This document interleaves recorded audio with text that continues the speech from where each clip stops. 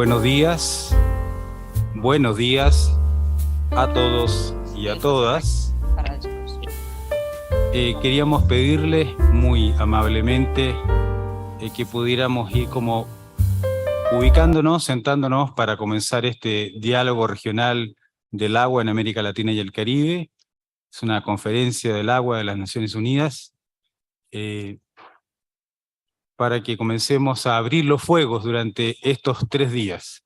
Así que agradezco mucho la disposición, agradezco el que podamos estar acá, todas y todos, y podamos ir haciendo silencio e irnos ubicando en nuestras locaciones. Muchas gracias. En unos minutos más vamos a dar inicio a este evento de 3 días. Nos espera mucho trabajo, una ardua labor con todos los participantes, todas las presentaciones, y quisiera reiterar el agradecimiento de CEPAL, de la Comisión Económica para América Latina y el Caribe, de las autoridades, la presencia de todas y todos ustedes. Gracias. Mira, me dijeron que tú eres el encargado de muchas cosas.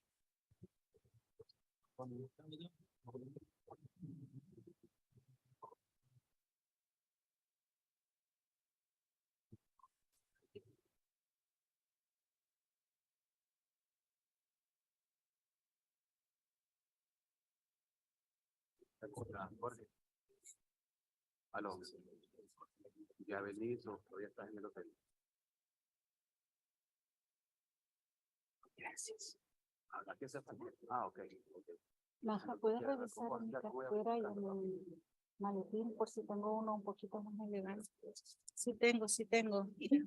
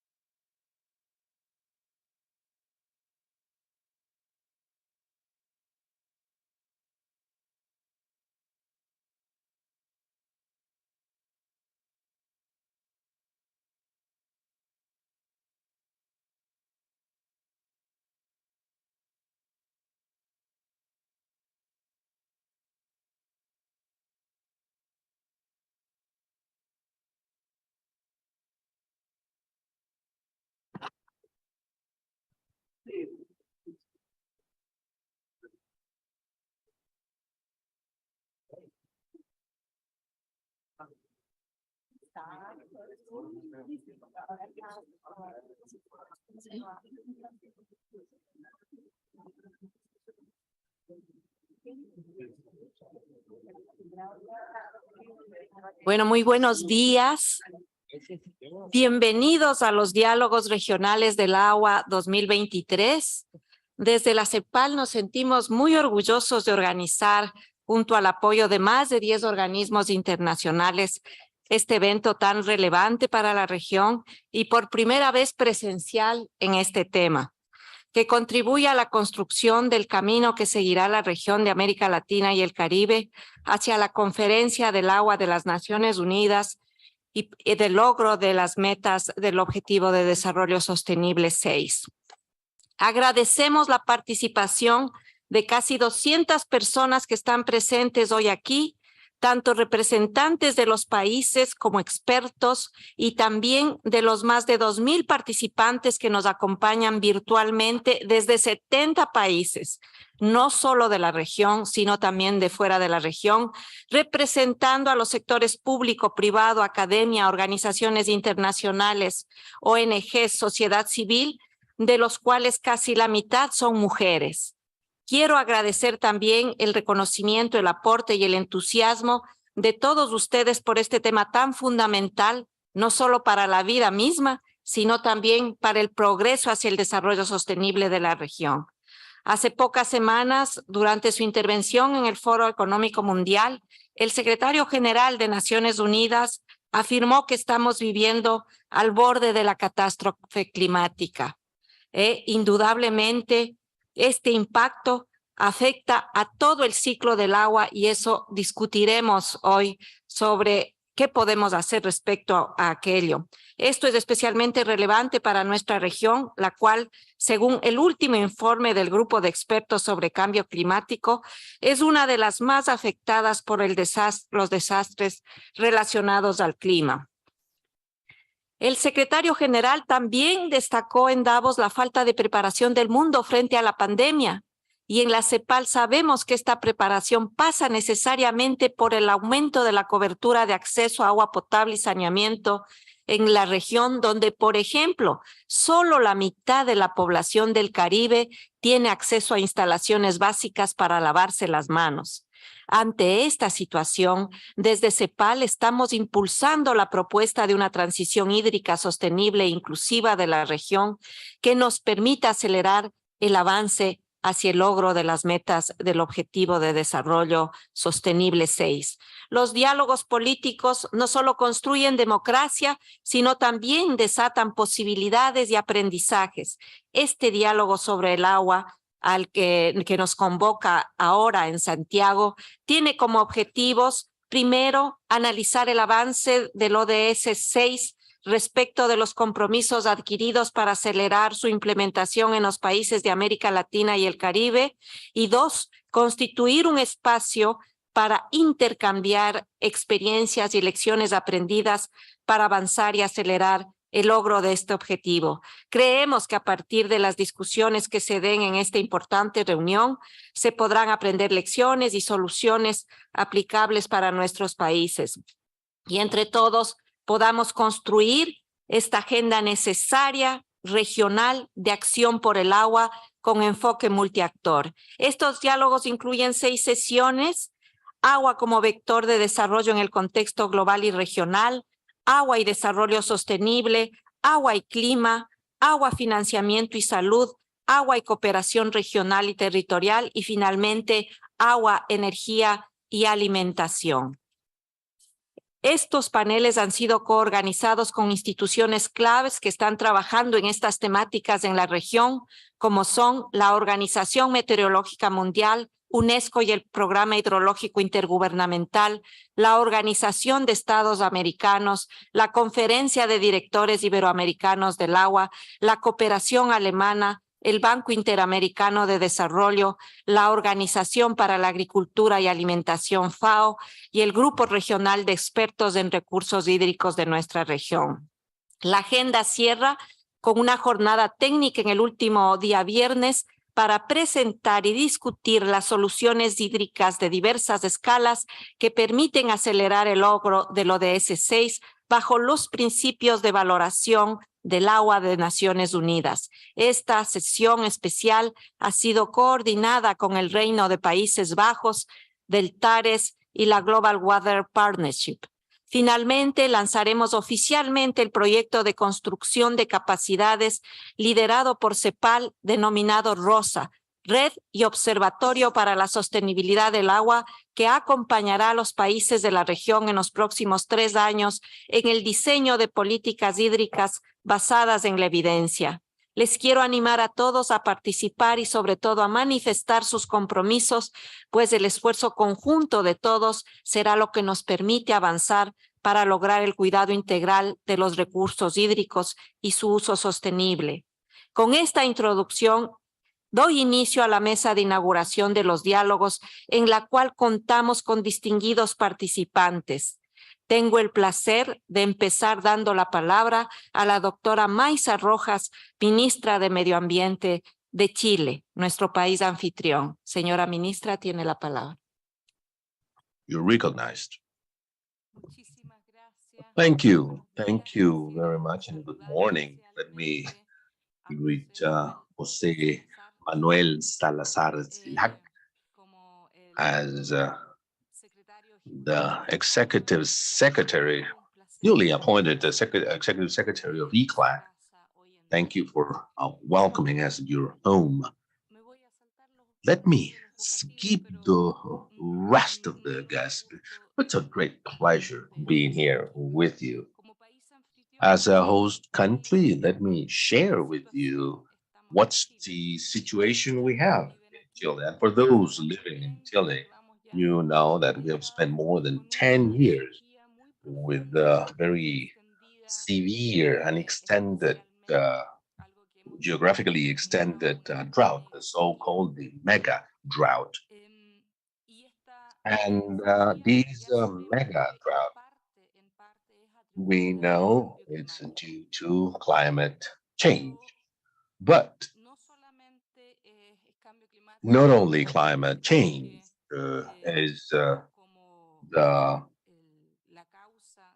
main reason of a challenging situation of the bulk of our population, but we really know that there is urgent need to strengthen water governance.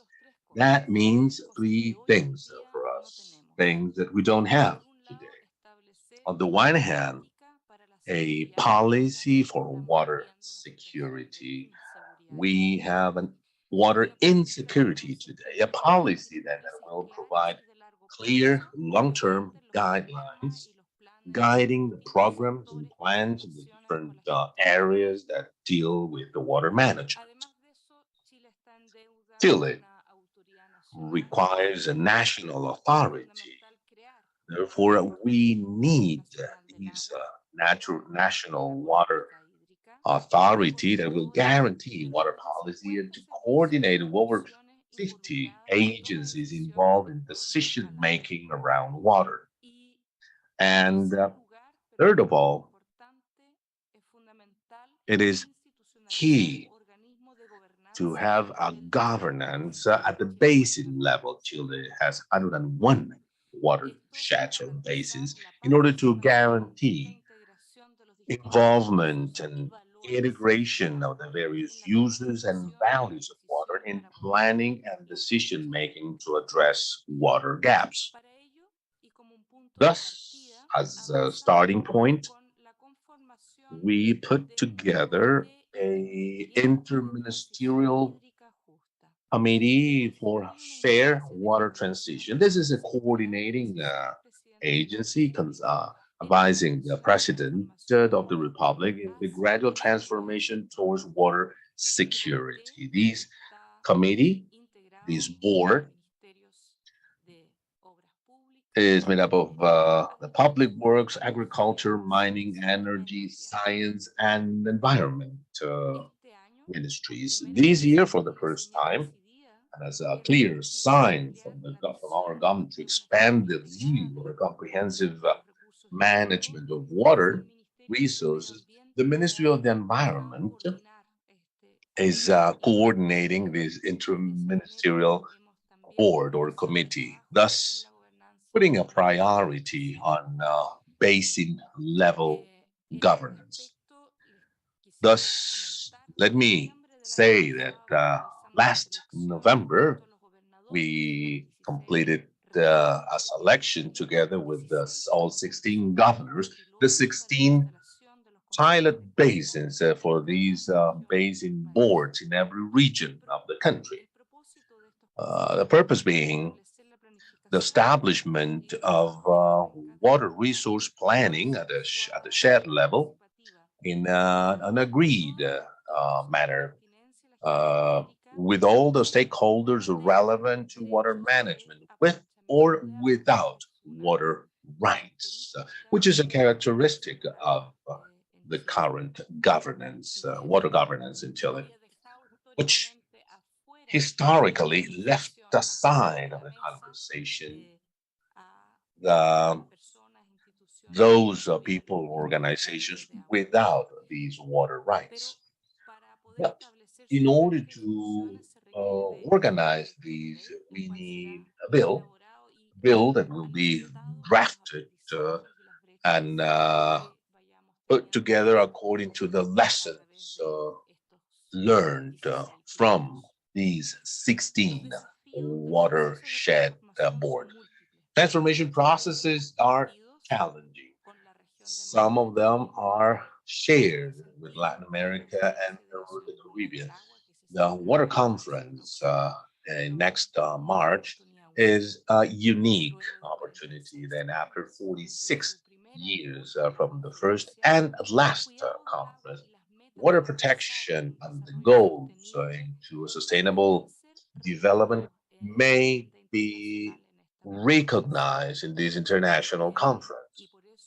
Thus, we as the country will be there, will be attending to acquire a new and renewed commitments to meet SDG 6. These regional water dialogues by, held by CEPAL or ECLAC is the opportunity to reflect together on the potential collaborations that we can have as the Latin American region to achieve sustainable development in this important SDG. Things such as community management of water,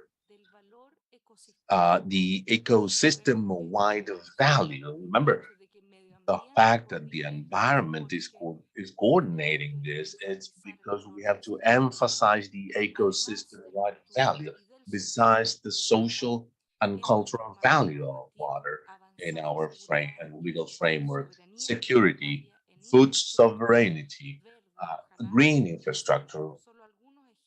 Those are just some of the examples of commonalities where we can collaborate. As a country, we believe we should serve as a catalyst of the political drive, helping cities and communities in these water crises, putting together an international collaboration platform. We need to move forward toward a social pact on water. And for that, we have to become a community with a shared goal. As the Minister of the Environment in Chile, I'd like to say that on March the 22nd, we'll be submitting our commitments to accelerate, to speed up meeting of SDG 6, particularly 6.6, so as to protect and reestablish the ecosystems dealing with water, including forest, wetland, rivers, wetlands, and lakes. For that, increasing the number of water quality standards. These are our secondary water quality standard with open information on key ecosystems at a shared level and with the implementation of a water governance also at a watershed level. These week will be very important in order to supplement these major commitments. Thank you very much.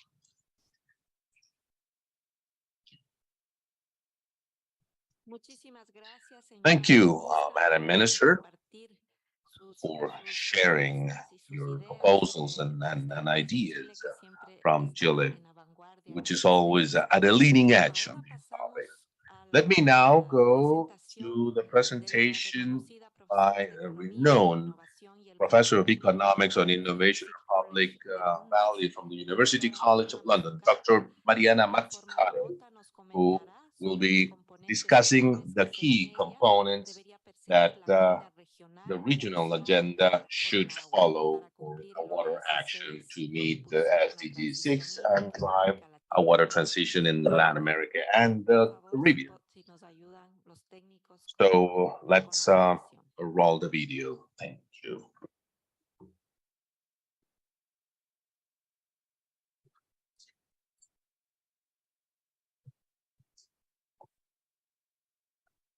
So I recently presented in Buenos Aires a report I wrote for the UN Economics Commission for Latin America and the Caribbean, precisely on how powerful this idea of a challenge-oriented, mission-oriented approach could be for industrial and innovation strategy in the region. And really the idea there is to use the opportunity of the kind of missions approach, which I described before, to really foster a investment in innovation across sectors, and really also to strengthen the civil service itself, to think through all those different levers that are available. I've mentioned procurement. Procurement should be outcomes oriented. I've mentioned public-private relationships with conditionality at the center. I've mentioned the need for public banks, which don't just give out money, but have conditions attached to make sure that in exchange for a public subsidy, a public grant, a public loan, we have a business investment towards a strategic objective like carbon neutrality, reducing the digital divide, stronger health systems, and so on. So SDG 6 around clean water and sanitation just really presents all sorts of different possibilities that underlie, the complexity of our water challenges. And but key there is really rethinking, not just the design of a policy, but what is the way that we can rethink almost the role of the civil service and the state in the process. And so a state that actually provides a direction through a mission-oriented program, but leaves open the how, so you don't micromanage business because that could stifle innovation. So having a portfolio mindset where different types of companies are supported, not just one that lobbies its way up, not just one industry, but really a portfolio across a risk space, which might provide some guarantees to business, but also that takes care to make sure that if things go well, the public sector is not just funding the downside, but also perhaps getting a share of the upside to create a future innovation fund to start the cycle again. That's kind of a public venture capitalist kind of way of thinking, but always opening up the space for small, medium enterprises to enter the scenario, so we don't just have the large monopolistic companies getting that state support, and really helping companies welcome the experimentation process that's needed. We know this from the venture capital sector. For every success, there's many failures. We need to actually nurture a culture of experimentation and risk-taking, both within business, but also within the civil service, within the state. I've set up the Institute for Innovation and Public Purpose at University College London precisely to rethink the civil service and to allow it to learn through trial and error. I'm very inspired, for example, by Corfo in Chile, which has been thinking through, what it means to have an innovation agency that works closely, for example, with GovLab, Laboratorio de Gobierno in Chile, which has for a long time been thinking precisely about innovation, not just through government, but within government. How do we, again, have a culture of experimentation within our civil service? And I only mention this because it's critical. We can't have better policies around water without a stronger local administration.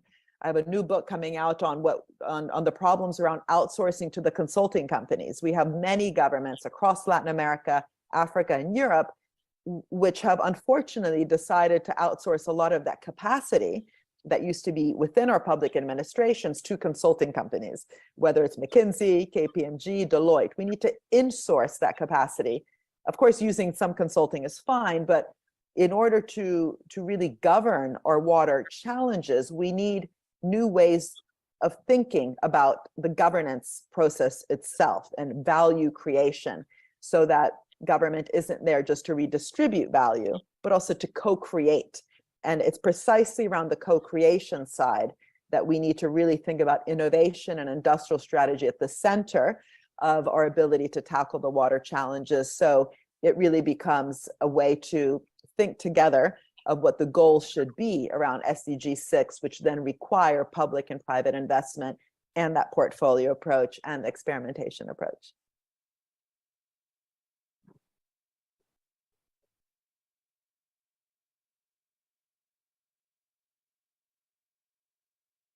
Gracias a la doctora.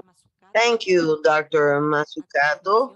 We now hand over to Manuel Otero, who is General Director of ICA, Cooperation Institute for Agriculture. You have the floor, sir. Thank you. Good morning, everyone.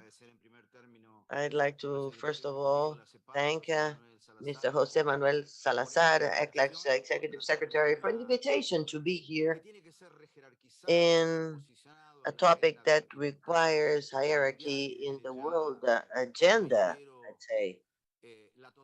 I immediately express our appreciation for sustainable, inclusive water agenda. I'd like to express the importance of this meeting that is shown by the presence of the minister from Chile, the vice president from El Salvador, and I talked yesterday with the new Minister of Agriculture and my dear friend from FAO, Mario Erpin. I'd like to make 5 comments coming from my experience as General Director of ICA. First of all, I'd like to say that Latin America and the Caribbean are the region in the continent and that is a decisive player for food security in the planet. Data proves so. Latin America and the Caribbean are responsible for 13% of the agricultural production in the world, and we are the net exporting region of foodstuff in the world. That is the most important one.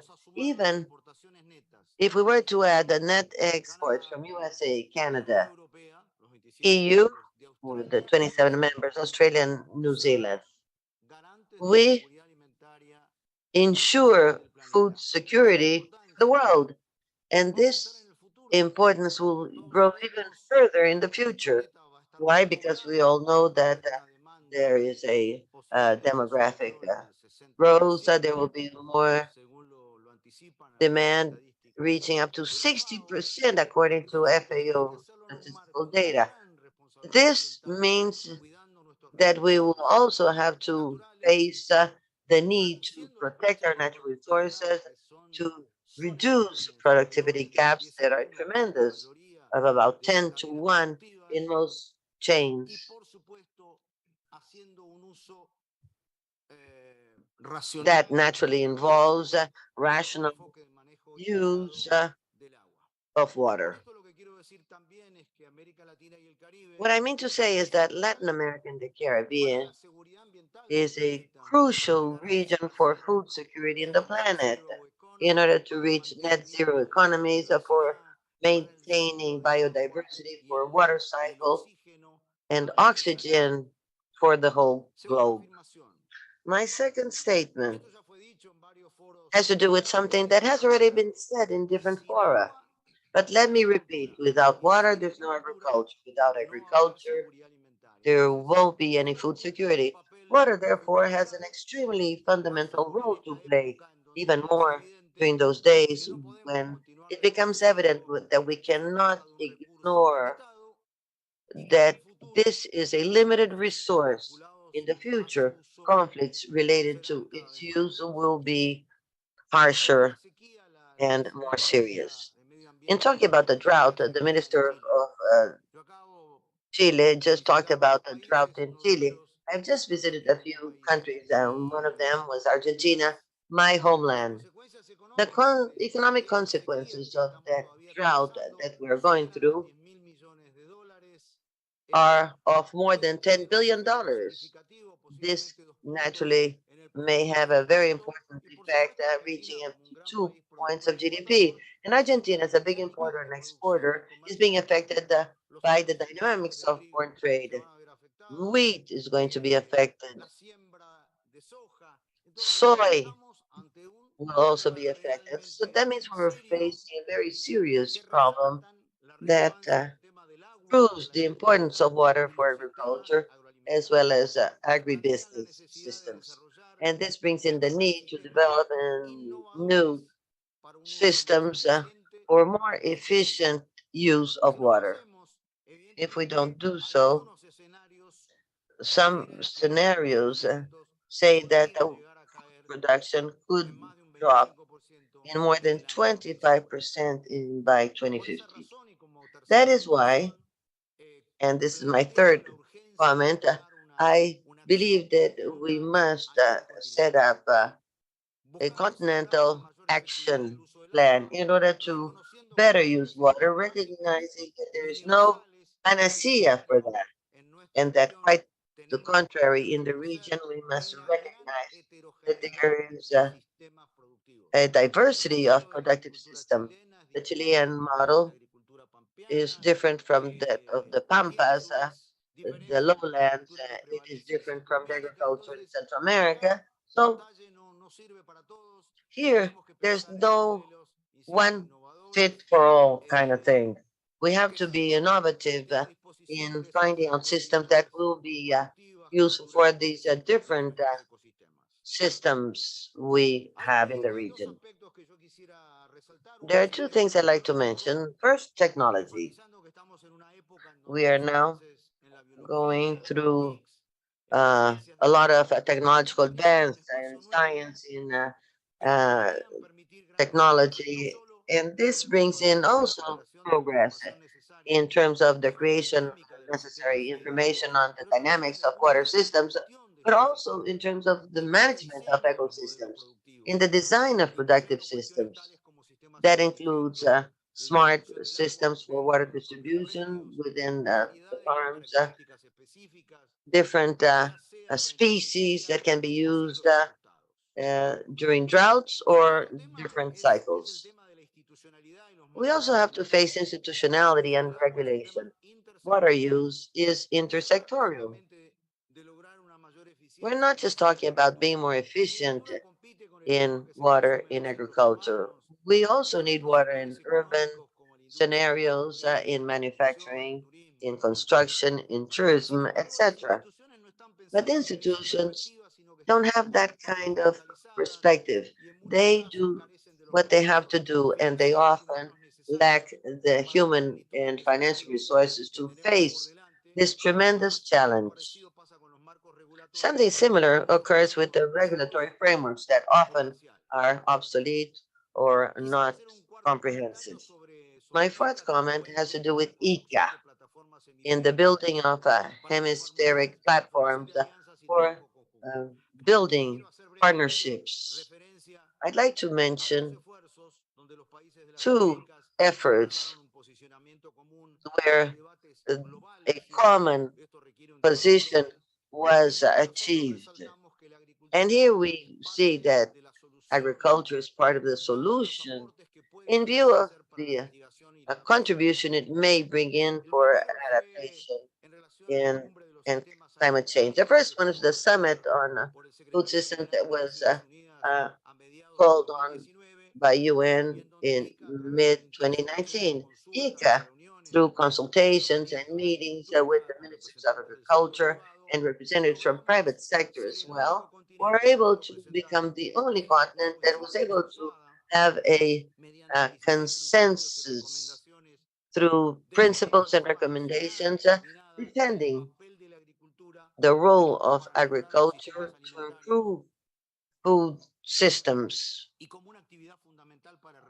showing that it would be fundamental to get rid of poverty and to encourage rural development, as well as to protect the environment. We also reached a consensus in the Americas in the COP on climate change, COP27, there we also had a single position from the region with the 34 agricultural ministers. And that was led to Egypt, where there was a meeting called Feeding the World. That means that consensus are needed. They are a must today. And I think we are all mature enough to go head in that direction. And let me round up by saying that ICA is committed to working together. It is already working in modernizing institutional frameworks, trying to improve the availability of and access of information, such as models for water management, promoting technified watering, free investment systems, and investment that will respond to the new challenges that agriculture faces in the region. This is all related to our hemispheric system for the comprehensive and effective use of water resources in agriculture. It is a gigantic task, an immediate task where we must all row together with a lot of cooperation. That is why I endorse and celebrate the presence of our host from ECLAC. I promise to develop an agenda with ECLAC and with a representative from FAO, with whom we're already talking on a common agenda with the countries, with the farmers and societies as a whole, in order to be more effective. Thank you for your attention. And once more, we are available to work together on this topic. Muchas gracias al señor Otero por compartir Thank su you, visión Mr. de Otero, esta for sharing estrategia. the view Y a and continuación posts doy by la ICA. palabra al Now, señor Mario Lubetkin, we'll give the representante floor del to Comité Mario Electoral Lubetkin, para América Latina y el Caribe. FAO Regional Representative for Latin America and the Caribbean.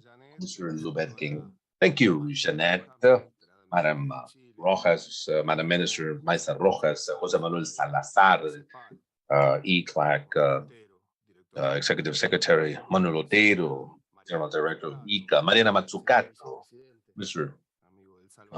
Vice President of El Salvador, Mr. Ministers, different authorities from Latin America and the Caribbean, representatives of international agencies from the academia, civil society, and the private sector, which are the critical stakeholders, we believe, from these regional dialogues.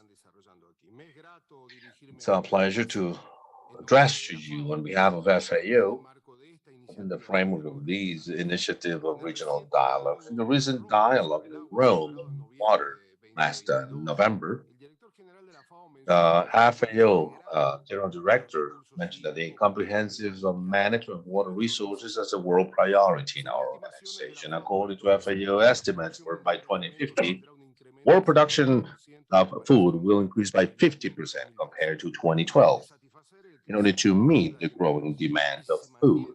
And if the conditions, the current conditions stay, these will require a 35% more fresh water. That is one third.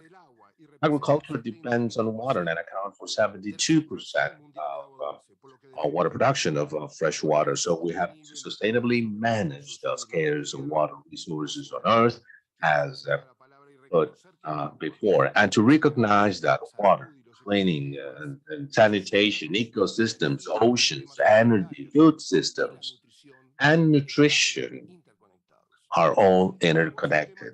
Water cuts across the meaning of SDGs, and food security is closely related to water security, and that you're aware of. The new strategic framework of FAO means transformation of agri-food systems for them to be more efficient, more inclusive, more resilient, and more sustainable. These transformations should take place bearing in mind the current challenges of a growing lack of water and an aggravated scenario given the climate change. Water is critical for fishing, agriculture, uh, we need to produce the water sustainably.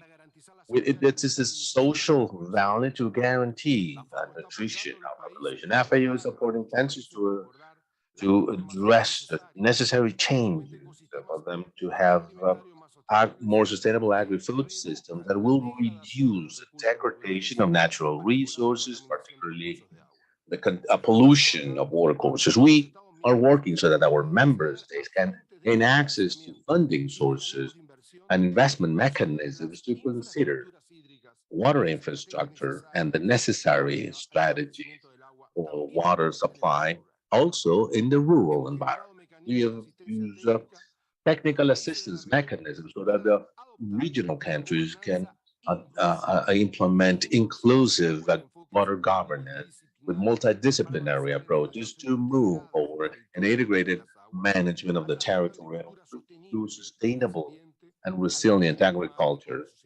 given climate changes and more inclusive rural societies. In summary, we need to address the growing losses and vulnerabilities as a result of drought, flood, and other natural resources. And these transformation processes will be key to have the leadership of government with an active participation of civil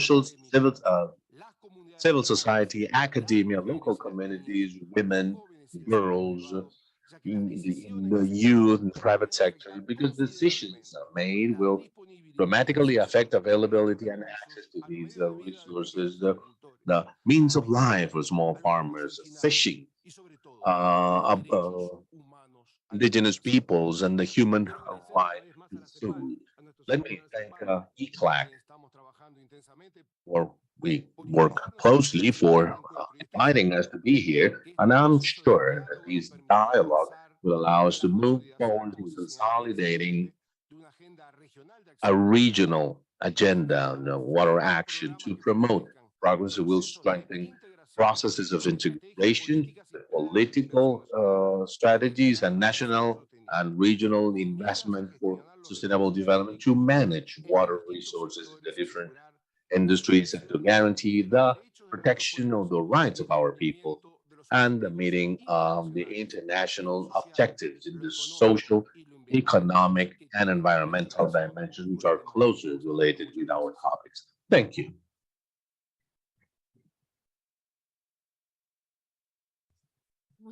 Thank you, Mr. Lubetkin, for sharing the view of FAO, Latin America, and the Caribbean. Let me now offer the floor to Mr. Jose Manuel Salazar, Chirinax, ECLAC's Secretary, Executive Secretary. You're recognized. Thank you, Janet, and good morning, everyone. Let me read and recognize Madam Minister Maisa Rojas, Minister of the Environment in Chile. Mariana Matsukato, thank you for your inputs. Mr. Manuel Otero, General Director of ICA, Mario Lubetkin, Regional Representative for Latin America and the Caribbean of AO, Mr. Hank Hoving, Special Envoy for Water Affairs from the Kingdom of the Netherlands, and the Vice President of El Salvador, Mr. Felix Ulloa, ministers, vice ministers, and the high-level delegations from 20 countries here in Santiago today, and each and every one of you attending, nearly 70 countries connected around the world. It's a great honor to meet you, to welcome you, to all of you on my behalf and on behalf of ECLAC's team to these opening of the Water Regional Dialogues 2023 for Latin America and the Caribbean. This is an important event. It's an on-site event, but it's a clear indicator of the great importance because as far as I know, we have over 2,000 people connected remotely. This is a great opportunity to move forward to a shared view, to a collective commitment in terms of universal access and comprehensive management of water, leaving no one behind. with the central necessary role this resource has for sustainable development and life, as emphasized before.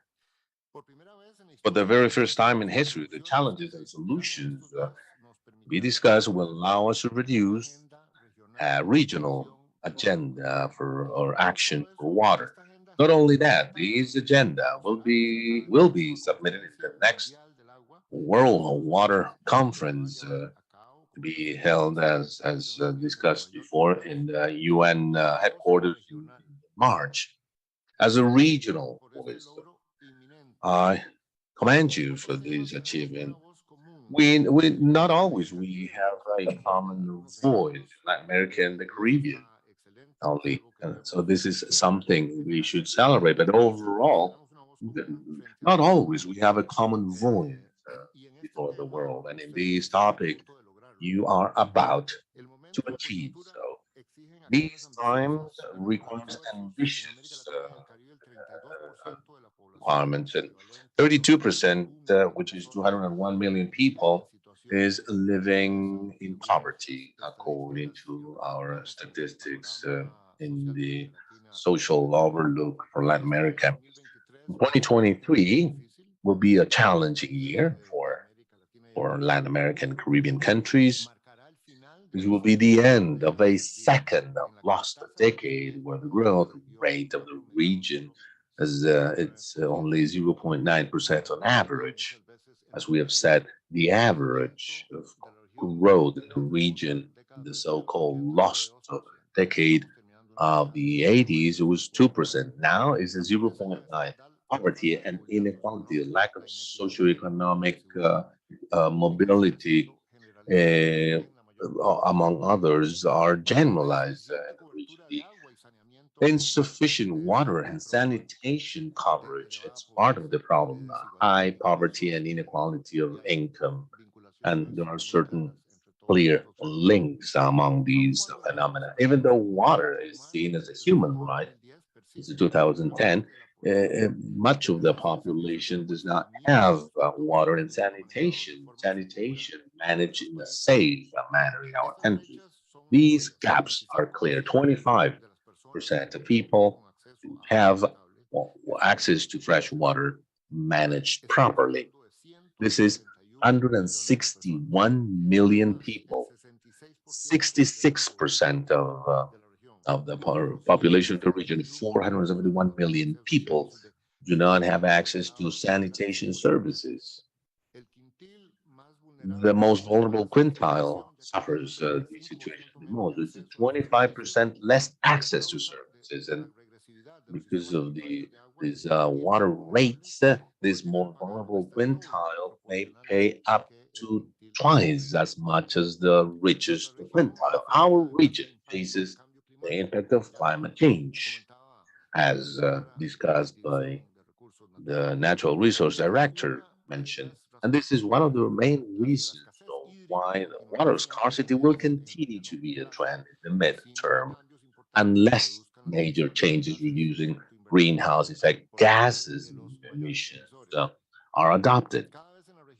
In the region, we see more and more the impact of hydrological, climatological, meteorological disasters related to water, such as hurricanes, storms, droughts, floods, and displacement of wet masses. In the last 30 years, disasters related to water accounted for 88% of the total of these events in the region, with a very high impact. They reach 77% of the economic cost reported and 89% of the total people affected by all these disasters. We're also we also see how our glaciers are becoming smaller and the rivers and lakes are drying. Well, aridity of the desert is gaining strength in different areas of the world. These will affect the food security, as emphasized by before. According to recent estimates, by 2023, the increase in prices of food, basic foodstuffs, will push millions of people towards food insecurity, mainly in countries affected by the severity of climate change and water insecurity and inequality and unequal income. The natural cycle of water, uh, that is the basis for human life and the ecosystemic integrity in most of the economic activities for the sustainable development. So we need to recognize that water is key and critical for every single economic activity, mining, agriculture, particularly the main sectors, the main industry identified as drivers and changers by ECLAC, among which bioeconomics, renewable energies, biodiversity, circular economy, and sustainable tourism.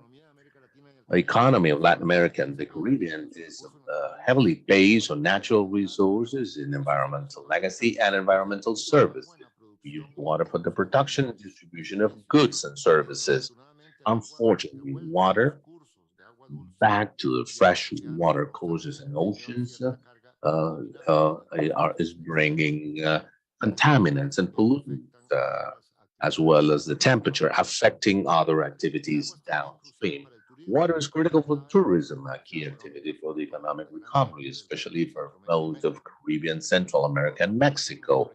In our region, because of a low water efficiency, economic growth is becoming decoupled from water consumption, as it should be desirable, unlike in the OECD countries. Water challenge is also a challenge of governance.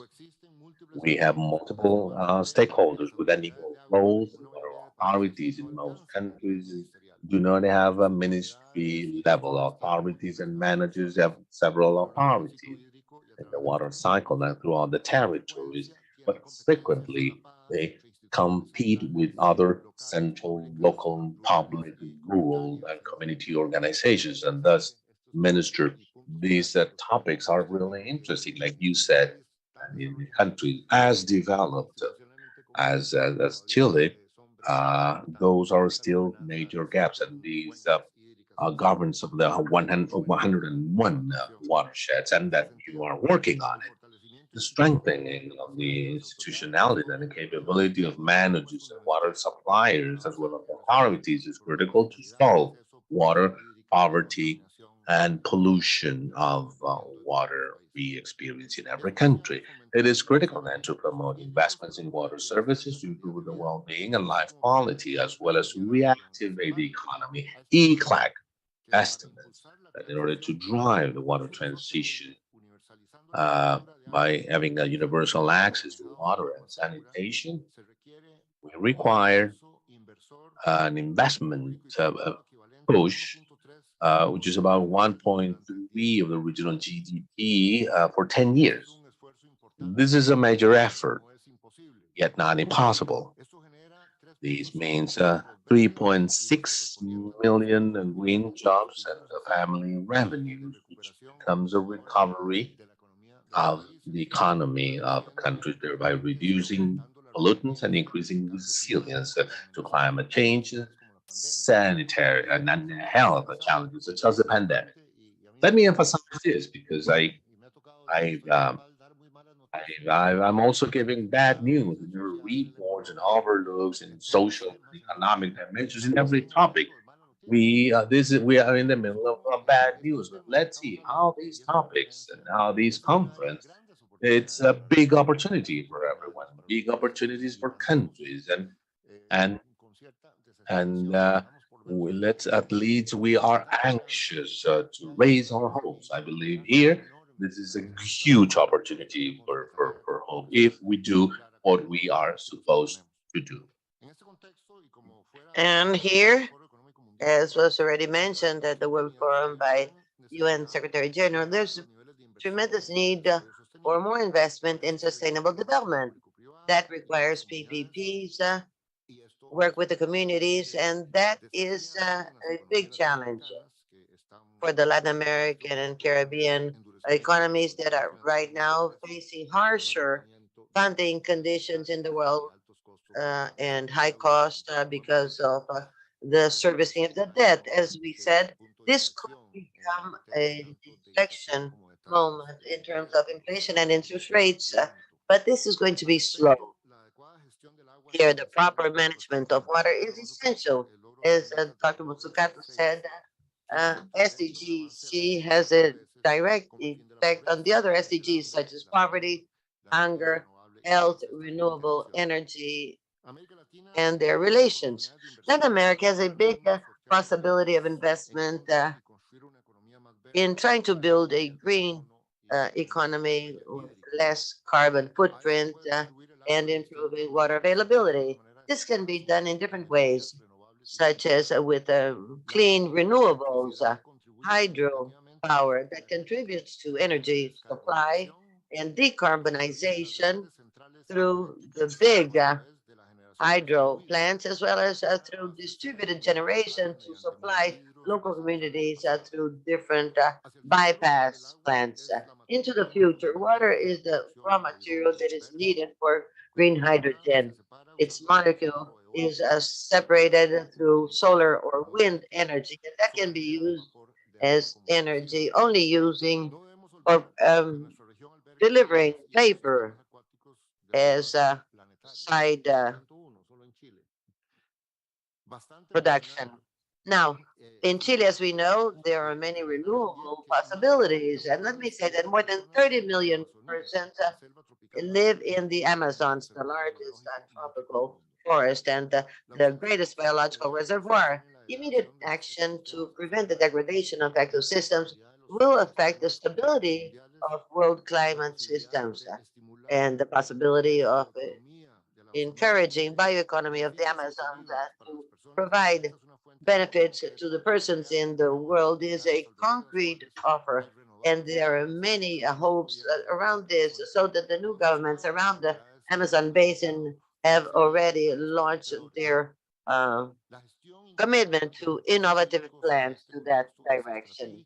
Now, this is strategic, and right now we must go into coordinated action. Let me mention also the importance of this event and similar events, social, political dialogue, listening to the communities and different voices, and promising direct action is needed for a democratic governance that may help us build a better world.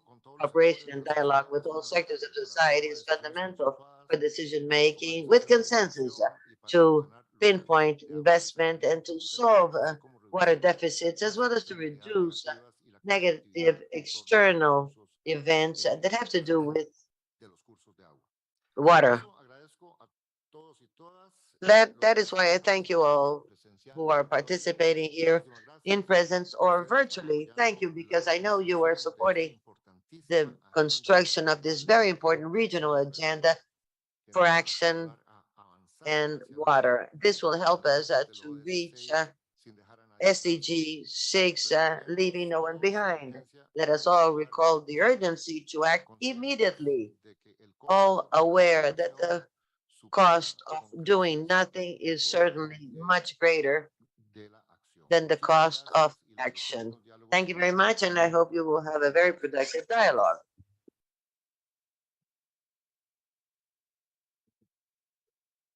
Muchas gracias a nuestro secretario ejecutivo. Thank you, Executive Secretary.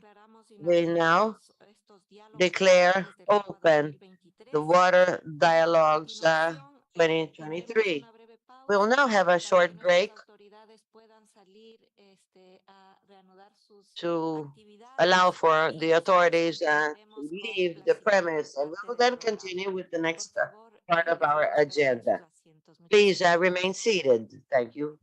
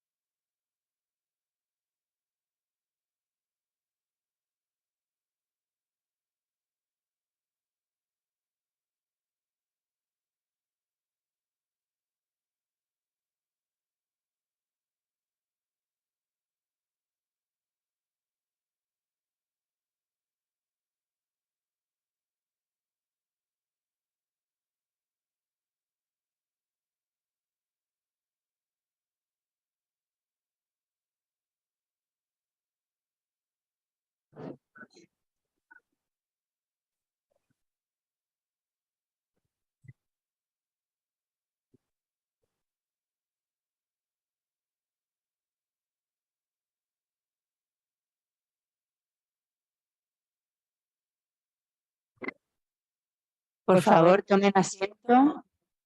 Please be seated, ladies and gentlemen.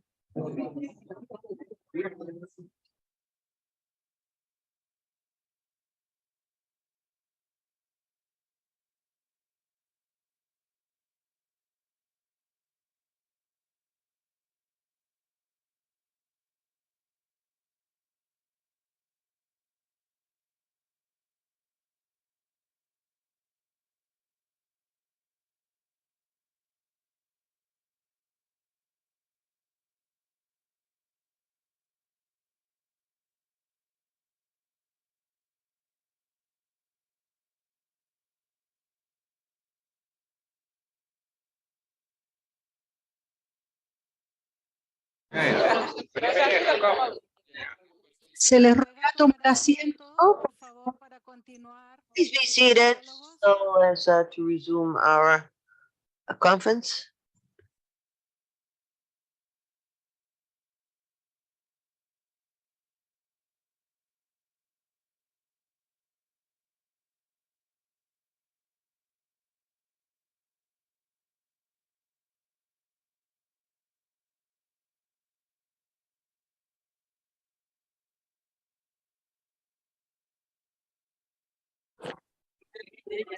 Les rogamos tomar asiento para continuar dialogando. We beg you to Gracias. please be seated.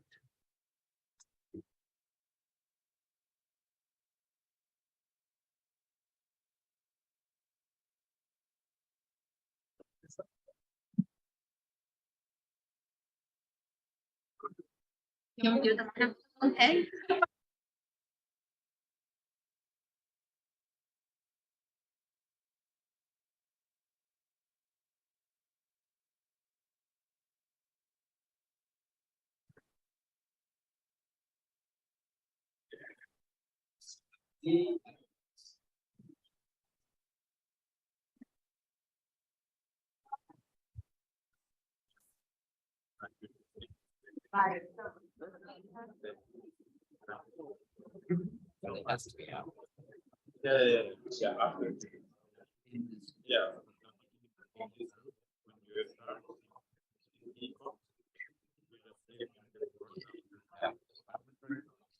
Buenos días. Para utilizar el tiempo que tenemos en la Very well, agenda, les let rogamos us tomar asiento, por be favor. seated so as to resume Prontamente. our work.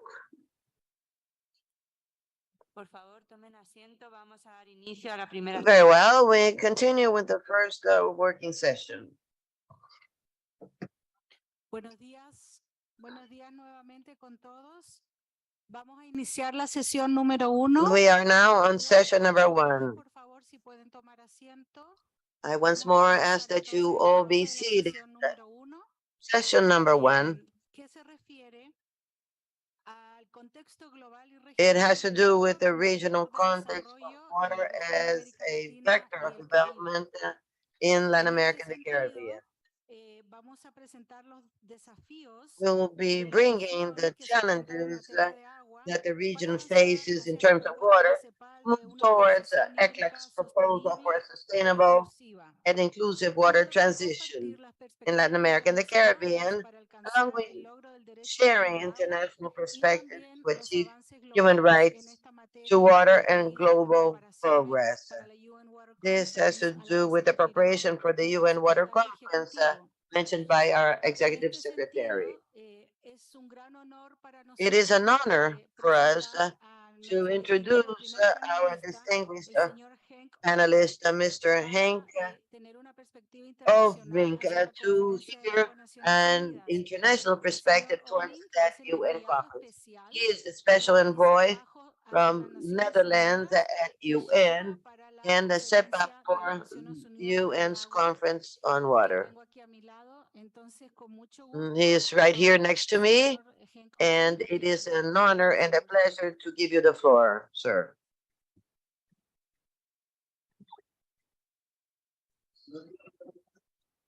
Thank you so much, Ariane Quiroga, Excellencies, ladies and gentlemen, but also dear friends. After the opening and being an ambassador for water, I felt what's left to say with all these amazing words on the importance of water. But at the same time, we face this massive gap in reaching the goals. So there's a big thing that we have to overcome. If we talk about water security, but don't achieve water security, what's wrong? But first and foremost, it's a pleasure to be here with you all again in the beautiful city of Santiago de Chile to join the third edition of the Regional Water Dialogue. I want to wholeheartedly thank ECLAC and Mr. José Manuel Salazar Sirinax and his team, the partner organizations, all of you, and of course the government of Chile for your hard work and leadership on water and sustainable development and in organizing this pivotal preparatory meeting in the run-up to the UN 2023 Water Conference. Second, it is also February 1st, and for the Netherlands, the European part of the Kingdom of the Netherlands, February 1st is a challenging day because exactly 70 years ago, on this day, 2,000 people died in the Netherlands because of a flood. This was our massive wake-up call in the context of rebuilding our nation after World War II, that taking care of water is also part of building up a nation. It's not only about housing and healthcare. Of critical importance is that we take care of water. So 53 is every time a stark reminder that the future should be a reference, although we can be inspired by the past. In our kingdom, water-related activities made us inspired to partner with many partners across the world, but also here in Latin America and the Caribbean region. I remember I was here not so long ago, but if we have to take out the pandemic of those 2 years of no travel, opening an exhibit here by Dutch photographer Kadir van Lohuizen, who travels the world chasing water. And the exhibition was called Where Will We Go? At that time, 2018, I was hoping we would find an answer to that, with sea level rise and surges and storms, and that perhaps that flight for water could have been turned around into a friendship of water, but not less so. We don't have answers yet, and that is why it is so critical important that we are here today.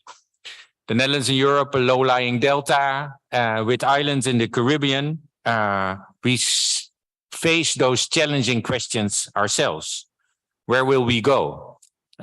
Would, for our low-lying delta in Europe, our best adaptation strategy be learning German or investing in water and securing our country?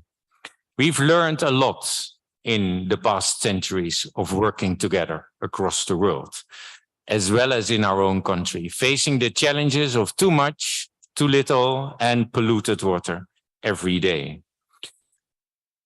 And we know, by default in disaster, that water-related challenges can never be dealt alone. I think this is the power of water. Water is life, former Secretary General Ban Ki-moon used to say. It is connected to everything, and it makes it complex, often too complex for decision makers, investors, public and private sectors, and NGOs. But at the same time, the power of water is that the moment you start a conversation on water, it is about bringing everybody together. It is about organizing a table where all voices are heard, young and old, from every sector, every silo, every organization, everyone, everywhere in the world. And that is complex too, especially in a world where the divide becomes bigger and the differences too. But at the same time, this might be our best opportunity, that the water table, the conversation on water, bringing together the different perspectives, helps us strengthen our actions and step up to the massive challenges we face. Again, that is why I'm so happy that we're here today together in the Latin American Caribbean region trying to figure out what this water agenda could be from the region to the world and back again, working together in prepping and setting that ambition for the UN conference. And yes, as a water ambassador for the last 8 years and having been worked before that on water in many places around the world, I worry a lot. I worry a lot because I see the challenges only increase. We changed the hydrological cycle forever. There's now more water in our skies than ever before and less water in our grounds. And what's left in our grounds is more polluted and more saline and more scarce every day. But at the same time, being here with you and having the opportunity to hold hands and think through this future together also fills me with hope and an opportunity. And 49 days before this conference starting, that the Kingdom of the Netherlands and the Republic of Tajikistan are so proud co-host of, I'd like to talk about hope and not about the challenges. But at the same time, we have to face the challenges by understanding them. We have to face the challenges by valuing water in that context. And we have to seek opportunities by working together and managing water and governing water at its best.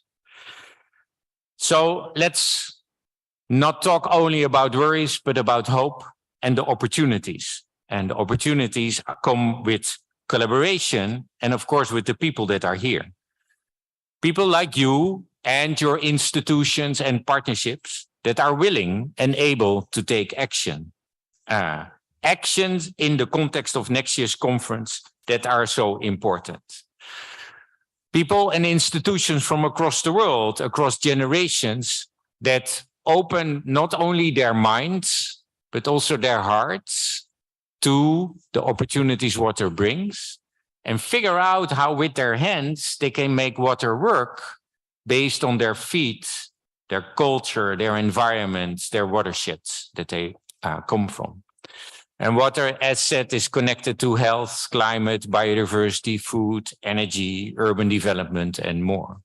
But it's still possible in a world today to talk about food security without even mentioning the word water. For me, that is impossible to understand. But for us, it is a task to bring water into the conversations of food, into the conversations of climate, into the conversations on the economy, on finance, on politics. We must change the economics and the politics of water to be able and capacitate the world to take action. Mariana Mazzucato addressed you. She's one of the co-chairs of the Global Commission on the Economics on Water. The third review in the sequence of the Stern review that told us that the cost of inaction is way bigger than the cost of action when we think about climate, and the Dasgupta review that helped us understand that nature and biodiversity are our friends, but if we disregard them, they will hit back at us. This economic review will be presented first also at the UN conference in March. 49 days. The first UN dedicated water conference in nearly half a century, with the Netherlands together with Tajikistan proud co-host. We set the principles of this conference on inclusivity, cross-sectorality, and action orientations. And the modalities resolutions at the UN is very clear. Because water has no agreement at the UN, there's also not a negotiated outcome. So it means that the success of this conference totally depends on us. Are we willing and able to put all our commitments, bold and transformative, on the agenda of this conference? Yes, we can. Yes, you can. And that is why you are here. We look for those commitments, and the Kingdom of the Netherlands is willing and able to support you in that, to strengthen partnerships and coalitions, identify opportunities for change, and help them catalyze and replicate and scale across the world beyond the conference. Because the conference is only the beginning of a long trajectory where we have set the world right. Water security should be core and central of everything we do, think, and believe in. This water action agenda that will bring all your commitments together will be the main outcome of this conference. But again, Listening to the opening, I wonder, shouldn't it be more? Should we feel okay that the outcome of a conference are only voluntary commitments, even if they're brought together in a water action agenda? Or should we aim for more? Something that sets us on track as a world towards an agreement on water that we can hold hands on and, of course, be benchmarked against and held accountable. A global pact for water was a step too far. A water action agenda will help us get on track. And the 3 days in March, where we will bring the world together, the hundreds of governments, presidents, prime ministers, kings, and ministers, CEOs of companies and organizations and NGOs, UN agencies, youth, women, children from across the world will come together and meet us in New York. I look forward to see you there. We have 49 days to prep ourselves. I'd like to hear from you in these 49 days, today and tomorrow and Friday here in Santiago de Chile, but in the days and weeks to come, to galvanize your commitments and bold actions, bring together coalitions that help us step forward, and make the UN 2023 Water Conference memorable, a stepping stone, a watershed moment for the world. I look forward to work with you. I also look forward to find a middle ground in where the challenges that water is facing is bringing to us is connected to the hope of the partnerships, the collaborations that we see across the world, and that we step up and catalyze our actions for a water secure world for all. Thank you.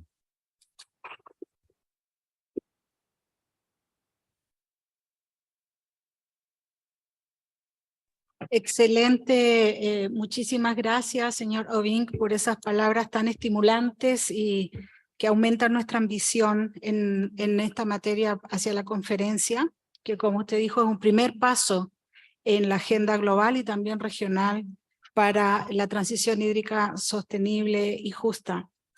A continuación, escucharemos del señor Pedro Arrojo, que es el relator especial en materia de derecho humano al agua, sus palabras en torno al derecho humano al agua en América Latina y el Caribe frente a la Conferencia Mundial del Agua de Naciones Unidas ya señalada. Esta será una presentación. This will be an online presentation. So if you help us with the connection, Mr. Arrojo, thank you.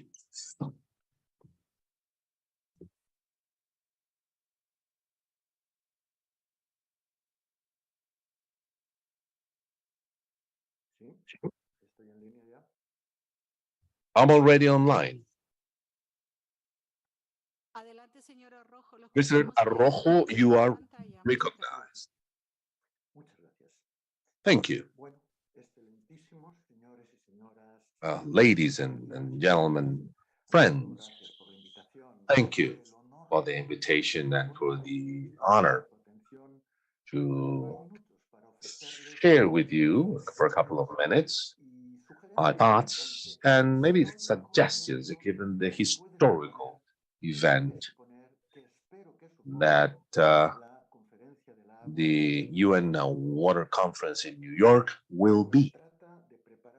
Because, well, I'm very pleased and I'd like to thank the participation of Mr. Henkovic. But I'm so pleased by his involvement in the Social Water Forum in Brussels 2 months ago, along with the representatives from Kyrgyzstan.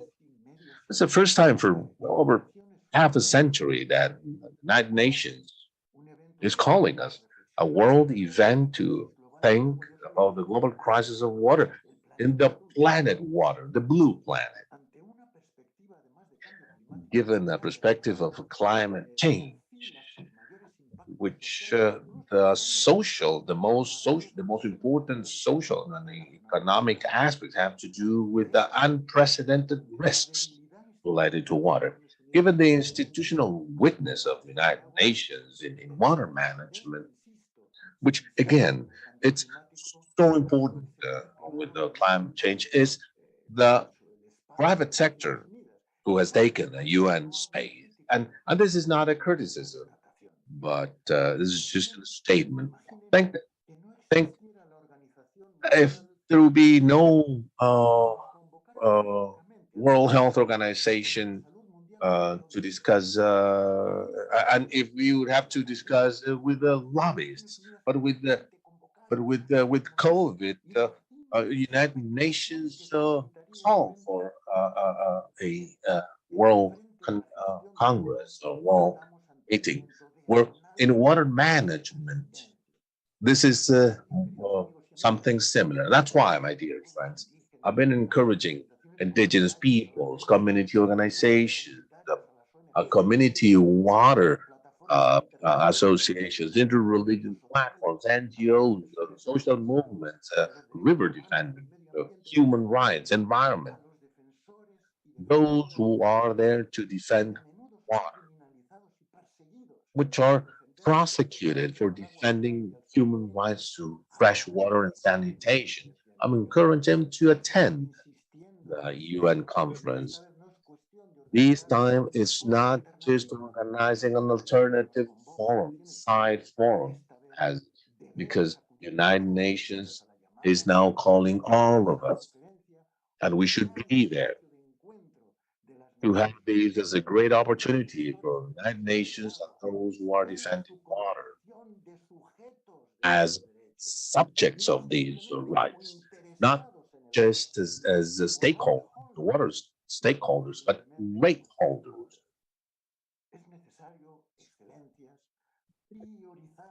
We must prioritize a human rights focus over the tremendous interests that move around waters, no matter how profitable they may be. But doing so, prioritizing human rights over economic rights of the most powerful ones doesn't just depend on mass and active participation of water defenders, such as right holders. It will depend to a great extent on yourselves, representatives of governments. UN was born under this marvelous expression whereby we the people, but the governments are the ones who, on behalf of the people, are legitimate in shaping the UN we have. That is why, Your Excellencies, right now, I asked the Latin American and Caribbean countries to open up a dialogue with water defenders in New York. I asked that from Latin America that you set up partnerships with other governments throughout the world in a strategy so that this conference will be an inflection point where there is a before and an afterwards with a common dialogue with all water defenders. And I insist, as right holders, a commitment to hold dialogues with those who live in the territories, with those who are interested in going forward in meeting SDG 6, and also women who we know daily devote their intelligence and their efforts to find water for their homes and their communities in those places where drinking water and sanitation is not available to all.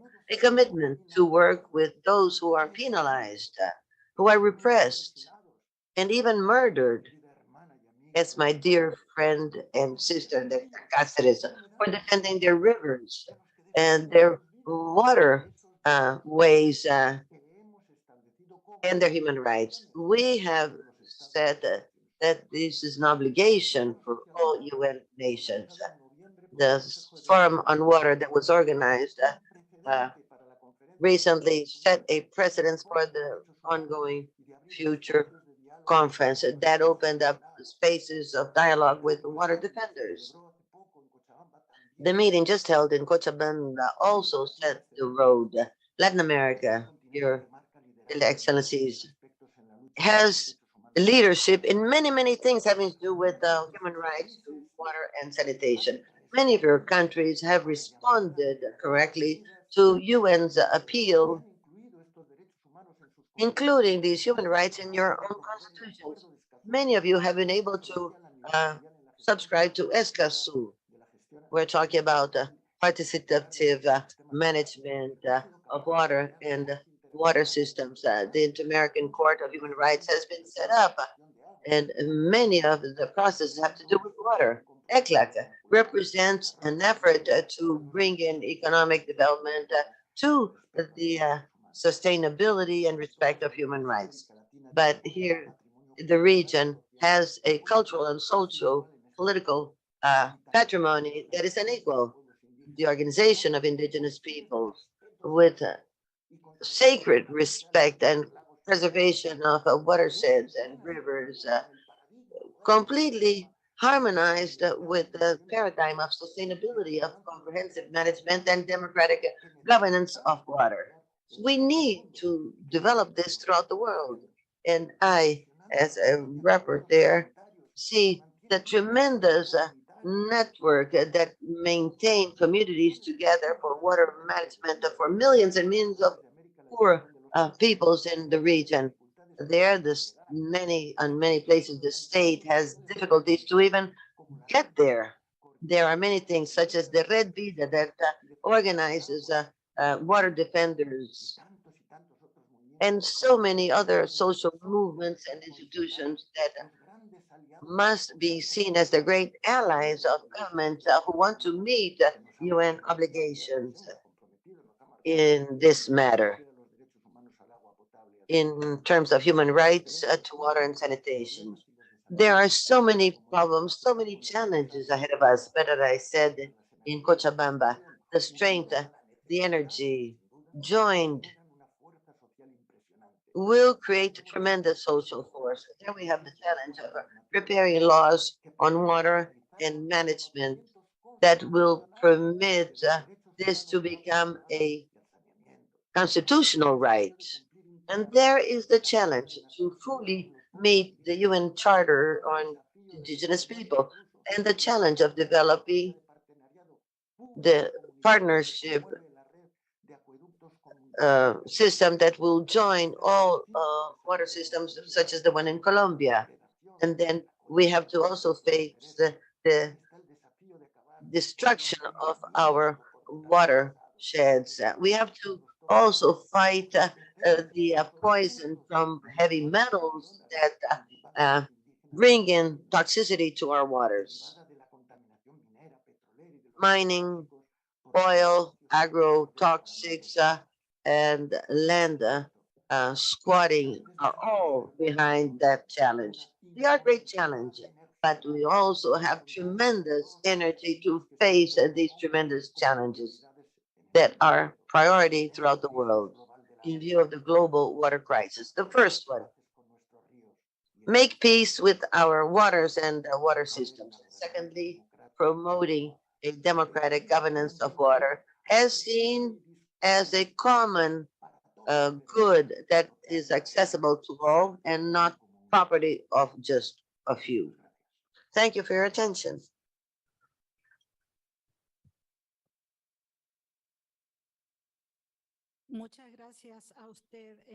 Thank you, sir. Mr. Pedro Arrojo. You have so much energy, and with that same strength and force, we will continue to struggle for the defense of water and its system, and it's the idea as that it is a vector so important to the region. Now, we'll very quickly bring in the elements that shape the scenario in the region. We will bring in some indicators that will help us see the situation in the region. We're going to start out with SDGs. As we can see here, SDG number 6 is the pretty much the only one. We have another one, number 1, but SDG 6 is one that has goals in red and orange. In red, we have 6.6 and 6.3, and they are not going to be met. And 6.1, 6.2, 6.4, and 6A are progressing too slowly in order to be fulfilled by 2030. That means that we have a regional situation whereby all countries together, maybe some will reach them, and they're in green. But for all other SDGs, there are many goals in green, meaning that apparently the trend is to meet these SDGs. So we wonder, after hearing the words of our authorities, what's happening? We have 10 water challenges in meeting SDG 6 in Latin America and the Caribbean. First of all, a deficit of water and sanitation coverage. Secondly, inequality in access. Number 3, infrastructure of deteriorated networks that are just not sufficient. Number 4, water stress, hydric stress in some very dry areas. And the minister just talked about the situation in Chile. Number 5, complex governance and lack of hierarchy in water authorities. Number 6, conflict between different users of water, between the users and users. Impact of climate change and natural disasters that are also related to the availability and the water quality. Number 8, the pollution of water bodies, as Mr. Pedro Arrojo just talked about. Number 9, inefficiency in sectorial and household use of water. And number 10, lack of quantitative information that is needed for good decision making. We don't have time to show all of the indicators for these challenges, but we are going to choose a few of them to have an idea of what's happening. As our executive secretary already said, right now we have 161 million persons without access to drinking water, and 131 million, that is 66% of the population in Latin America, lacks access to sanitation.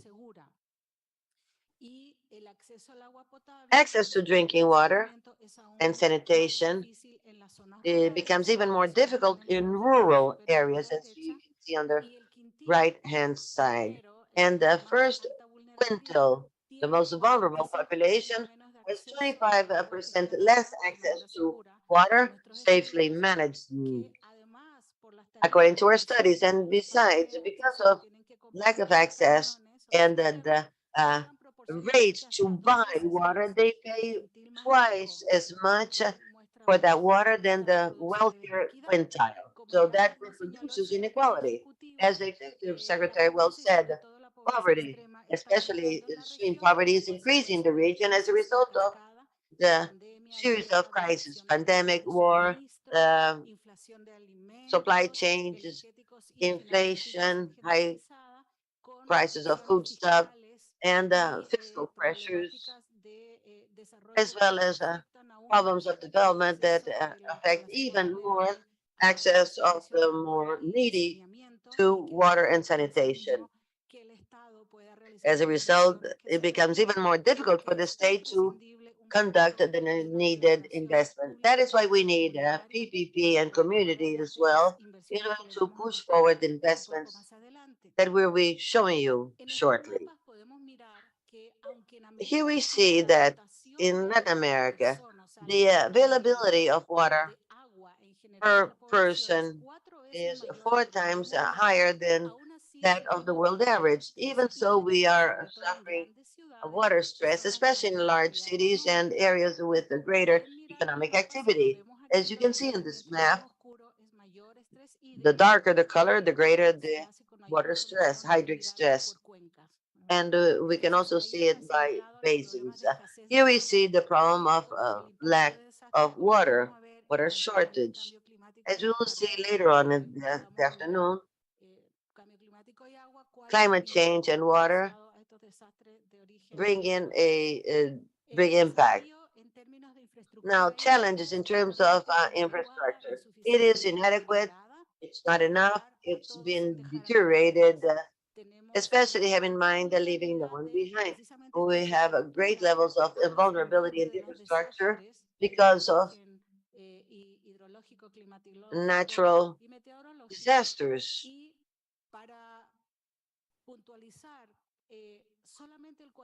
Only 42% of residual waters in Latin America and the Caribbean are treated. And there's a big difference between countries. We have diversity. Some countries reach almost 100% to treated residual waters, and others have none or very little treatment. That means that residual waters or sewage goes back to the nature or goes back into the water systems downstream. As we've already said and heard, we have tremendous challenges in terms of governance. And why? Because water amongst the authorities does not face a hierarchy. There is still dispersion amongst the authorities because there's so many roles involved.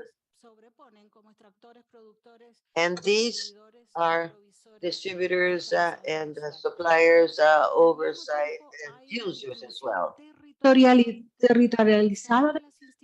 There is a territorial distribution of stakeholders and organizations dealing with the water management, which makes the effective coordination challenging. Thus, rules and regulations which are not updated sometimes bring about rights of use as presented by the Ministry of the Environment. It means situations when there is no democratic, participative, inclusive involvement or engagement in countries where development is relatively high in the region. But we also have good news in the sense that on the hand, what the ministry just said, other countries, for instance, the Dominican Republic, put together a water cabinet that the minister and the vice ministers will elaborate on later. And these water cabinet, it has been put together by the President of the Republic. They meet every week, including all the organizations under the mandate of the National Pact for Water, which was implemented last year, where we have big hopes as a model and as an example for other countries in the region. Last but not least, some indicators of the impact of climate change in conflicts and pollution of water resources, where we have a big decrease in fresh water surfaces, which is the size of Sao Paulo, for instance, an estimate loss of over 7,000 square kilometers of permanent snows and glaciers in the country with these type of ecosystems. And the occurrence or an impact of disasters related to water has increased between 1990 and 2022. Reported disasters in Latin America have created 319,000 casualties and affected well over 205 million people. 88% of the disasters are related to water. Most of the rest are geological, such as eruptions and earthquakes. The conflict between 2000 2019 grew of 4 times, and we have lost the freshwater ecosystems as seen in this chart very quickly. As a consequence, not only of climate change, but also pollution and overexploitation of basins. In terms of efficiency, we see that the agriculture in the region uses up nearly or more than 70% of the water, while industries use around 12%, and municipal use, which is for household and city consumption, accounts for 17%, according to the last estimates at hand. But when measuring water extraction compared to production of economic value added for each one of the industries, we have, unfortunately, at least 6.4.1 indicator, which is the efficiency in the use of water, added value in dollars per cubic meter. Unfortunately, levels are quite low compared to the world average. And there is no decoupling between extraction of water and the GDP in the region, unlike a OECD country. So what's our ECLAC proposal, which was drafted with all of you, the countries, and which we would like to be part of the regional action agenda, the so-called sustainable and inclusive water transition based on four main pillars, which we encourage countries to work on: guarantee a human right to water and sanitation, leaving no one behind; equitable and easy access to water and sanitation services to eradicate water poverty and sanitation poverty; revert negative externalities and to promote a more circular economy throughout the water value chain. And how we do about this? Through three things: governance, which has been already thoroughly discussed; strengthening water authorities; uh, articulate the regulators, national agreements between the public sector, communities, and the private sector; and integrated and sustainable management of water with a democratic approach. It's a series of things as a result of the experiences of different countries. We're not making this up. We're optimizing management models between the private communities, urban or rural, setting priorities per basin or of social fees to eliminate these regressive uh, rate structures, push investment incentives in the region. And the third point for water transition is the investment drive that our Secretary General already discussed. For some countries will be a bit more, some countries will be a bit less. But on average, for the region, if we invest 1.3% of the GDP every year for 10 years, we're generating 3.6 billion green jobs and family income per year, which means we are becoming an equalizing element of the society by improving healthcare, increasing well-being of household, um, gender equality, and recovering the economy, which is again in a lost decade in the region, while integrated and sustainable management of water resources will increase resilience to climate change and reverse environmental pollution. Thank you very much for your attention. Looking at these overview of the region, where we are, where we want to be. And now let's like to thank you for your patience. And now let's break for a coffee out here. And let's resume the next section in 15 minutes. Thank you very much.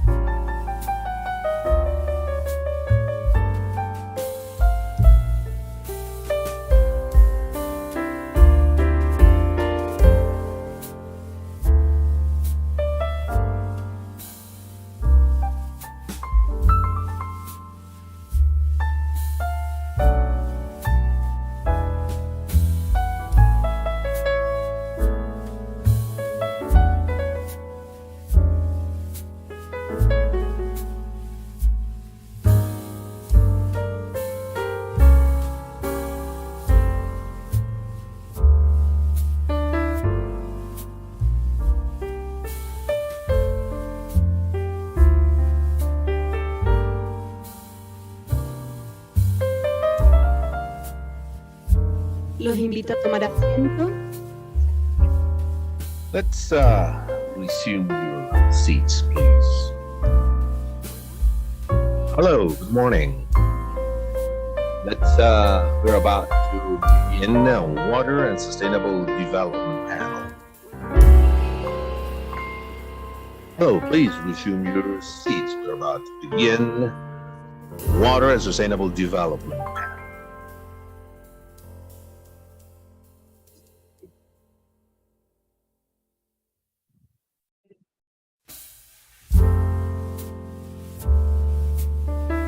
Muy buenos días. Good morning. Good morning, everyone. It's a pleasure to have the opportunity to chair this session of Water and Sustainable Development. I'm Mark Lambridis, Director of the Department of Organization of American States. I'm here with the Water Resources team, with the head of Water Section, Andres Sanchez, who you already know. I will be very brief, given the time and the fact that the water experts are in the panel and not in the chairperson. But just a brief background for session number 2. If you could show me the 2 slides in my PowerPoint presentation. Latin America is a region with lots of water and water resources, and most of its development is based on the availability of quality water and the management of watersheds as in territories where the water comes from and where it is preserved. For instance, next slide, please. For instance, if we look in the map, on the next map, oh, I have to, there. For instance, if you look at on the map, over 80% of countries in the region economically depend on water. 50% of the territory is housing watersheds, and 1/3 of the most important aquifers in the world are in Latin America and the Caribbean. And nearly 40% of the gross domestic product depends on water availability. From OA, Organization of American States, and many of you and the member states, we work on the promotion of water management for regional development. During the last 60 years, we've pushed planning, preservation, and investment of water resources and sanitation, along with other topics such as water access and human right to water. Our view around water is defining water as an element tool for healthcare integration and peace in the region. However, water in Latin America and the Caribbean is still facing huge challenges in terms of governance, funding, training, institutional training, and engagement. Thus, with this panel, our goal is to share actions led from your countries and organizations, representing lessons learned on governance so as to achieve sustainable development goals, particularly SDG number 6. So to face this challenge, we have a great panel. It's an honor to introduce this panel with some of the top leaders in water in the region. First and foremost, we will have a presentation by His Excellency Dr. Felix Ulloa, who is Vice President of El Salvador. So, Mr. Vice President, thank you. Thank you and good morning. I'm not an expert. Experts will be talking later. I just wanted to be here in the meeting because our government and President Bukele wanted to present before the Latin American and Caribbean community our recognition to these invitation that in the mid 19 of this decade will be, as mentioned by the ECLAC's executive secretary, to have a common voice in this great meeting in the New York summit meeting in March. So in El Salvador, for us, water, it's critical. We know that it's right in the middle of sustainable development, and that it is a critical factor for socioeconomic development, industrial production, food production, of course, human survival. Thus, it's a responsibility of states to guarantee the preservation and distribution in an equitable, fair manner. And the other component, as mentioned in the SDGs, sanitation of water is the responsibility of states to guarantee that human consumption is a source of life rather than a source of disease. Because El Salvador last year submitted to New York the voluntary report on SDG follow-up. And the SDG 6, we reported that we have reduced or closed the gap in the universal coverage by 25%. This is last July. That's when our country were passing the general law on water resources. In December this year, this law came to effect, and we created the Salvadorian Authority of Water to guarantee governance in the management of water resources, surface waters, seawater, underground water, and groundwater, and atmospheric water. That's the element found in the three ways: as solid, as a gas, and as a fluid. We don't have a solid because we're not close to the poles. So that's why we've regulated the water in the atmosphere and the liquid water. In the report, the recent report is that we're covering 96% of water, potable water in the urban areas, 80%. And for treatment, we've created a treatment policy of wastewater, especially some of the rivers into the ocean, because we have a wager on tourism. El Salvador is now a world brand to the city. So we have the first longboard cup in the country. That's why wastewater treatment was important. Our legislation, as I said, came to effect last December, includes a series, not only fundamental concepts such as considering water and water sanitation as a fundamental human right, and that in the controversy we had with Congress, we avoided the privatization in the management of these water resources. We have these organization, this is a government agency considering all the infrastructures in which water distribution is carried out as a public service and a public interest good. To be transparent in management of these resources, we have the first viewer of wastewater in El Salvador and the water information system that allows for a real-time first-hand information on the resources for decision makers, for investors, so that they can know how they can manage these water bodies. Because some theoreticians know as the blue economy, right? Using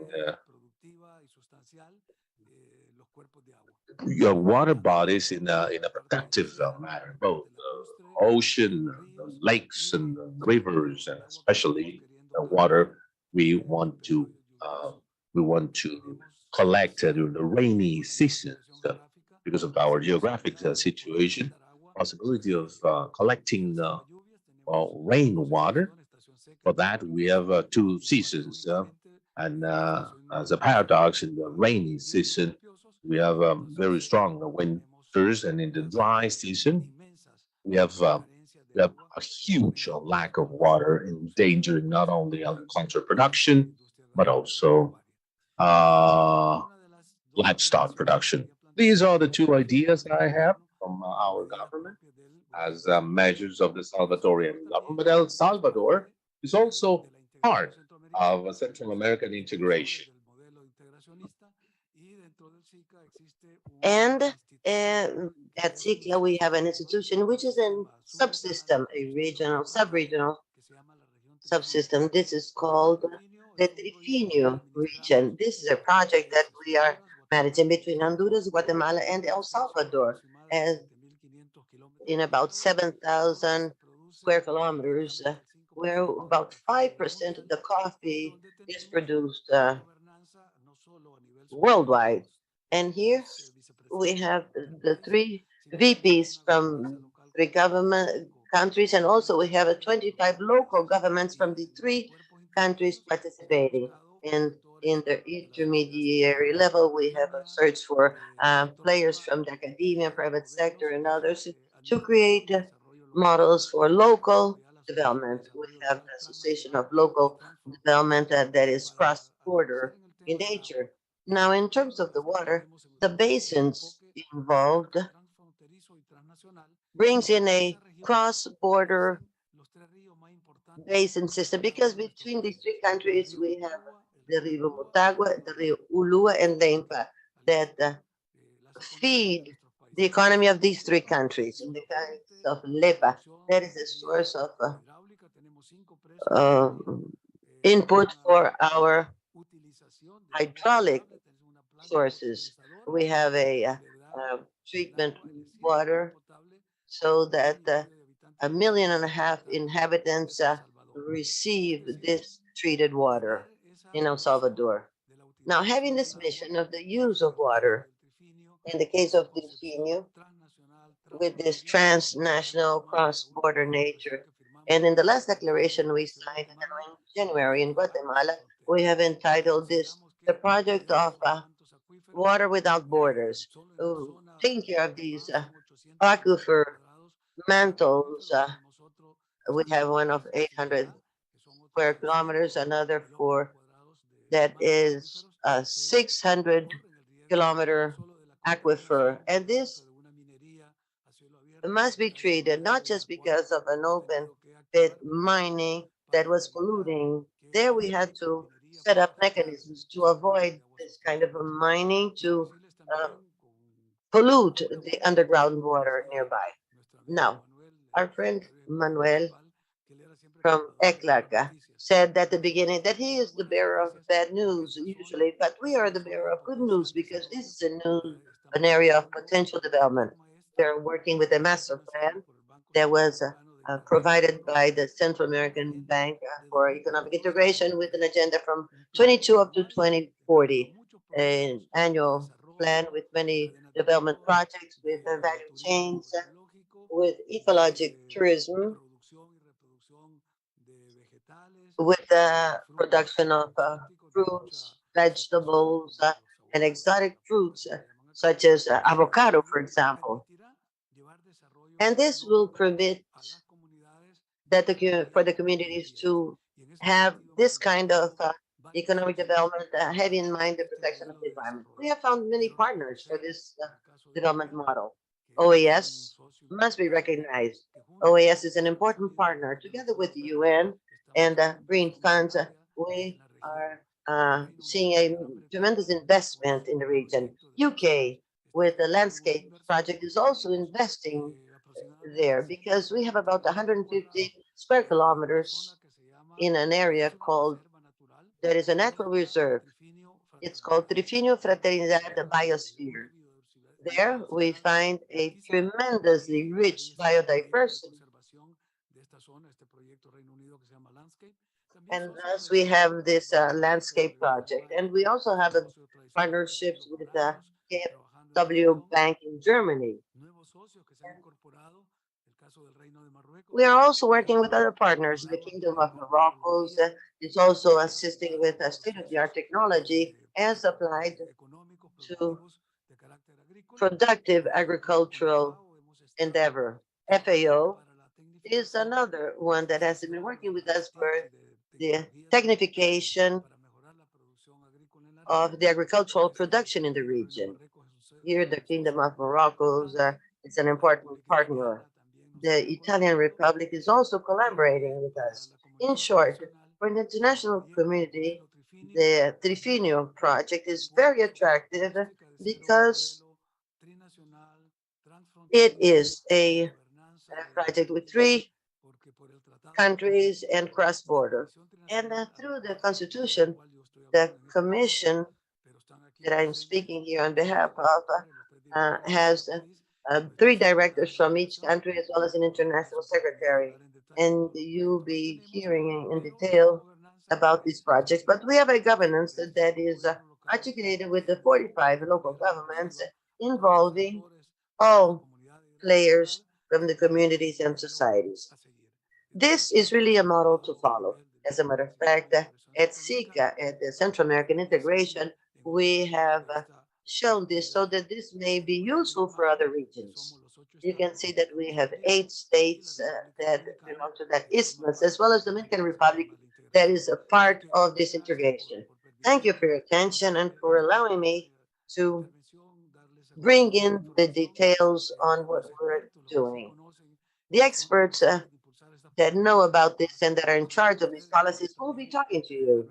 We also have our director from El Salvador and the leaders of the Trifinio plan. Thank you, and I do hope that during these 3 days event, we will be able to find a common denominator to speak as a single voice in the last summit on the water in March. Thank you for your attention.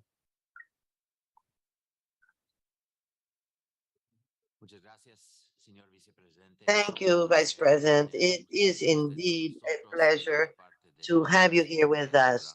And we at OAS find it is indeed an honor and a pleasure to cooperate with your country and the other countries in the region. We will now hold a series of presentations. Each one will be holding the floor for about 10 minutes. We have a tremendous group of speakers, and I ask you to listen carefully. And these are the initial steps for the rest of the conference. There is much to lead to New York in a month and a half. Now, let us start out with Chile. We will be pleased to once more hear words from the Minister of the Environment from Chile, Ms. Maisa Rojas. You have the floor, madam.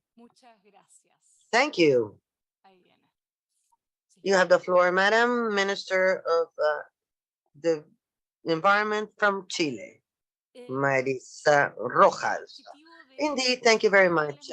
The objective of this panel is to show what has been the progress in governance amongst our countries in reaching sustainable management and with institutional efforts involved.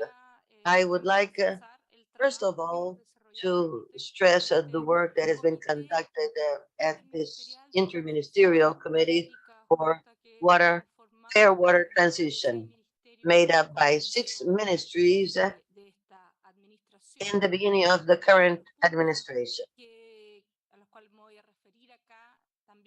I will bring in some of the elements that I already mentioned this morning in the inaugural ceremony. Now, let us recall that SDG number 6 holds 6 objectives and 2 cross-cutting elements. But in all of this, an enabling condition is governance. Indeed, here Chile has the greatest challenges of all. At the beginning of our administration, as I already said, we had been facing more than a decade of drought, and many efforts were deployed. But in spite of the efforts from many governments, the situation of the droughts was getting even more serious. Lack of rainfall also worsened the situation in Chile. And here is when we created this interministerial committee that aims at water security. For that, deep change is required, transformations that have not been implemented so far. These transformations also require some period of transition to go from lack of water security into what we hope will be water security in the future. Here, during this transition, governance becomes crucial. As I already said, this requires a new regulatory framework that we still do not have. It needs governance at the level of basins and also central institutionality. In these 3 fields, we are facing tremendous challenges. Now, we have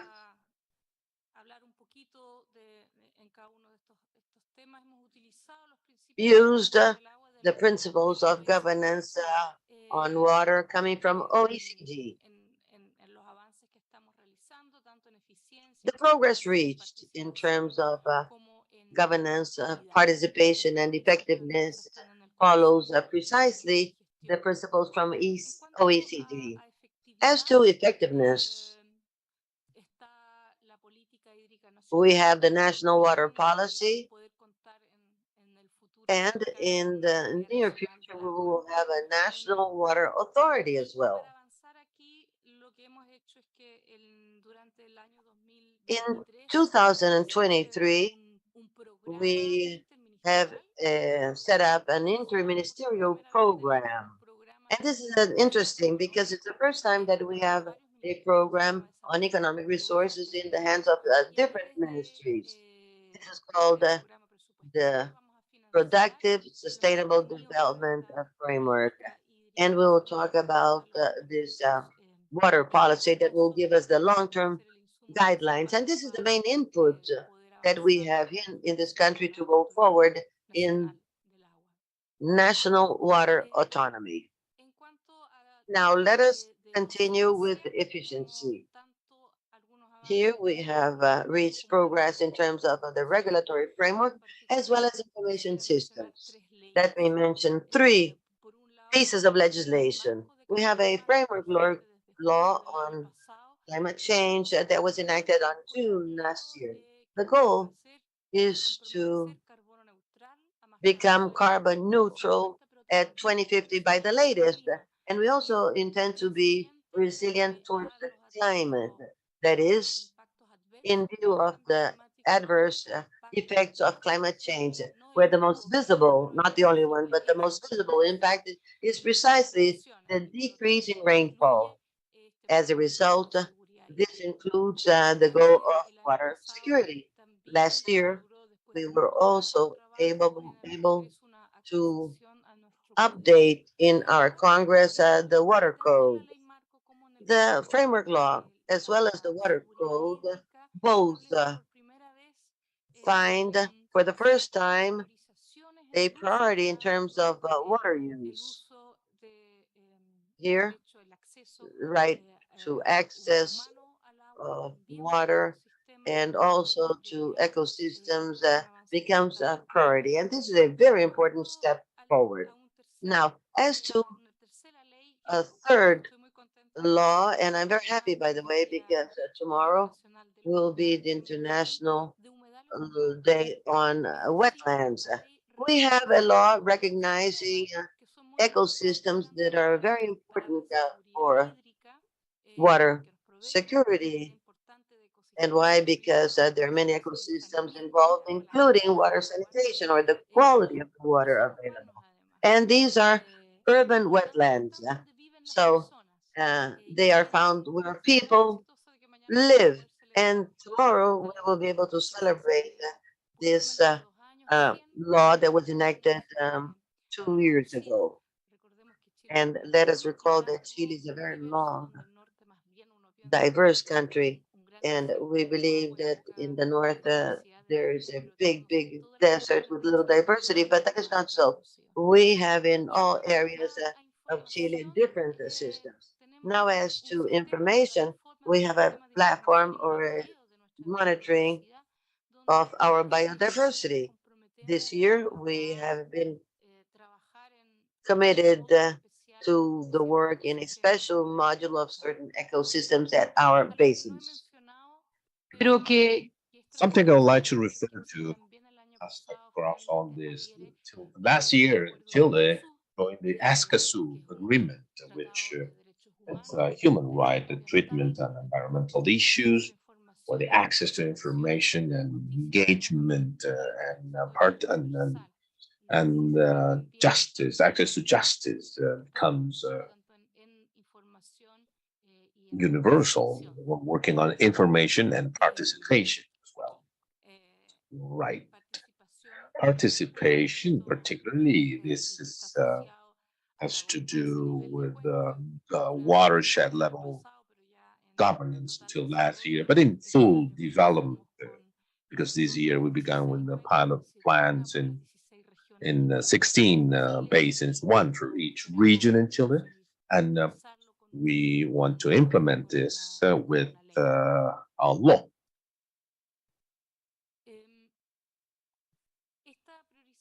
This prioritization, it's because we need formal organizations to manage water with both public agencies, but also from the civil organization, including private organizations for any type of or every type of use. The point here, this is task force uh, with the voice for those who have or are those who do not have a water right, which is something that for in a country for many years, those without water rights have a little involvement. The role of the basing boards is planning, coordination, and coordinated work in the decision making in these natural territorial units. And in closing, then, the in order to achieve the water security, these have to be intersectoral, which means strong coordination. Starting last year, this is being coordinated by the Ministry of the Environment so as to offer a comprehensive view addressing not only the local governance through these basin boards, as well as nationwide, countrywide, so as to have a national water authority. Thank you very much.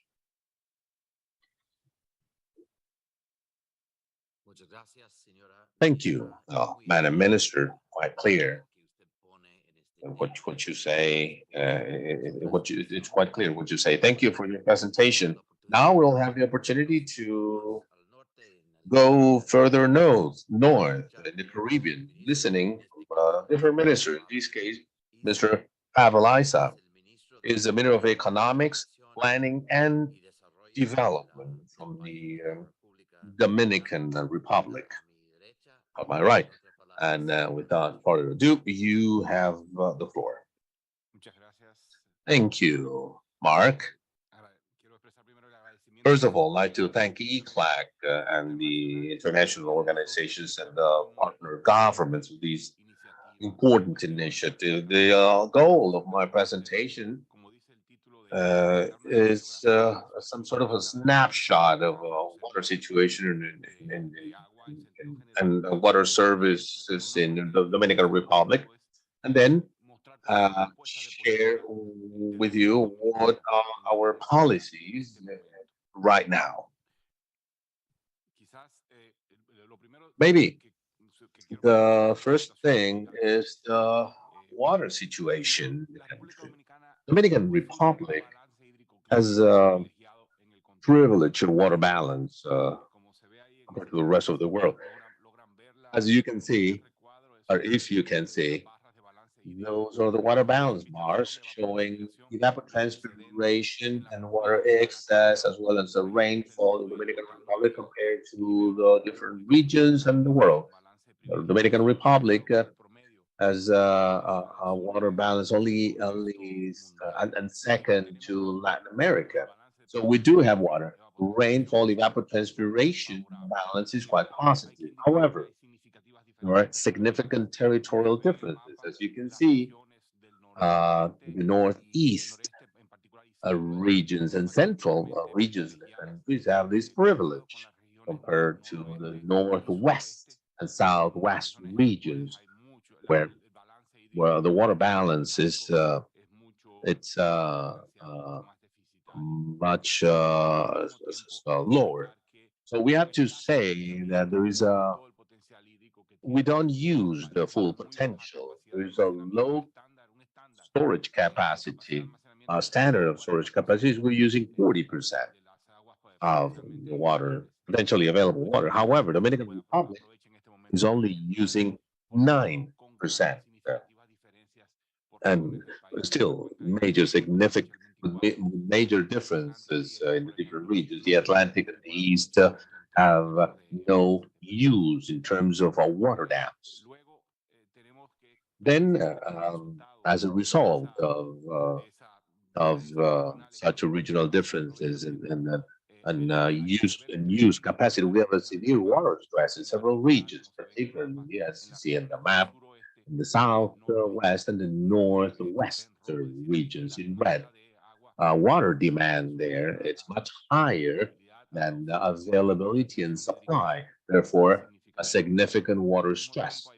But also there are growing water risks. There's an increase in demand.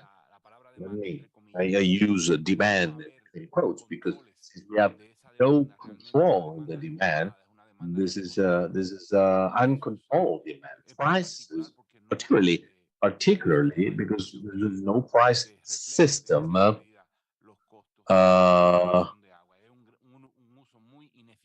compared to the cost. It's a very ineffective use of water, especially with irrigation. 43% of the total supply of water is used for irrigation, for agriculture and livestock, and the total consumption is 55%.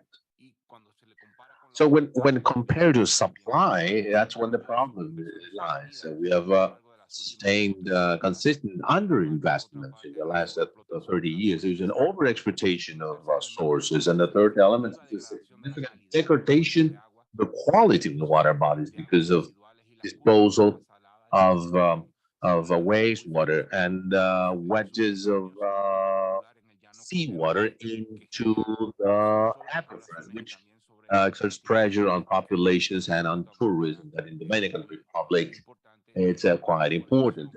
And deforestation, which is the soil erosion, settling of water dams, and the risk of dangerous floods and degradation and overexploitation of water sources, which generates problems with the climate change. We're experiencing some water scarcity, damage to the water ecosystems, and an increase of environmental and social vulnerabilities, as shown by Fiona, the Hurricane Fiona in the east part of the country, which accounted for 0.2% of the GDP, and that is every year. Irrigation situation. Irrigation, as I said, accounts for 43% of the total supply of water, There's a total irrigation surface of about 310,000 hectares, or 90% of the potential surface area. That is, the country is well covered in terms of irrigation coverage, but the systems used are traditional systems. 80, 85, 90% are surface irrigation and flood, which means a high inefficiency. The effective use of water in agriculture is around 18 to 25%, with three main consequences of low agricultural productivity. Second, salination and erosion of soils with an impact on productivity, and decreased supply for all the uses. If we can control the use of water, irrigation water, to update irrigation systems, water availability will be much greater. The case of rice is a paradigm. We're using more than 60% of the water for irrigation, but up to 8 cubic meters per kilogram of rice produced, which is outrageous. We're producing, I mean, to produce $1 worth of rice, we're using 1 cubic meter of water just to produce $1 worth of rice for sanitation and drinking water. We have 87% nominal coverage. 87% receives water from aqueduct system. But the effective coverage is much lower because of the intermittence of the systems and the low coverage in the house. Nearly 9% have service 1 day a week, and 54% of households have the service 3 days per week or less. However, there's an increased coverage, 0.9% points per year. The total of households connecting to a public network or that have access to water is increasing by 0.9% points per year. The result of this is a huge expenditure from of households in terms of water. And of course, the regressive impact is quite severe. This is a snapshot of the family expenditure per month. And the items at the bottom is water. Quintile number 1, it's expending 1.2% of the income to buy water, while the last quintile, or the wealthiest, at number 5, is spending 0.7% of their income. That is, poor people are spending 3 times more, proportionally speaking, than the wealthiest. And the 20%, poorest is 3 times poorer than the wealthiest. There's a low coverage of sanitation. Only 10% of the wastewaters are collected. Less than 20% have some sort of treatment, and only 60% of households in the poorest quintile has access to sanitation, basic sanitation services. In the high loss, 82% of the treated water becomes a technical losses and commercial losses. For organizations and policies, what prevails is nothing. We don't have an integrated regulation. We don't have a regulatory framework or lack of technical rates, poor management, conflicts of use because of generation and the use for irrigation or for drinking water and sanitation. For irrigation, there's a lack of policies, and the water supply is not consistent with the requirements. There's a decentralized water irrigation. You have irrigation associations, but they've been there for more than 10 years, and we haven't done anything. I mean, these associations have a poor or resources investment improvement with the agricultural use of water, and the rates are much lower than the costs. For drinking water and sanitation, there's a lack of guidelines. 9 service providers with asymmetries in terms of capabilities. These are financially unsustainable. The public subsidy is very strong for operation and investment, poor planning and budgeting, high consumption of energy in many systems. Rates are low, insufficient billing, with the lack of physical and financial indicators. There's lots of water which is not accounted for, although we've been working. There's a very low investment in the management of waste and water. So what's the wager in terms of for this situation? First, President of the Republic and the government is going for a government for a water agreement to support water management. That is a commitment of all the stakeholders with the different branches. A modernization for sustainability and equity, reform the governance and along three lines: water as a human right, uh, water as an economic resource generating wealth, and water as a natural resource which has to be protected and preserved. And some reforms with an integrated approach of water management. Thus, promoting the Water Act, which has been sitting in Congress for 20 years. We have the decision in the Dominican Republic, the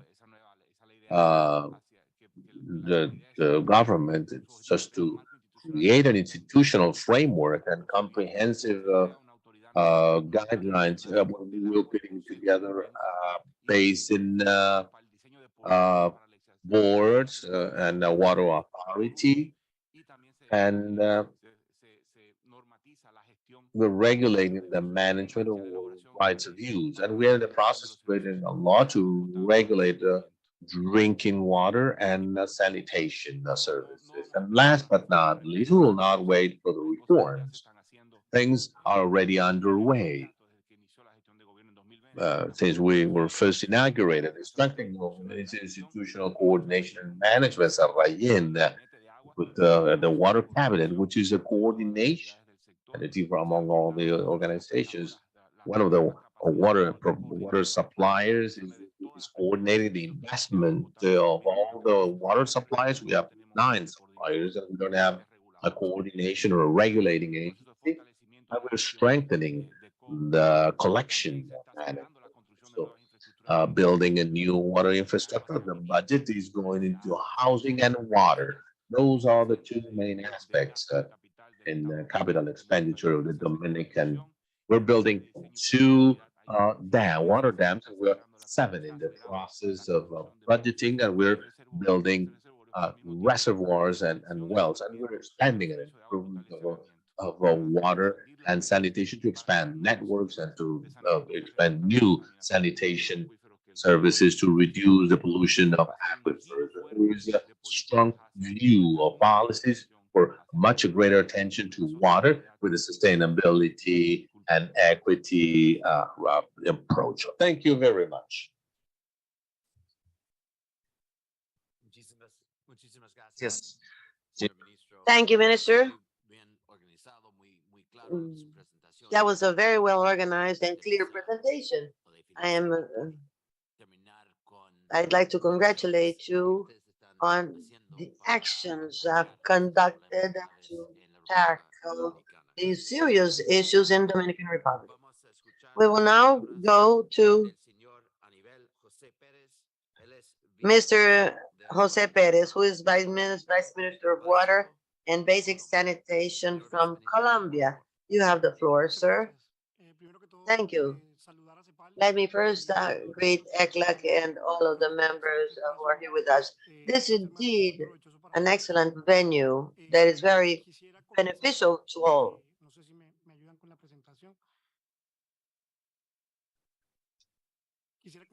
I'd like to start out with a diagnosis that is similar to what we just heard from Dominican Republic.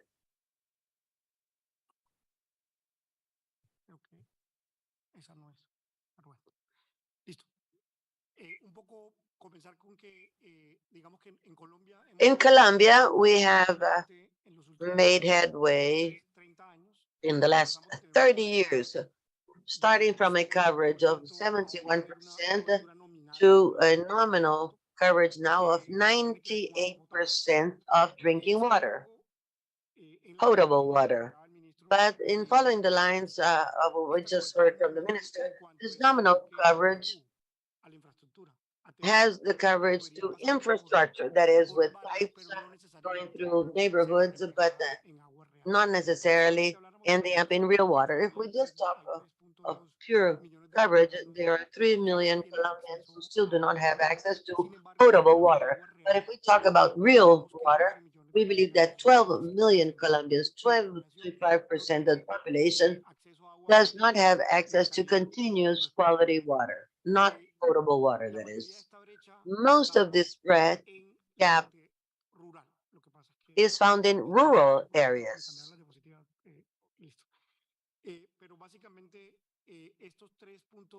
These 3 million Colombians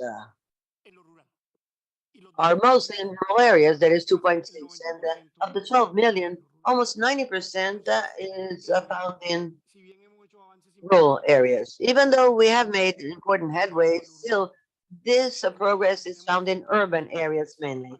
In the cities, we have the situation that is similar to what we just heard. About 50% of loss of treated water is found. We have peaks in some cities of 65 or 70% in big important cities such as Santa Marta. That means that we are conducting strong investment in water treatment, but this water is still getting lost. As government, therefore, we are very concerned. And why?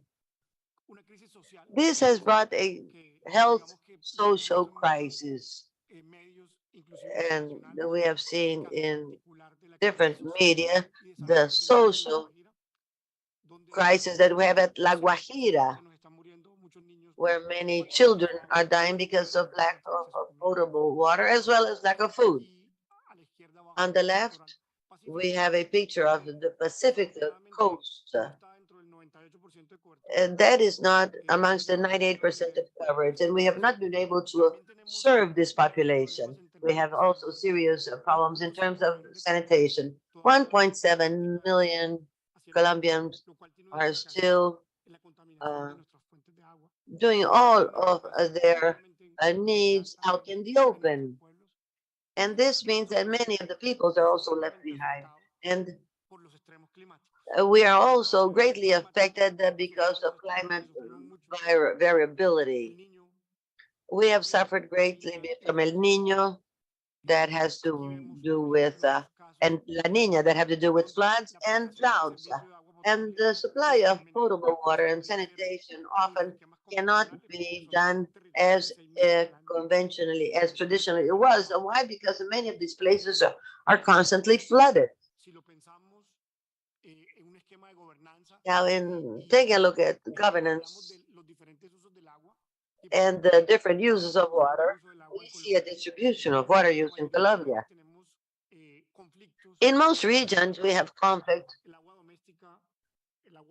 between potable water and water for agricultural use. Colombia is a country with high rainfall levels. As an average, we have a great variability in rainfall between La Guajira and the Pacific, or the Atlantic coast and the Amazon. There are differences. There are some regions where we see 230, 300 millimeters of rainfall per annum, and others where we have 3,000 or more. As a result, policies that are usually standard do not meet the different needs with their different peculiarities and systems. 48% of wastewater, and this is nominal, by the way, it's a little more than 55% actually. And this makes us rethink of the interventions that we are doing in the country. So what are we doing? We are, as of the beginning of the administration under Mr. Petro, we are focusing our water policies in the rural areas. We are thus developing differential technical assistance. In the past, in Colombia, the investment was concentrated in the cities. And why? Because there's more technical capabilities, they can structure projects. But the municipalities put less capabilities don't have access, haven't had access to investment towards infrastructure coming from the main budget of the nation. So we're now betting on equality. Those who need more technical assistance are receiving our follow-up. The technical teams are no longer evaluators, but they are now technical assistants for these municipalities. We're now using differential focus. As a result, we can have a speedier process for these municipalities that need more assistance and a regular one for large cities. We have created a unit that is found throughout the territory, assisting municipalities. We have a structure of departments. In Colombia, the municipalities are responsible for operating water systems, and the departmental plans do technical follow-up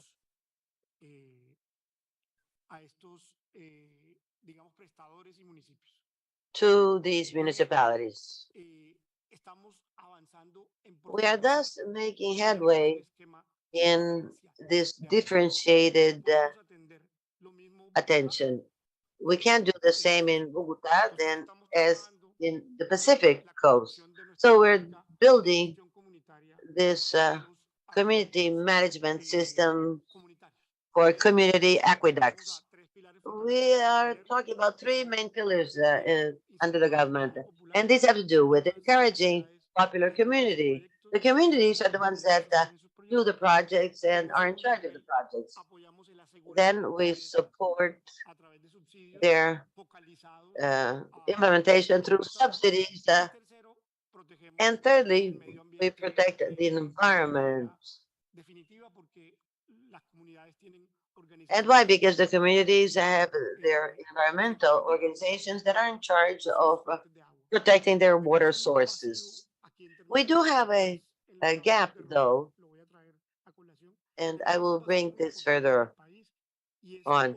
We have a big gap, and that is identifying these community aqueducts. We know that they exist, that they are there, but we don't have a cadastre of all of these aqueducts. So we're now building this inventory, and we're also trying to come with this new policy of community management.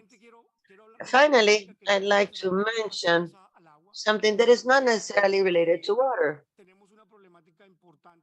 We have a big problem of contamination of water sources as related to solid waste management.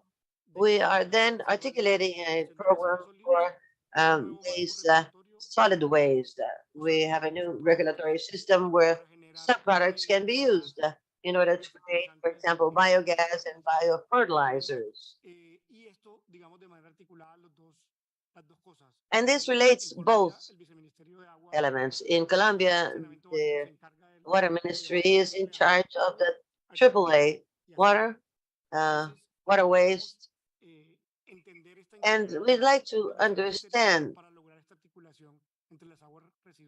that this is an comprehensive management. We have a very ambitious goal going from 20 projects up to 100 in rural areas under the administration of our current president. Let me now wrap up thanking you all for the opportunity of being here.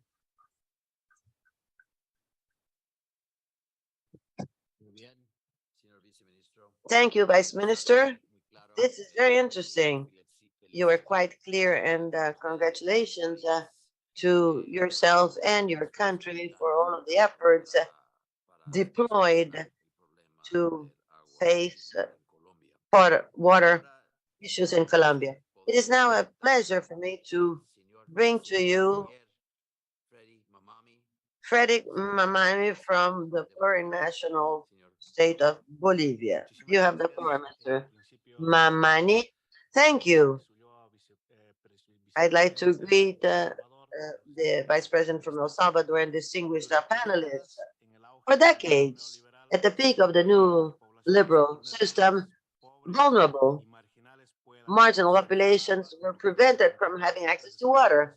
This was only in, this made the companies undergo investments to afford to provide the water and basic services to these people. In Cochabamba, Bolivia, in the year 2000, during the war on water, the people fought for the right to have water, facing the private model that was imposed and they wanted to privatize. Cochabamba brought about the resolution 64-292 according to the General Assembly of UN, and that was encouraged by my country.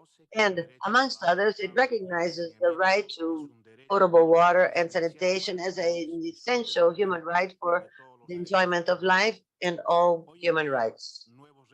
Nowadays, there are different challenges to go forward in the consecration of SDGs and basic services according to UN by 2020, 2 million persons did not have safe potable waters, and 2 million at least would use contaminated fecal wastewater, and many children below 5 years die from diarrhea because of that water. In our region, as we have heard, there are still 361,431,000,000 people without access to drinking water and basic sanitation. Even though the right, human right to water has grown, there are still services, water services such as wastewater treatment, solid wastes, rain and drainage that made no development in terms of implementation, which is unacceptable in a region of middle-level income. For Bolivia, evaluating our indicators by 2021 means quantifying the development in the coverage by 94.8% in urban areas and 69% in rural areas. Likewise, the coverage in terms of sanitation is 71.3% in urban areas and 42.2% in rural areas. As for the managing our water resources by 2022, we are the plurinational plan of water resources, water for everyone, water for life, which reinforces the importance of protecting and restoring our bases, preserving the quantity and the quality of water and ecosystems, expecting to guarantee the supply and demand of surface and groundwater, protecting communities from the risk of disasters by promoting a sustainable and participative governance and the digital management of knowledge. All that with the productive investment plans which are sustainable, with an approach and with a focus on phases without forgetting that we need to keep the balance with our Mother Earth. As these are the developments which are part of the run-up process by Bolivia with the organization of important events such as the second Latino Sun conference to be held in the Dominican Republic, the second symposium of cross-border waters that will be held in one of the triennial plan, the social forum of water and regional workshops from the point of view of water to live well. All these events aimed at the water Congress that will be useful to see how we can reinforce our commitments and to reflect on joint efforts as Latin American and Caribbean countries. However, we have to recognize that the drop in regional GDP from minus 6.7% in 2020 has had an effect on economic development in Latin America and the Caribbean. And even though a big effort is being made, the high public-private debt as a result of COVID-19 may have a long-term impact. World Bank says that our region requires $35 billion to achieve the water and sanitation goals of the SDGs, and only to achieve the 6.1, 6.2 requires 144 billion US. And we have to address that the funding for water is going through a critical period, not only because of the economic impacts from the COVID-19 pandemic, but also because of the international context of a conflict in Eastern Europe and the over-indebtedness of the region. The current scenario will require innovation, so in terms of funding and cooperation models to be more dynamic to achieve the goals of the 2030 agenda. Even though water privatization in some countries is still there, the new context lead us to identify climate change as one of the main challenges of our society. 90% of natural disasters are related to water. And according to FAO, 10% of the world population lives in countries with a high or critical water stress. The current scenario of a climate crisis is exacerbating water stress, which is affecting a greater number of cities in the region. In Bolivia, today, 168 municipalities severely affected by extended drought Institute of 2022, which means that 5,559 communities and 647,015 families are severely affected. Therefore, agricultural production will be severely affected, and that will affect food security and sovereignty. We have to acknowledge that the fast growth of urban population, and therefore, the poverty pockets will require more water and water treatment, which should have to be addressed by the regional countries to reinforce the capabilities of managers of water within the context. Hence, the water adaptation becomes the big challenge of our region, which will require a huge amount of money to have a climate resilience enough for developing countries. These challenges should also face new attempts of mercantilization of water.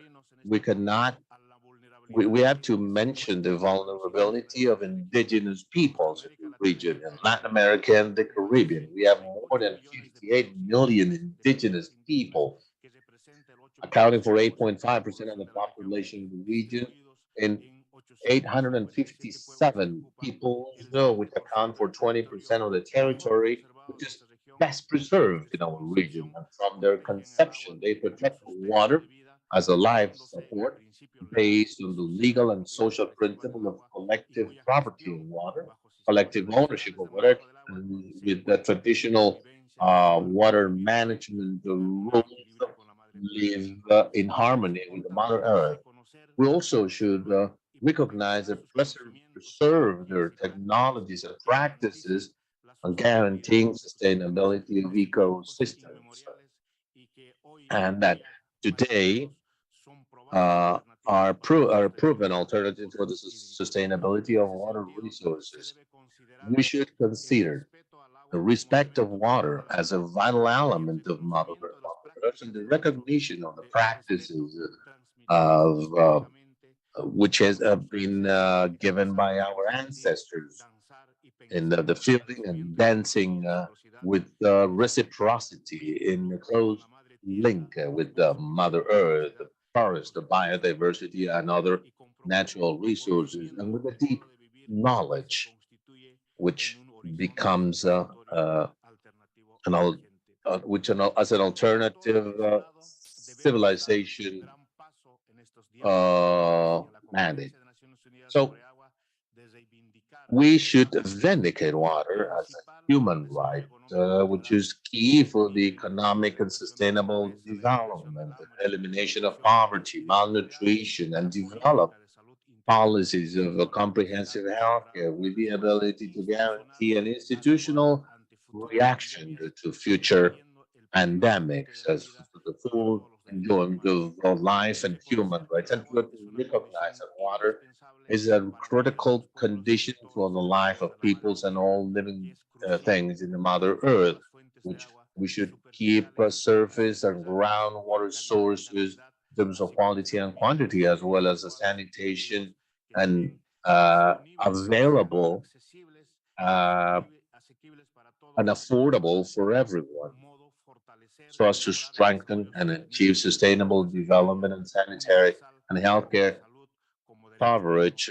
with the health as a fundamental human right. Last but not least, we also believe it's important to have a single voice as the region to urge developed countries, international and multilateral agencies to encourage to provide a greater financial resources, technology transfer, elimination of patents, and to encourage the increase of tools to protect water, to support the water sources, and to adapt the availability of water because of climate change.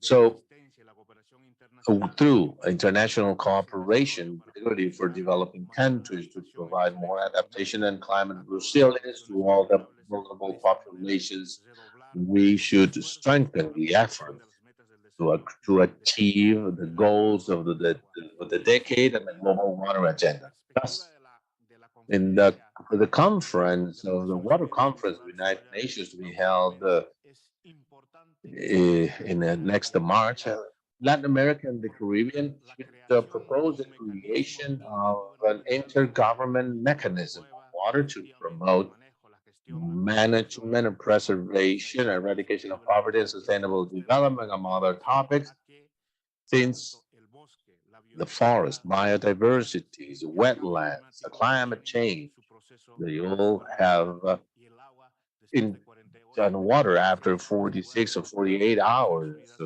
Well, it's coming back to the United Nations. We require an intergovernmental mechanism to work on water. Thank you very much. Hayaya, brothers and sisters.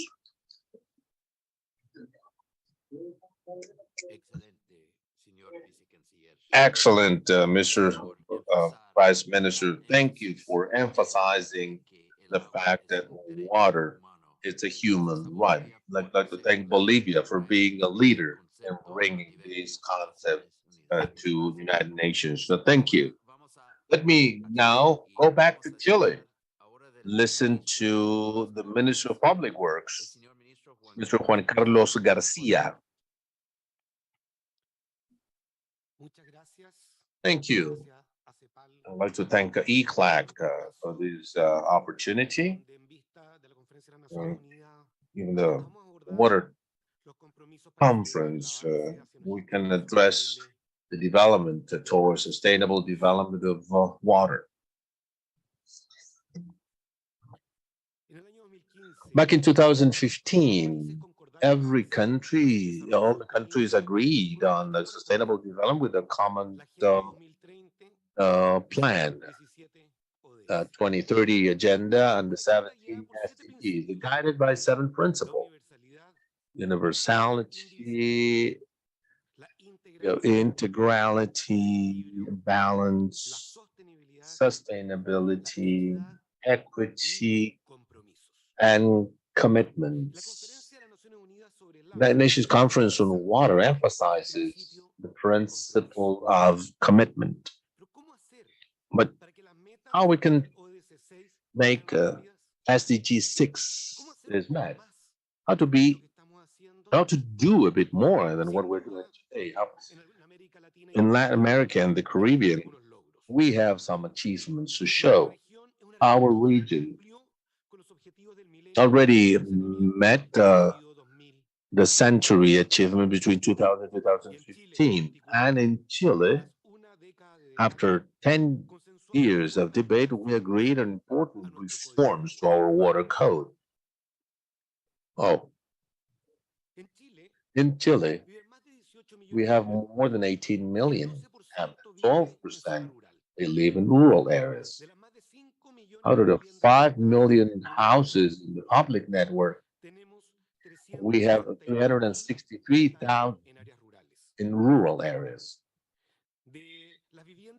Out of the households getting water from a well, 219,000 total, 190,000 are in rural areas. Out of the 70,000 households that receive water through water trucks, over 49,000 are in rural areas. Out of the 92, nearly 83,000 households getting water from a river, lake, creek, or canal, 83,000 are in the rural areas. Of course, our main challenge in drinking water as a country and probably as a region is in the rural world. In the rural area in Chile, we have about 2,800 systems for rural water with coverage for areas that are concentrated. But that goes down in the semi-concentrated areas. So that means those that have more than 8 houses per square kilometers. And thus, we, with backing from budget, we promise to go forward in creating 25 systems for rural areas per annum, and also in semi-concentrated, reaching 520 by 2030. Thus, we'll go from 39,000 houses this year with rural water systems up to more than 69,000 by 2030. We will improve the current beneficiaries to 216,000 by the end of the decade. We will accelerate this through a program for fair transition, working together with the Environment Ministry, with a partial funding from the World Bank, and focusing in improving sustainability and resilience of water and sanitation providers in rural areas between 23 and 27. This program includes investments for the construction, rehabilitation, improvement, and preservation of rural water systems, as well as to strengthen governance and the capabilities of committees and rural cooperatives so that they may have a proper management and sustainability. Rural areas, we wish to meet SDGs, and in that we took up a few commitments. First of all, institutional strengthening of rural water services. This is something that we are doing now in the current year. And this is related to the increase in budget for the subsystems with $270 million only for investment in potable water, sanitation, and treatment. Thirdly, development and approval during 23 of a strategic plan for 5 years. Number 4, investment plan that will permit the government to ensure the needed resources to narrow the sanitation gaps and to partially treat wastewater by 2030 in rural areas, naturally with the priority in more vulnerable locations. And number 5, pilot projects in 3 basins between 24 and 25 in order to validate technology on treating wastewaters in different areas of the country, emphasizing solutions based on nature. In urban areas, we have taken up 5 commitments in the treatment of water and quality. By 2030, we'll increase the reutilization of wastewater. Currently, 22% is still dumped into waterways and oceans. That is why now in 23, we will supplement studies to see the impact in rates that are paid in coastal areas because of the change of this dumping of wastewaters to wastewater treatment plants. Between 23 and 24, we will also conduct studies and try to bring in bills to change these submarine emissaries into water treatment, also in areas where there's no economic availability. In 24-25, we will also submit a proposal of public policy to decide whether to include or not in drier areas a diversified matrix with a share coming from treated water. This is something that must be studied. And number 5, by 2030, 70% of wastewaters are coming from the Antofagasta city in the north of the country will be used without any risk, improving the quality of the water and reducing pollution in the coast. This is going to be led by a state company, and by 24, the acquisition and bidding will be finished. By 25, the plant construction will be initiated, and by 28, the first occasion when these reused water will be offered. Now, let us take a look at the quality of water. At present, we have 1,672 stations to monitor the quality of waters, and 675 for surface waters and 970 for underground water. We have also taken on commitments on this. By January the 3rd of this current year, our website has already published chemical information and with maps on basins. By August of this year, the data on 3.2 will be updated because right now the mandate is only up to 2018. We will also increase by July of 24 new technology in order to have automatic integration of all the data coming from the lab on water quality in the country. And by 23 and 24, we will supplement the network with information coming from on bioindicators that at first will be only on defined species, so as to have historic information on biological communities.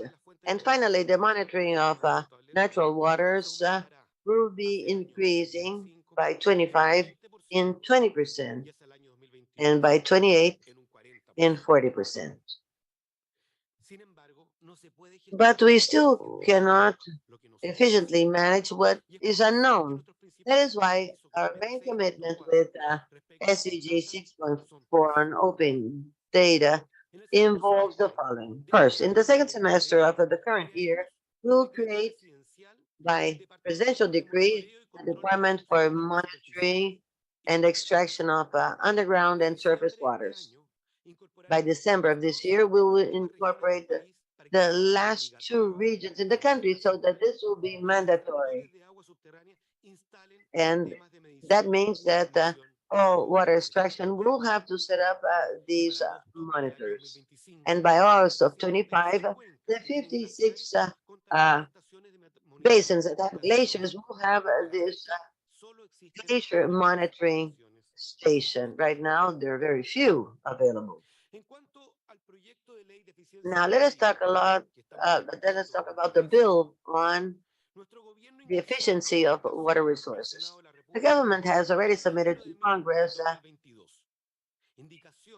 in January 22 an indication that was approved, especially by the Water Resources Commission from the Congress last year.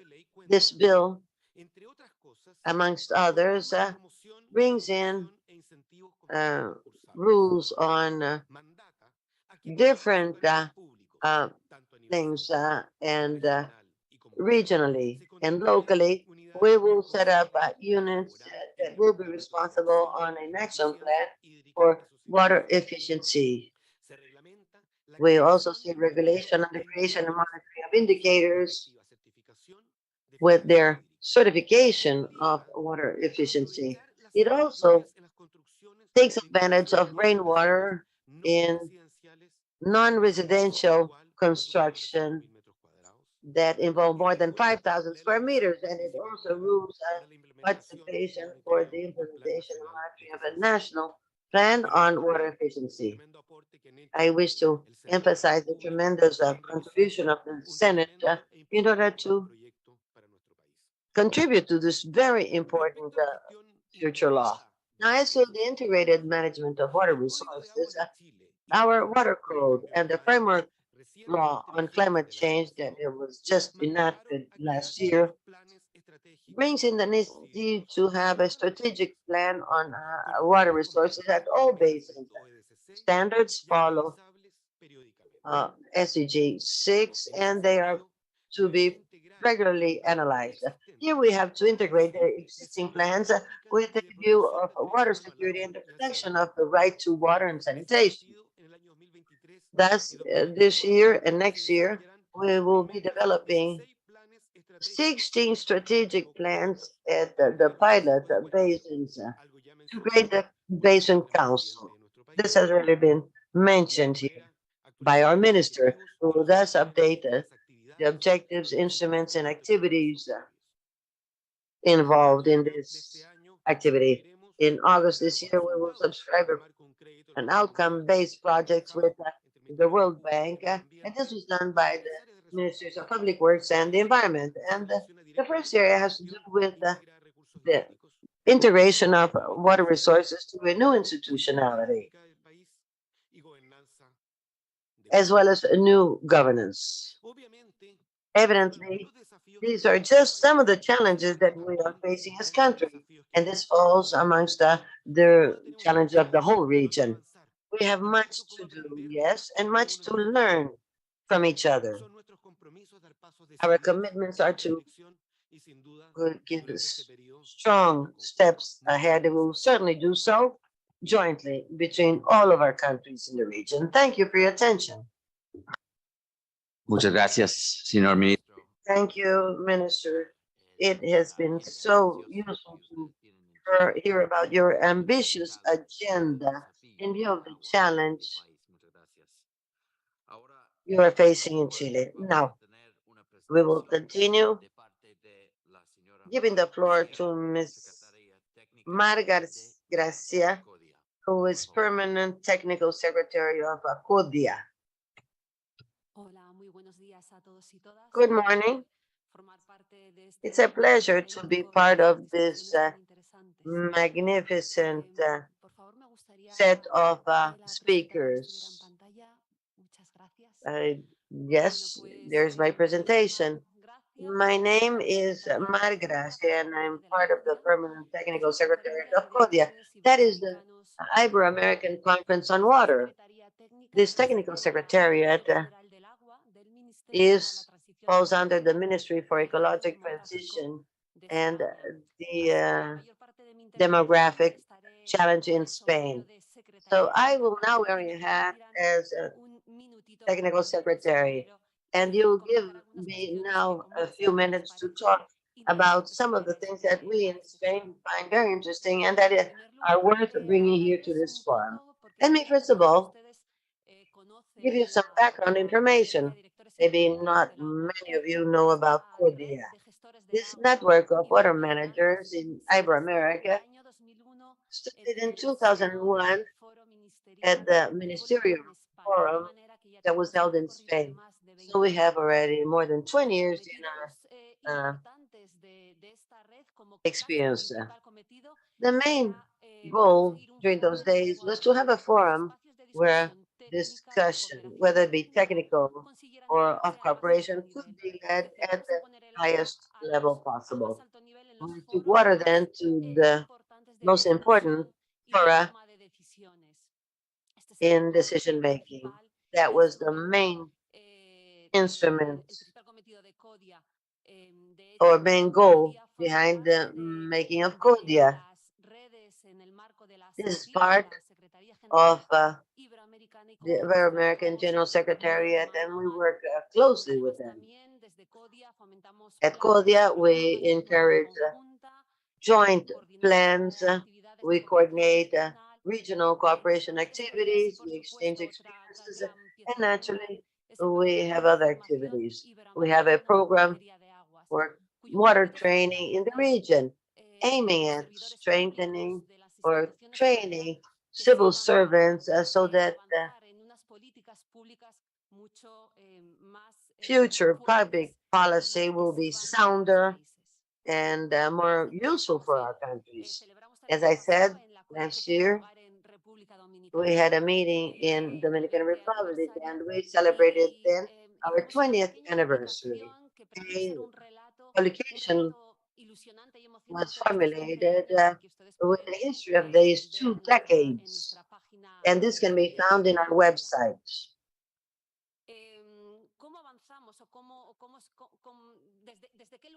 Now, how are we working to strengthen governance in this region? Our focus is through our working program, where we have 2 strategic main lines. First, we have an action plan for planning, which is started in Korea and Montevideo in 2019. And from there, we have been working. We are working right now on planning, sectoral planning and sanitation, and the development of sectoral regulations. Right now, we have 2 regional working groups. One of them on the reuse of treated water, and one on the disposal. These 2 working groups, they share experiences on the strengthening of standards in the different countries. The other strategic line of CODIA has to do with a project to strengthen public policies through the study of SDG 6 indicators. Right now, we've already achieved goal 6.5. We believe the integrated water management is the keystone for the other goals. That's why we started with the 6.651. And last year in Dominican Republic, we submitted the study on cross-border water study, which today it's becoming more and more important in CODIA's work and becoming in a third strategic line at the regional level. And how do we translate all this into reality? On the one hand, and the Ibero-American training program, which works together with the intergovernmental hydrological program with the UNESCO and the Spanish organization, who would like to thank their collaboration. In this program, we have training for public officers from the different organizations. So that we have 3 areas of work: sanitation, integrated water management, and extreme events. We also have another line on water managers in the region, the high-level seminars that take place in the CODIA meetings. In Dominican Republic meetings, we had a high-level seminar, a regional seminar focused on the 2023 conference, and there was an on-site meeting with the regional directors of water and climate, meteorological services. Out of that meeting, there was a statement to take this to the UN meeting in March of this year. The technical dialogues right now are part of the CODIA with general directors and managers of water involved in this meeting. The last few technical dialogues focused on sectoral planning on sanitation, And these are two working groups, so one on reuse of water and the other on disposal regulations, which are working very actively. The third proposal, the output, I mean, we don't want just meetings and closed events. This has to be translated into something we can use to move forward. Publications, reports on experiences, among many others. This is just a couple of them.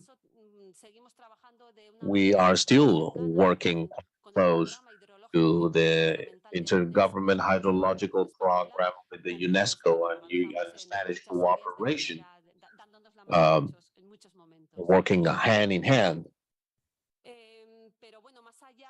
But over and above Kodia's work, which is which has to do with countries, has to do with challenges, concerns. These is only possible through international alliances with other agencies, organizations in the region. Particularly, there are two places where we have focus right now.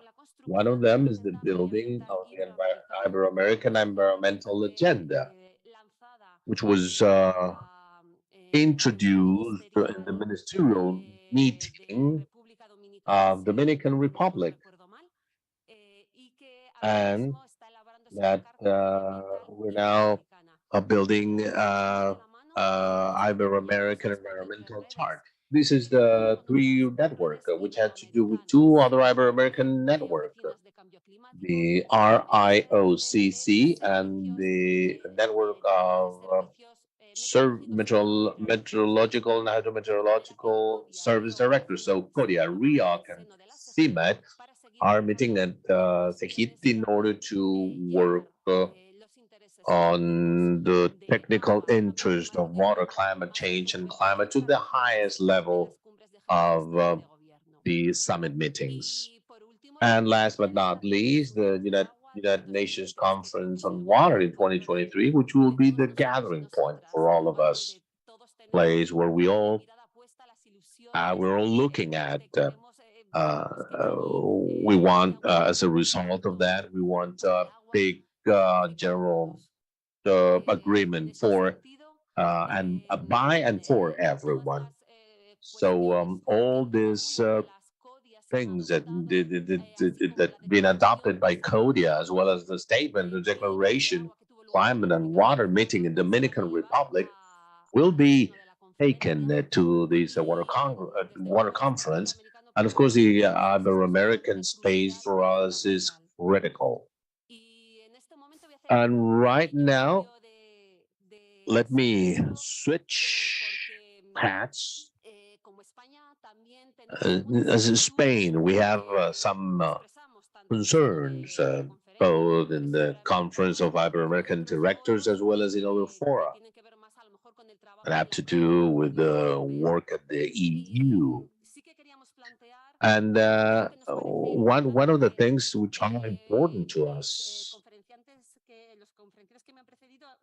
which has been referred to before, is that we believe the value of regional cooperation in the water agenda towards this sustainable, inclusive water transition that ECLAC is proposing, which of course is it's a view that we cannot neglect. This water agenda requiring a proper funding and a priority funding. Here, governments play a major role. We need to develop national action plans under the framework of FAO, for instance, so as to move forward in the commitments of the different countries. We encourage for the setting of intergovernmental panel. So for the follow-up of annual conferences on water supported by the United Nations within the context of the UN General Assembly and the high-level political forum. Thank you very much. Muchísimas gracias. Thank you. And the last presentation of this session is by Silvia Saravia Matos. She's the Economic Affairs Officer with ECLAC. Thank you, Mark. Greetings, everyone. It's a great pleasure to have you here at ECLAC, which is also your home.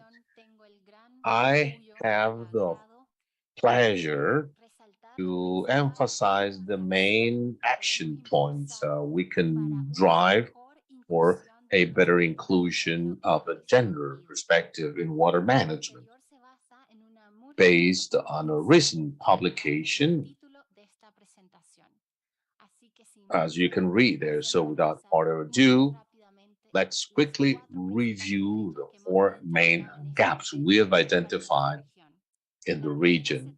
First is the gap to access to infrastructure of water and sanitation for women and girls, which expose them for more insecurity, violence, and worse access in terms of health care during pregnancy, delivery, and menstruation. So the lack of this coverage, especially in the rural areas, means that girls do not go to school. Women have less access to primary and secondary education, and data show that when there is an increased coverage, there is an increase in gender equality or in school attendance. The second gap is the management and collection of water having an impact on the use of time, which is an information which is not really visible in the region.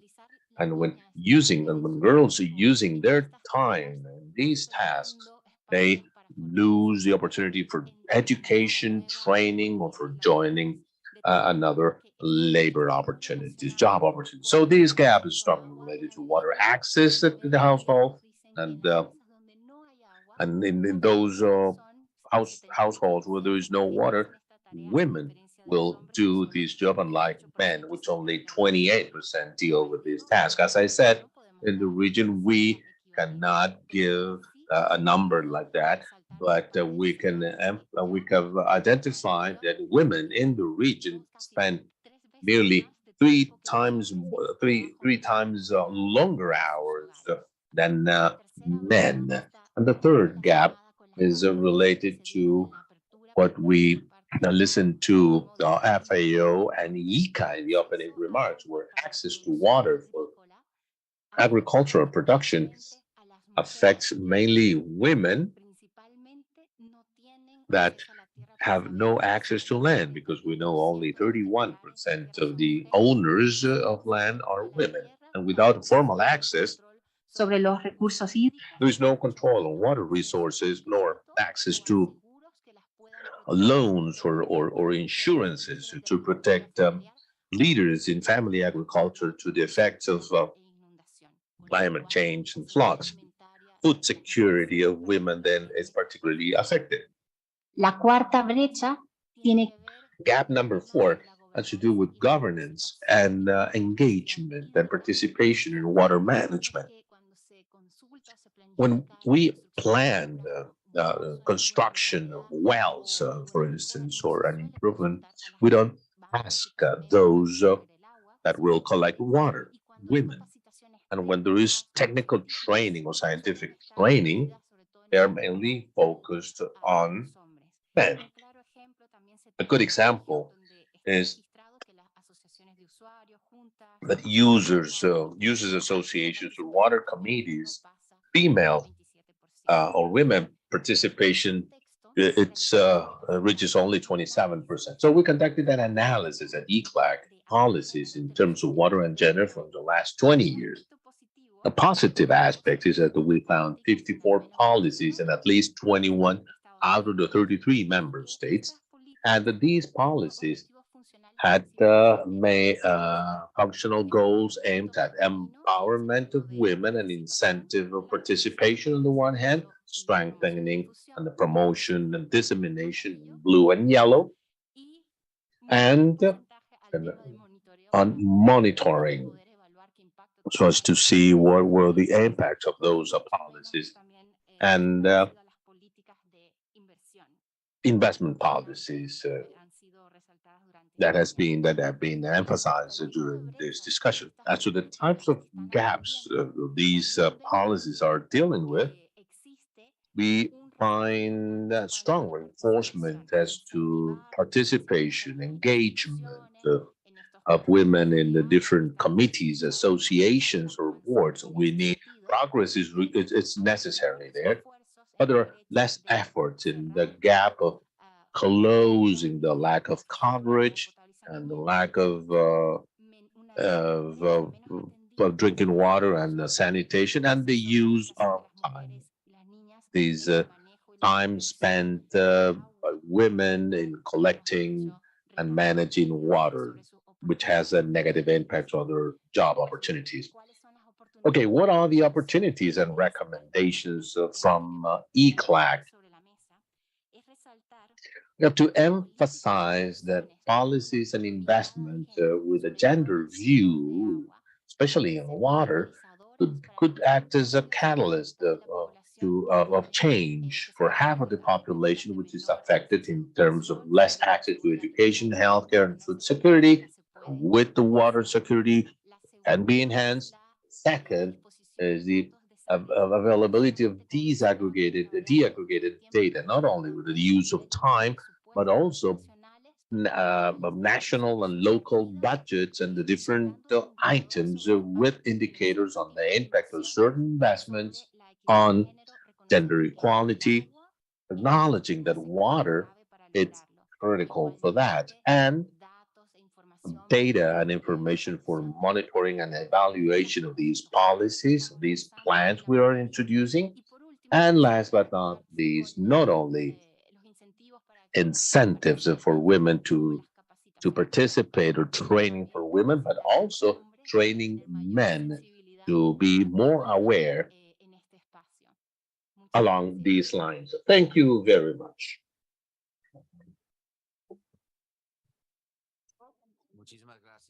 Thank you, Sylvia. Thank you for drawing the attention and the connection between water and gender. This is very interesting. I have three very interesting things to say. First of all, we have just been punctual in finishing this panel, thanks to the excellent work of the moderator. No, not really. This is thanks to the conference team from ECLAC, really. Secondly, I wish to say that we are according to schedule. That means we have a half hour, almost half hour, for dialogues and conversation with this panel. And thirdly, in this session, we will appoint somebody, not myself, but somebody much more competent than Maria Gel from ECLAC. You will moderate this part of the morning. Thank you, Mark. I thank all the panelists and especially the Vice President from El Salvador, Mr. Felix Muñoz. As Mark well said, we will have time for conversation. The floor is open, and whomever wishes to hold the floor, please raise your hand. And I have seen on the chat many questions. We cannot answer them, all of them, but we hear doubts about and questions about the cross-border water management, water waste, and the circular economy. I leave these topics on the table, and I expect reactions from the floor.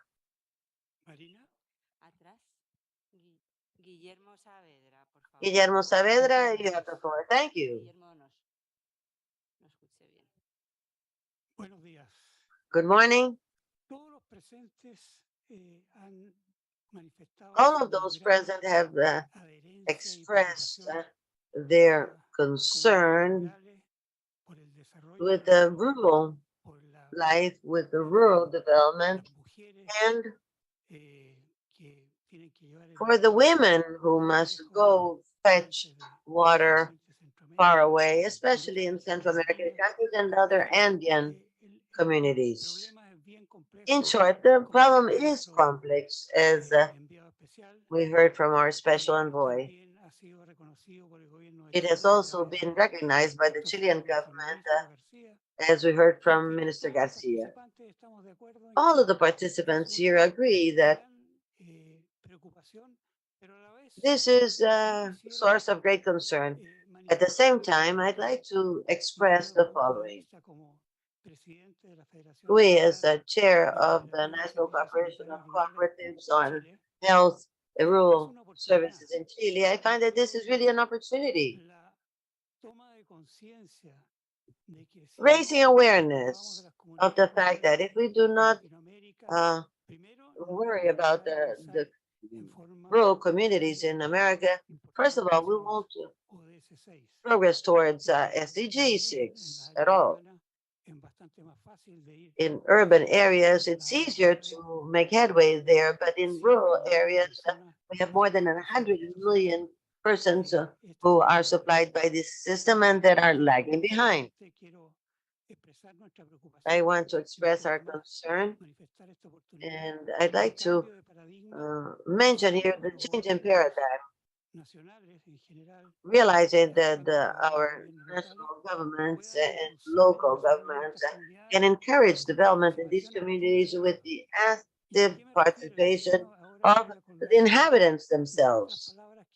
And here I will repeat something that was already said. What is the cost of not acting? The cost of not acting is higher than acting. And in this case, the action that we propose is to end with policies or change the political ambition of governments for being giving only assistance. We need assistance in terms of technical assistance. Often the people who live there know more than the people who live in the cities. So first of all, we should change that outlook. And secondly, we must look for another source of funding with new financial solutions that may be supported by the academia. Here my friend Donoso from the Catholic University, well-known professor in water issues. And there are many organizations that can in turn assist these organizations, local organizations, so that they themselves may go into the so needed rural system. So this requires a change in switch, a change in thought and perspective. Thank you. Thank you, Guillermo. Thank you. I am Nathalie Seguin. I am coordinator of the Network on Action for Water in Mexico and also for Latin America. In following these lines, and I recognize the importance of rural areas, of community managers, I think all of the countries have already talked about the tremendous gaps there exist, especially in rural areas. But the community management has not been mentioned here. And that is a key player that must be recognized and strengthened, as well as legally recognized as a player that can have a very important role to play in the water action agenda that is to be defined in this meeting for the region and also as a contribution to the global agenda.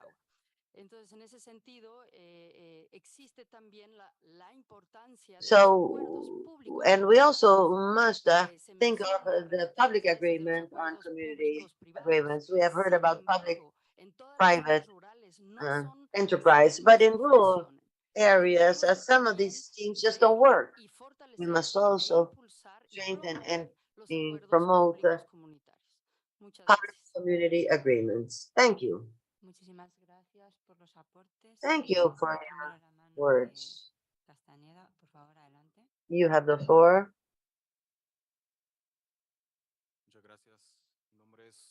Thank you. I'm Jorge Casaneda, chair of the El Salvador Water Organization. I'd like to mention something about the change in paradigms and how this can change the lives of people. In El Salvador, the general law on water was enacted about 6 months ago.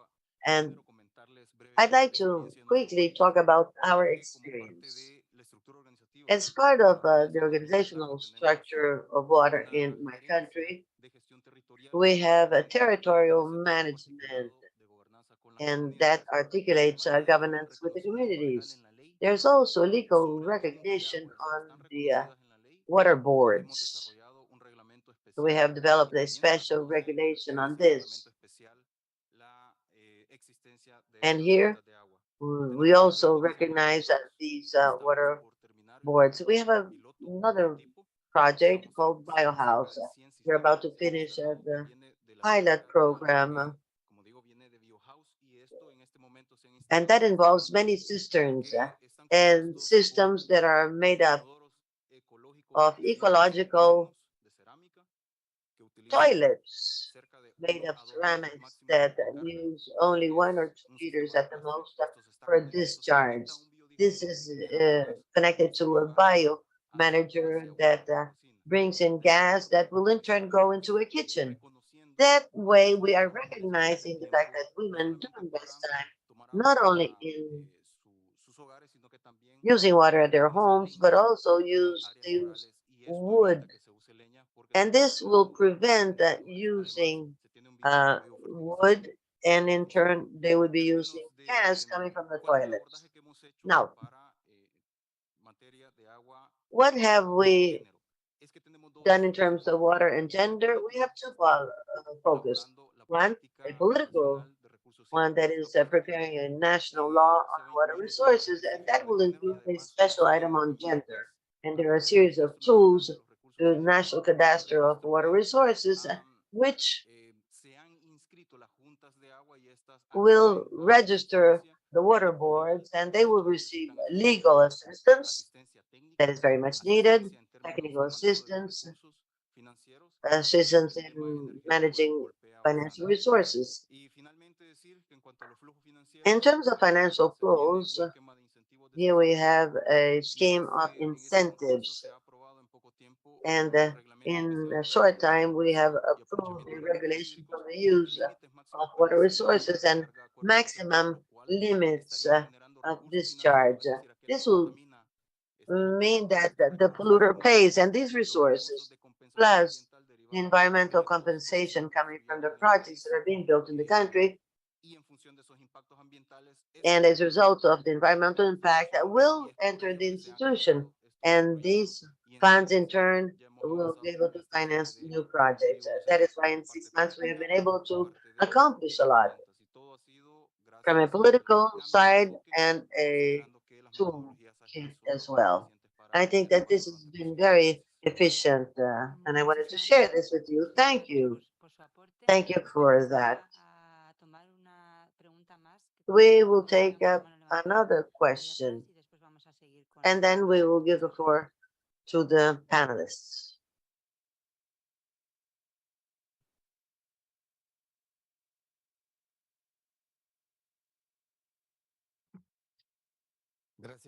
Thank you. I am Guillermo Diaz, and I am director of the Trifinio plant in Guatemala. I will be brief.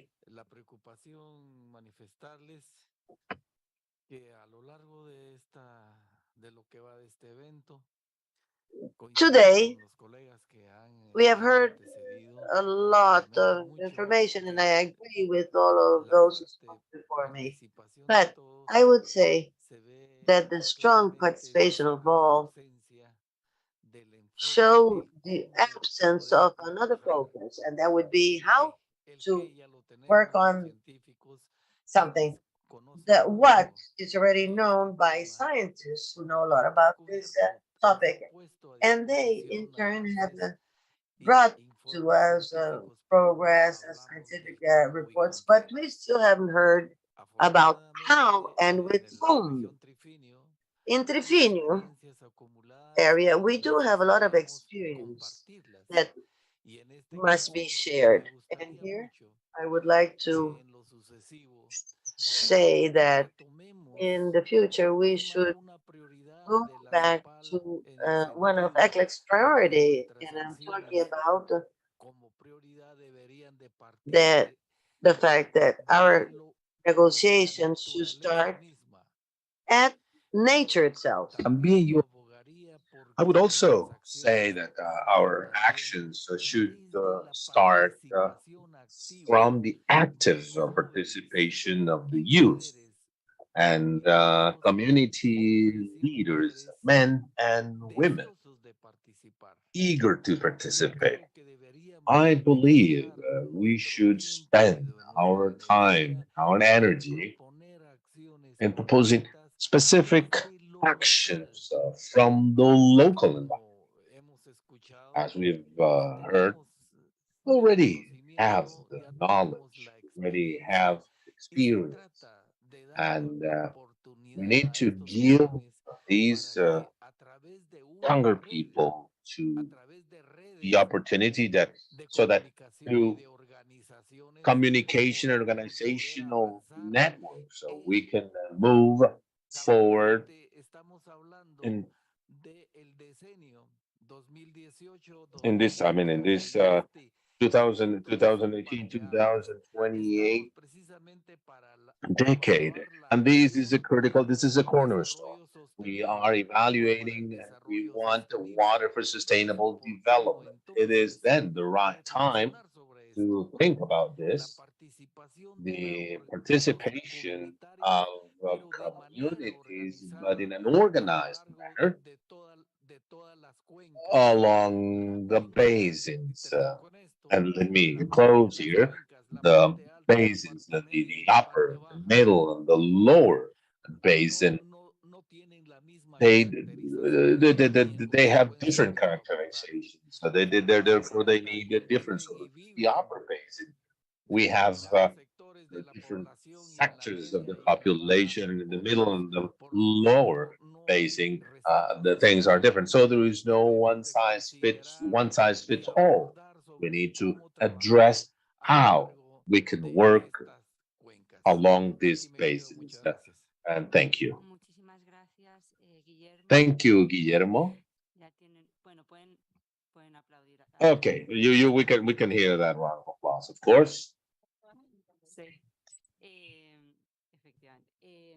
Bueno, vinculado con lo que estaba mencionando, efectivamente en este evento, Right, we have a los jóvenes por we la have the Coalición youth, Latinoamericana de Jóvenes Latin por el American Agua, Coalition of the Youth for Water, y también and seguir also dándole respuesta a lo que estaba mencionando Guillermo, like el Guillermo cómo said, avanzar how are en we esta making agenda progress in de la all these mañana de hoy. things discussed this Es que morning? estamos pensando, Is como that lo we're thinking, considera la as you Agenda know, in Regional de building Acción a por el Agua, regional agenda of para action lo for cual hemos water, organizado so los that diálogos we en torno organize the a dialogues esto. Y around me toca cerrar el panels. panel Today, I'll be de closing the agua y panel desarrollo on sostenible, water and del cual sustainable quiero rescatar development. algunos I want to mensajes que take some of the proponían messages la you're propuesta de la suggesting Agenda Regional de Agua por that may be part of the regional y no agenda solo of mensajes, action sino for que water. Not only ya se han messages, but mencionado compromisos, commitments, de los países de la commitments of región the que ya están regional countries desarrollando y algunos que van a desarrollar para preparar a la developing conferencia del in order to agua take this en Nueva water York en conference marzo in New y York in exponer la March posición de and la to región ante todos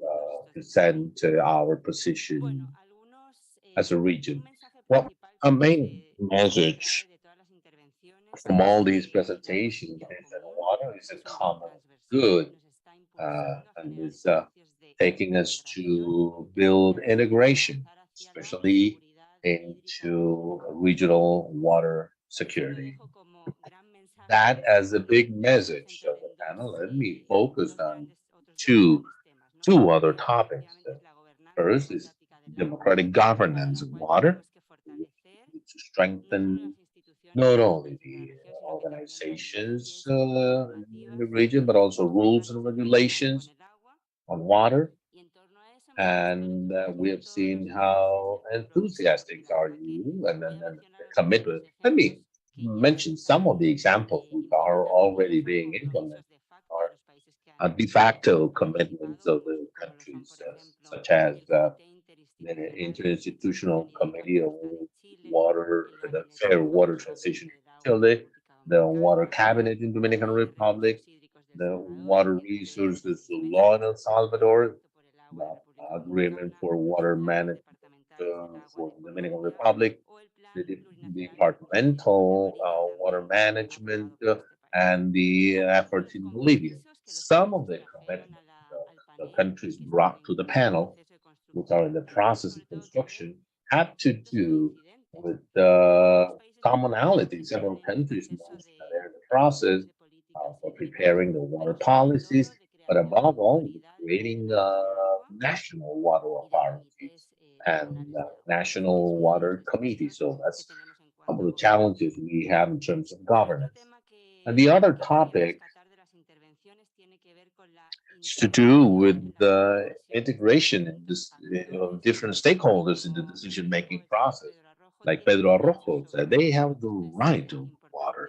I believe this is important to emphasize among them, of course, women, indigenous people, youth, but also rural areas. Thus, some of the commitments that are already being implemented, for instance, urban wetland laws in Chile, uh, the environment is another stakeholder with the right of the water. In Colombia, the technical assistance programs in the rural environment, some of the commitments drive to base in boards with a more engagement, with more participation. This has been referred to by Chile. Community management for managing aqueducts in Colombia, strengthening indigenous practices for water sustainability in Bolivia, among many other commitments that we received quite enthusiastically that we'll be working on so as to give you on Friday a regional agenda of action for water. Now we are on time, so now we will break for lunch. You can have lunch, or you can choose where you have lunch. There's a canteen, and there's a coffee shop,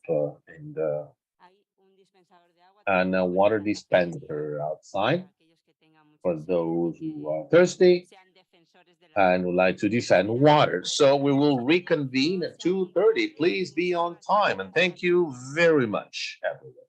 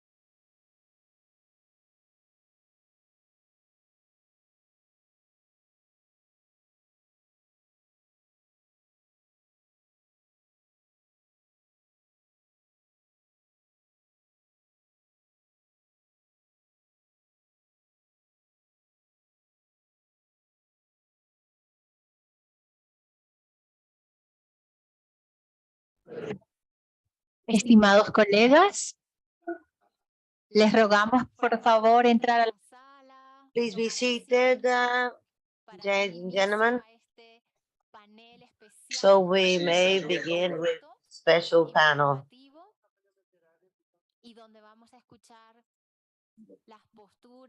We will now hear the stand of member states on this project. Rosa.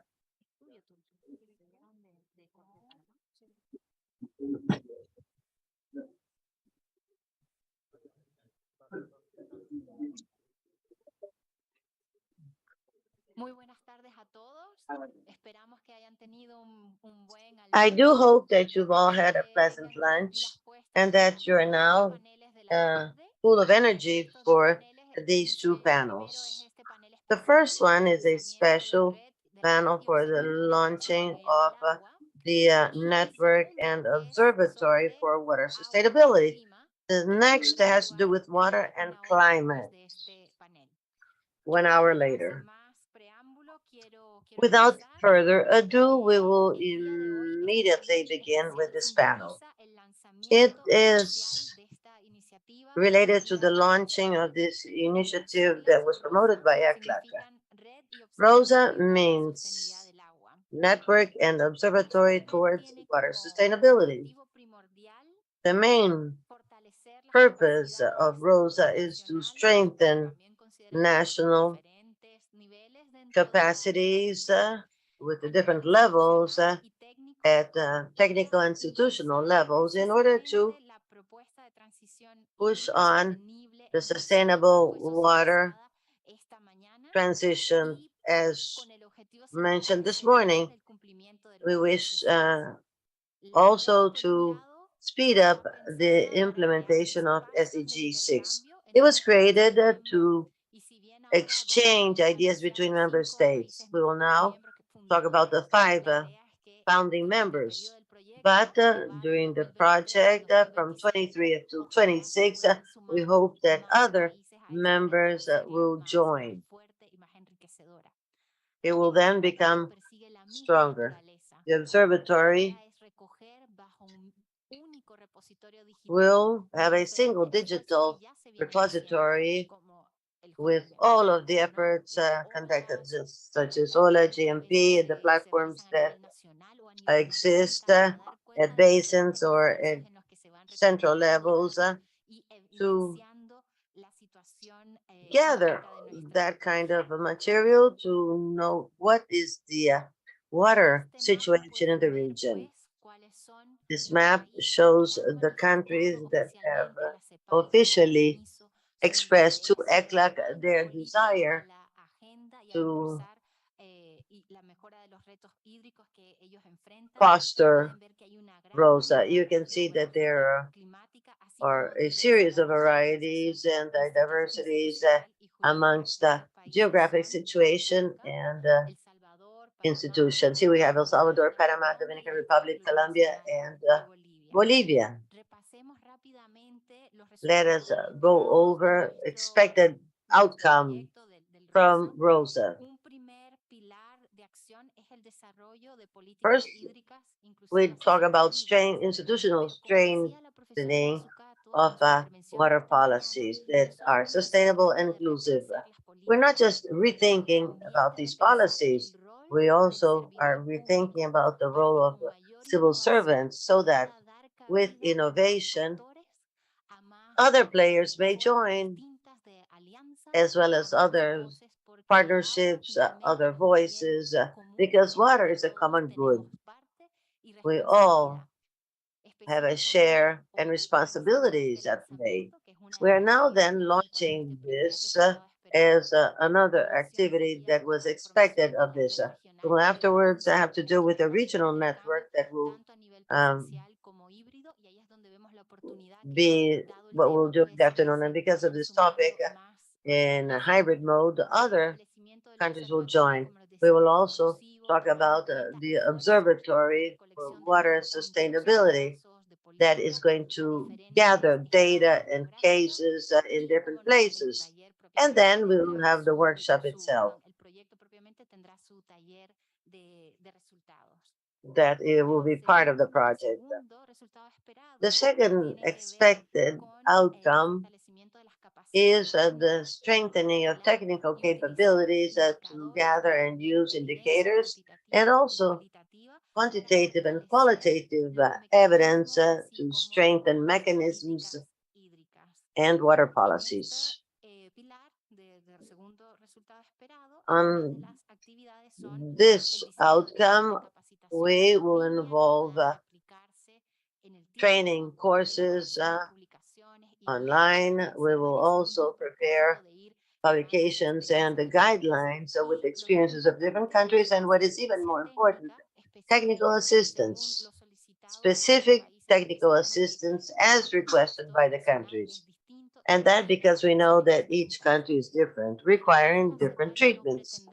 Now, at ECLAC, we don't intend to do this on our own.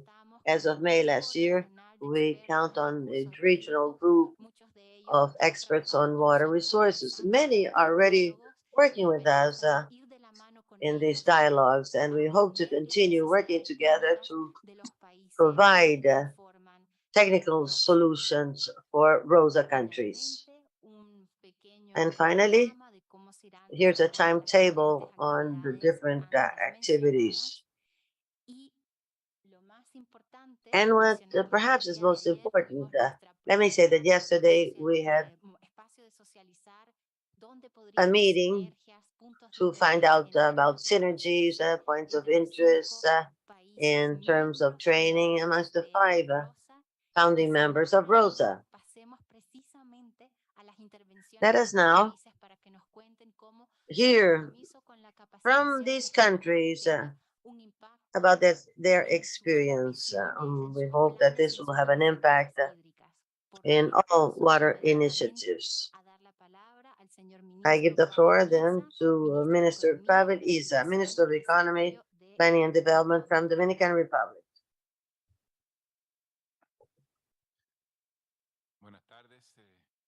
Good afternoon. I am once more thankful for the opportunity to be here in this meeting that is perhaps less formal.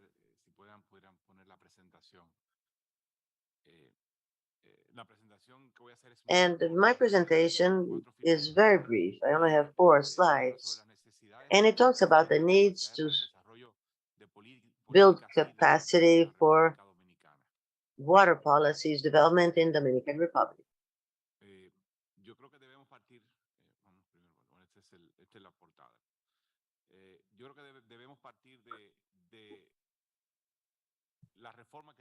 I believe that we should start out by the reforms that we are conducting in my country for sustainable management of water resources.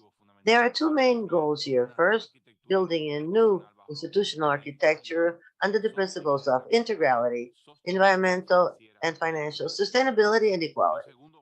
The second has to do with the strengthening integrated management of water resources, looking at protection of the resources,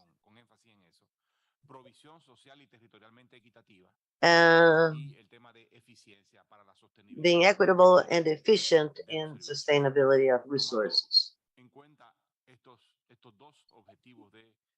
Having in mind these 2 goals, in terms of management, our needs to strengthen capacities have 5 elements involved. First of all, we must strengthen our capacity in terms of protection and integrated management of basins. The World Bank has provided assistance to our country in this respect. We must expand knowledge and know more about what this really means.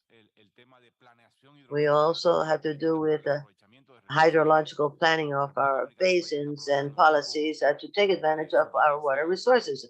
In my country, we don't take full advantage of our resources.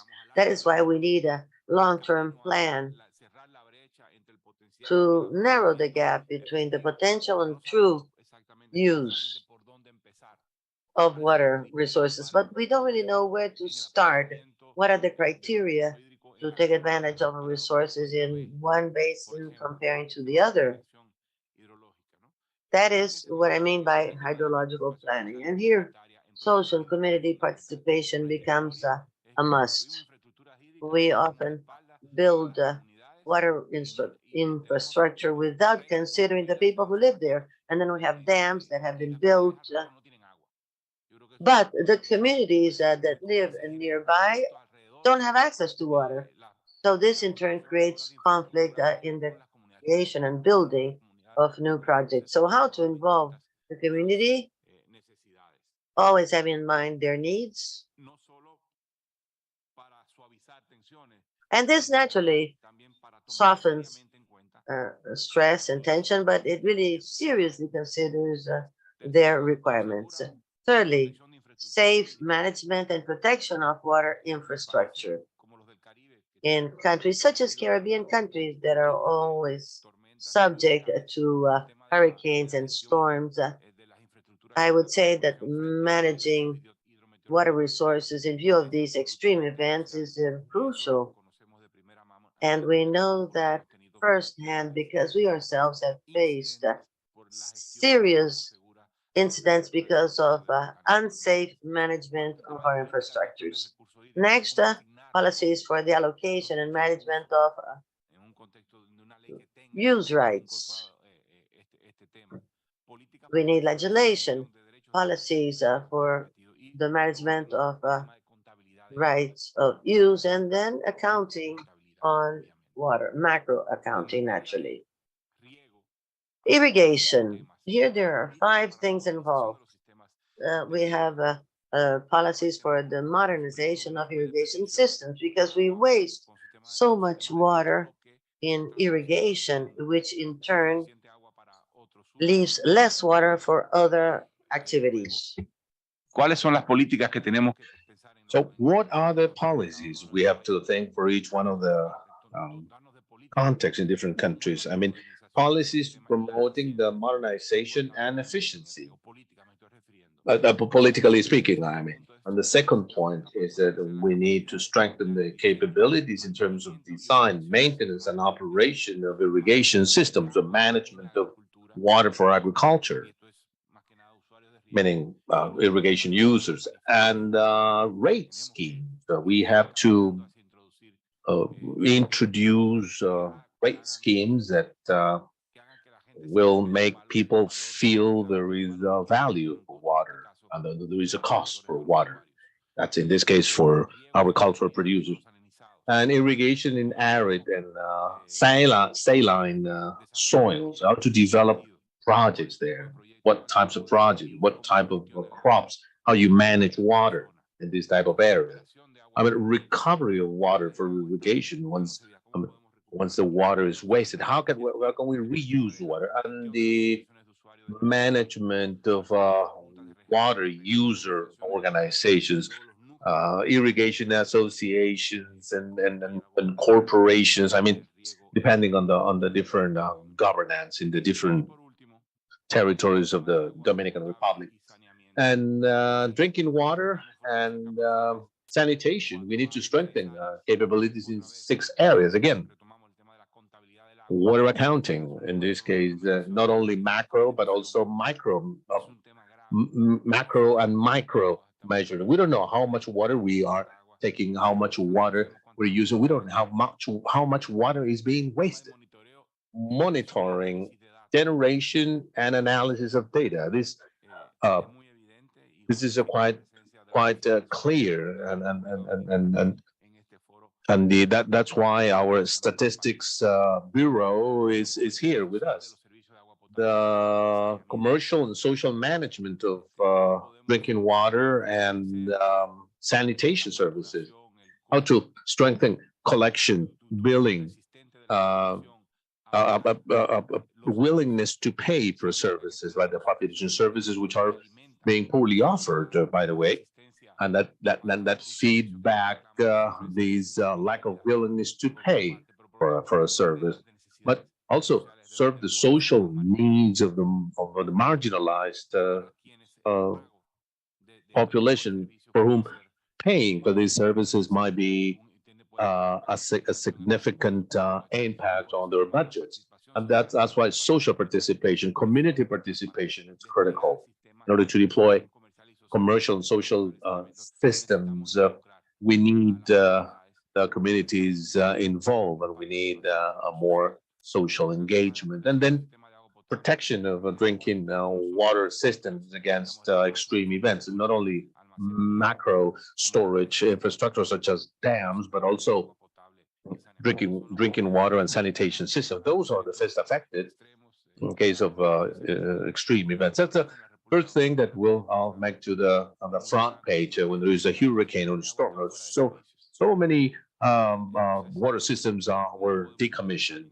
But how can we walk in a different direction? How can we develop policies and actions reducing the risk of harming those systems when there is a flood? And planning of sanitation system, this sanitation gap in the RD, in the DR, it's amazing. I gave you the numbers of the systems that have a wastewater collection without treatment.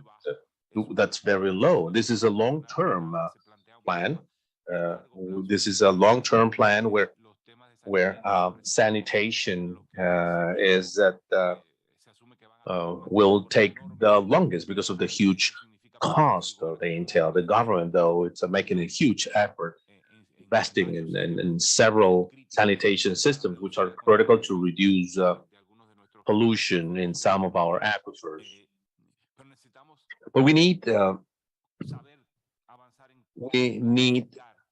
learn how to plan and prioritize the construction or rehabilitation of sanitation systems. So what systems should go first? What systems should carry on? And we need to work on these criteria for selection. And then the territorial, zoning and drinking water and sanitation planning. Just a new zoning law. Next should be the Water Act, and those two topics are highly related. I believe that should work on the territorial organization and drinking water and sanitation. Thank you very much.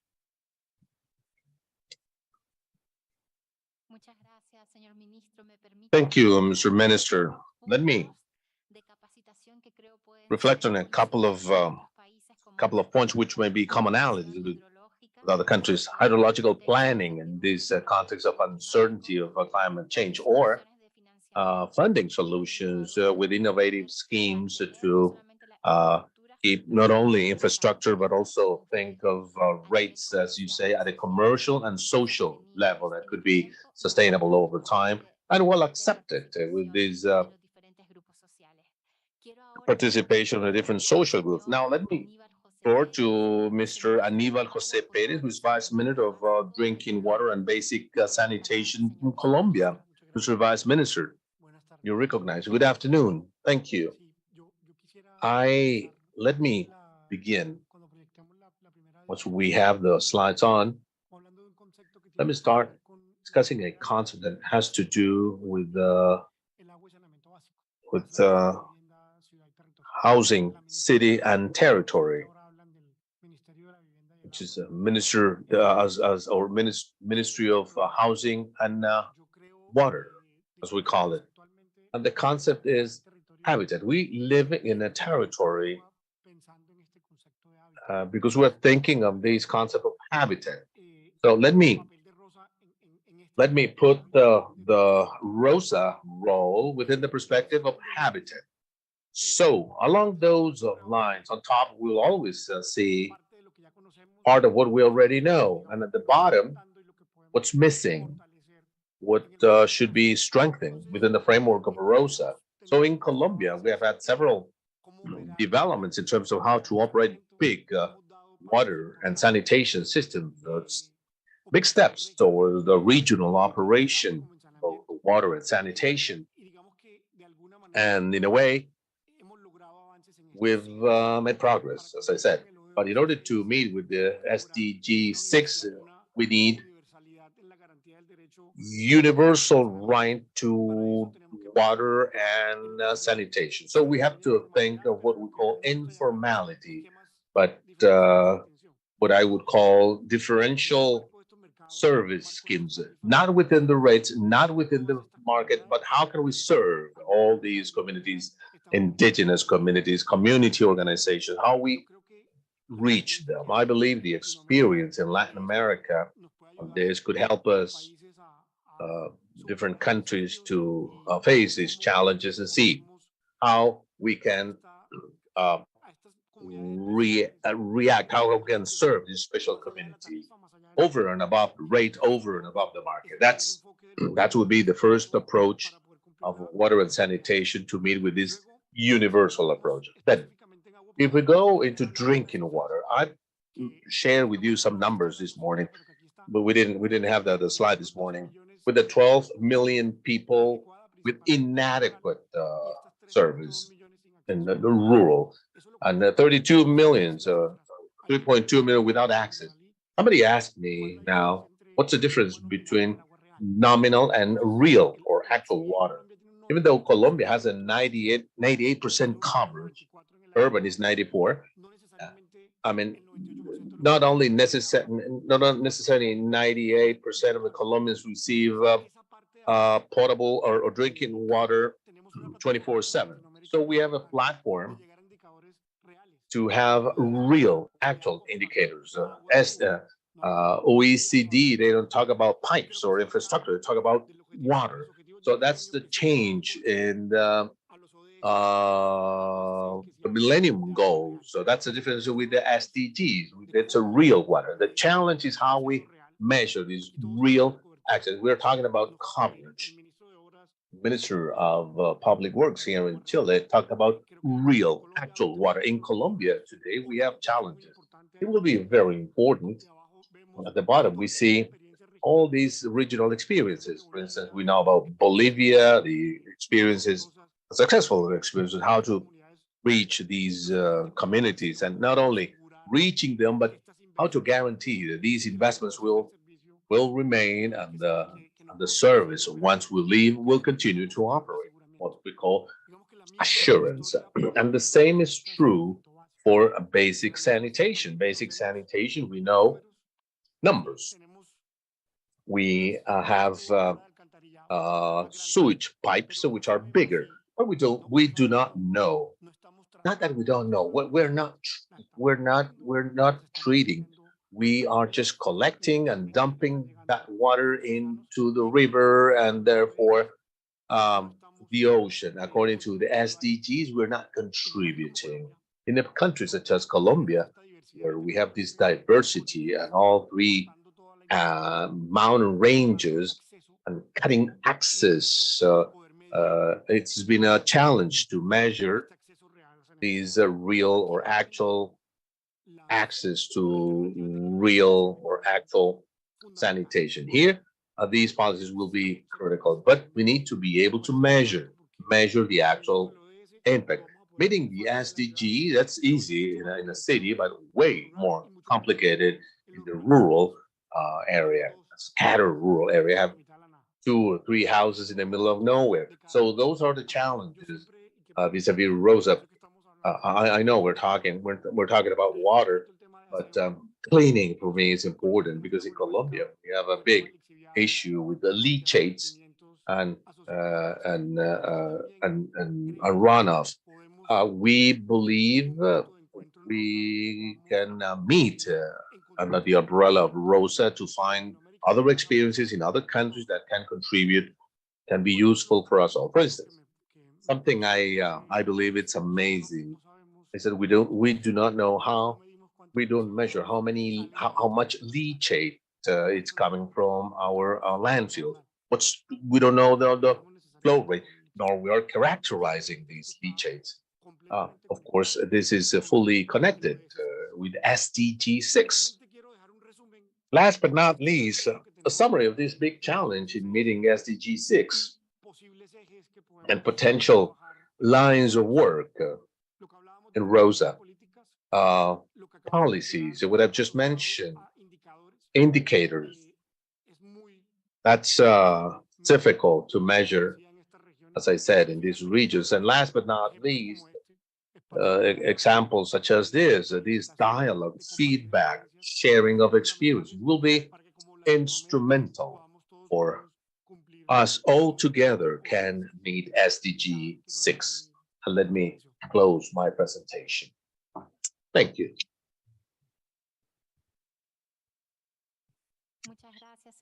Thank you, Mr. Vice Minister.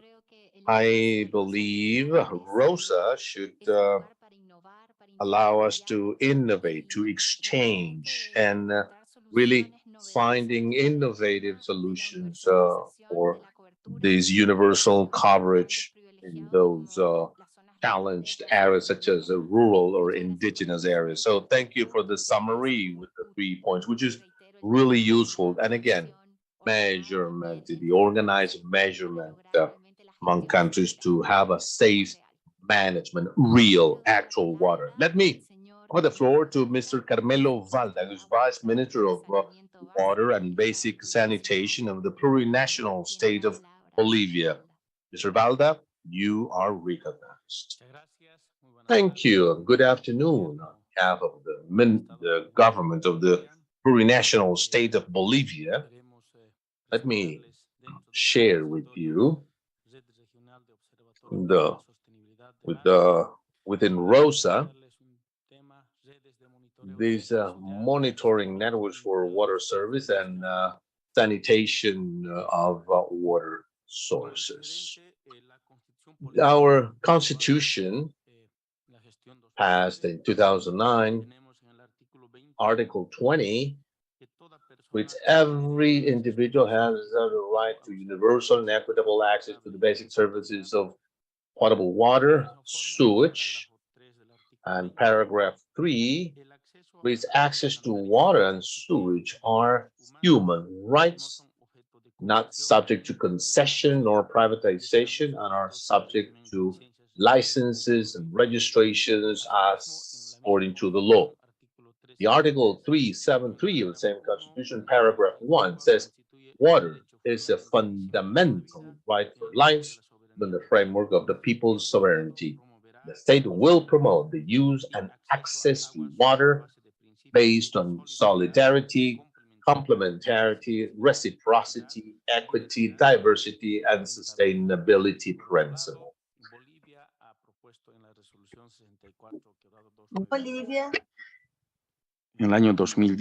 Bolivia has suggested at UN that we recognize that the right to drinking water and sanitation is an essential human right for the enjoyment of life and all other human rights. Bolivia has been working on this. We are working precisely in our own legislation. We have a plan for economic and social development 21-25, rebuilding the economy to live well towards industrialization with import substitution in the following pillars. Bolivia has 10 of these pillars. The first one is entitled Rebuilding Economy, Regaining Macroeconomic and Social Stability. That has to do with access to water and basic sanitation. And number 3 is food security with sovereignty, promotion of export with added value, and touristic development that is related to agriculture and irrigation. And number 8, we have the sustainable environment, a balanced environment in harmony with Mother Earth, with comprehensive development in all aspects. And this also has to do with the wastewater treatment. The monitoring is related and part of our constitution. In Bolivia, we have about 2,000 enterprises that provide the service, and we have also cooperatives of potable water. 81 of EPSAs have follow-up under the responsibility of the institution in charge. And it also has to do with the underground water. There are 6 capitals such as Cochabamba, Zaguapaca, and many others. And they have water supply coming from underground waters. And the EPSAs, the remaining EPSAs have to do with the other cities. Here in Bolivia, about 55% of the water comes from underground water, and the remaining surface water. That is why we talk about the networks to monitor water services and sanitation as related to the sources. Now, let's take a look at the progress on SDG 6. So far, we have a coverage of 87.1% of potable water throughout the country, and 94% is urban, and the remaining, and 60 some rural.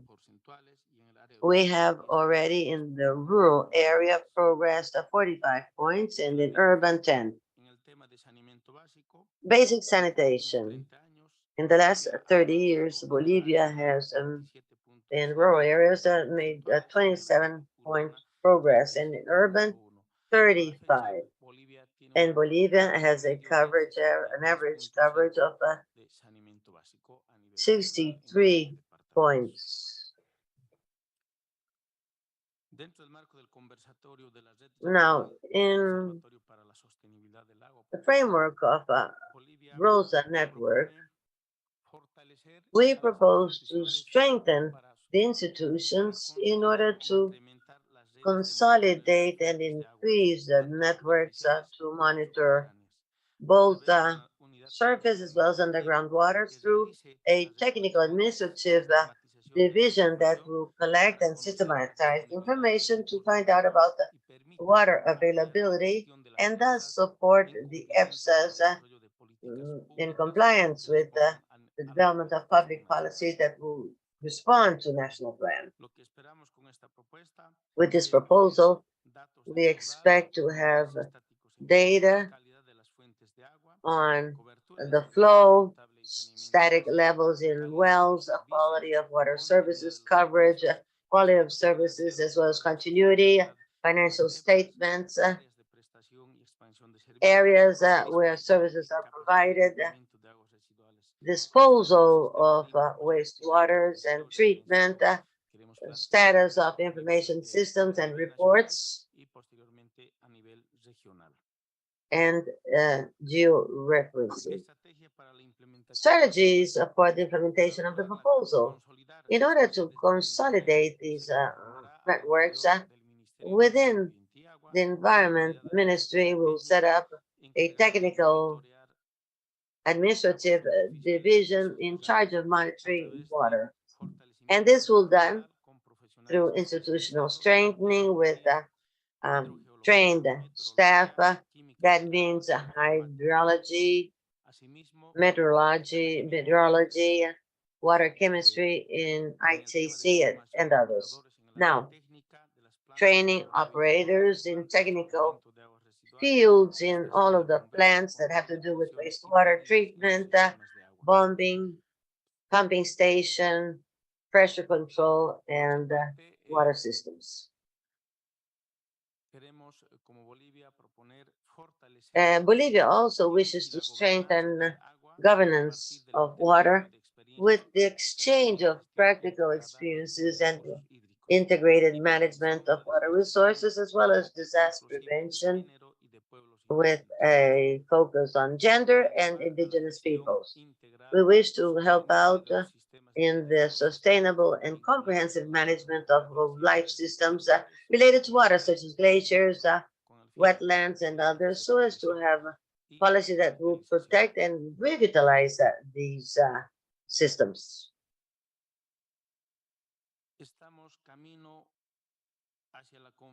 We are on the road towards UN's Water Conference 23. In that regional forum, we submit to your consideration that we should lead to UN in March the following. We should appoint a special envoy for UN water with the mission to activate a permanent mechanism of follow-up around water towards comprehensive and sustainable economic development. To create at UN an intergovernmental mechanisms on water that will promote management, preservation, and eradication of poverty, as well as sustainable development. We also propose that we approve and update the national legislation to ensure protection, conservation that is fair and equitable for all in the use of water. Thank you for your attention.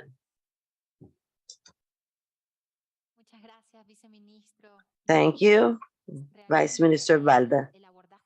Indeed, monitoring networks with a holistic focus requires so many capabilities and skills. At TECLAC, we will devote efforts and we will also mobilize our network of experts to that purpose. We now give the floor to Leonidas Rodriguez from the National Water Council, Panama. Thank you. Good afternoon. I thank ECLAC for the invitation to attend and participate in this event that is so useful for our country.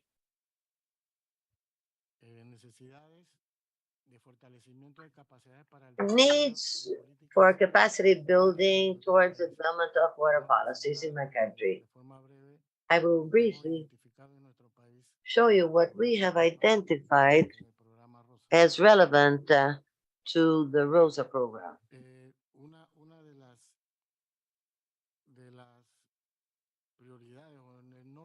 One of the priorities in the north of the country has to do with getting rid of the gap between the quality of water and sanitation in different areas. I'm talking about rural areas, urban areas, and indigenous areas with many vulnerable groups of populations. This is something that we wish to develop to narrow that gap. We have different groups of indigenous peoples that are facing problems. Often we have to deal with that in a different fashion. That is different to those of the farmers because of their own particularities. This is something that we are on the watch out for.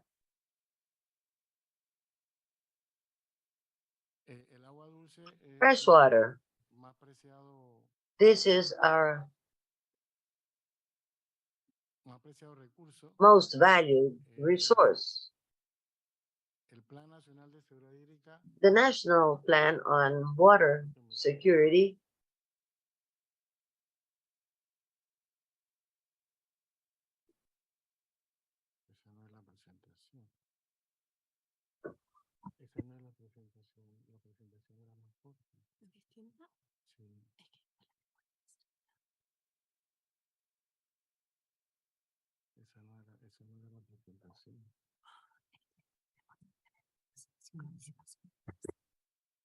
Okay.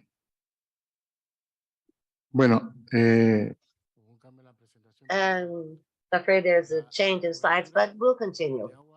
Total coverage and access to water and sanitation. Potable water. Right now, Panama is facing a challenge in this topic.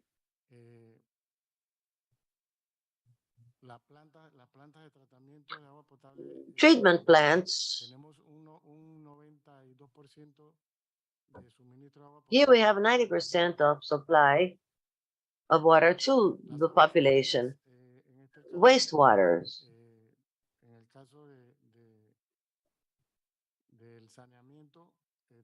If we talk of sanitation in a second module, and this is precisely the view of that plan for Panama City with a very good output.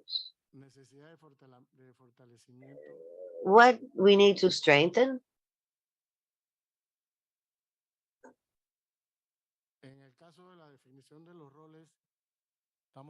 Definition of roles. Here we are finding difficulty in, there's an institute on sewage that receives the bid for water treatment for human consumption. But there is another one under the Ministry of the Environment that also has that function, and they compete with each other. That is why I think that we must define the roles completely so as to avoid the doubling of efforts. We must also improve the management of resources. We're talking about everything having to do with rivers, underground waters, and we also are not quite clear about the amount of water that we have available in our underground waters. We need also to improve measurement system, and a subject that is also social has to do with rates. We sometimes need to raise the rates, but that is almost forbidden. Right now, there's a big debt that has increased both on the private as well as the public sector. I'm talking about drinking water rates. And then water authorities. El Salvador, for example, has achieved something that would be very important in order to have everything related to water in one single hat or ministry. We must strengthen institutionality because we don't have a single entity that will provide information. Everything is found in different departments and in different authorities. Water culture.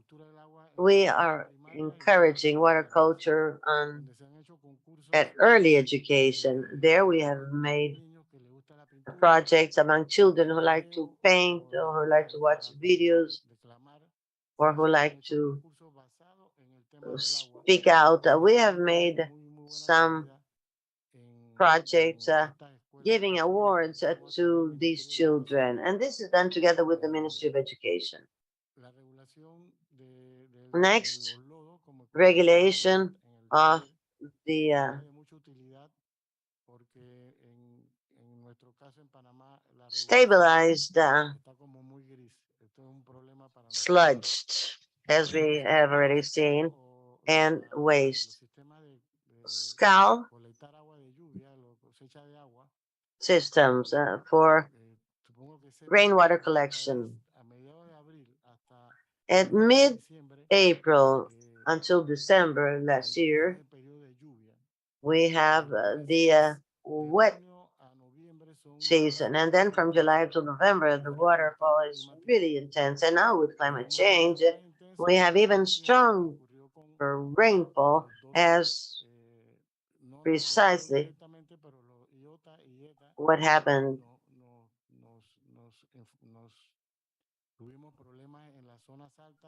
in two localities. We had problems in the highlands with many disasters.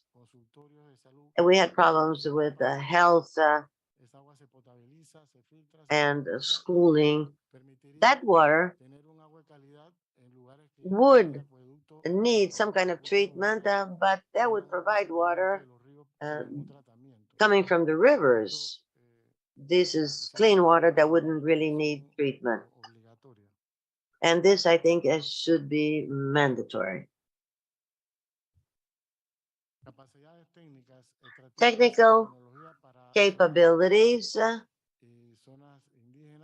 and assistance for rural areas and indigenous groups. This is very important. We must be clear about it.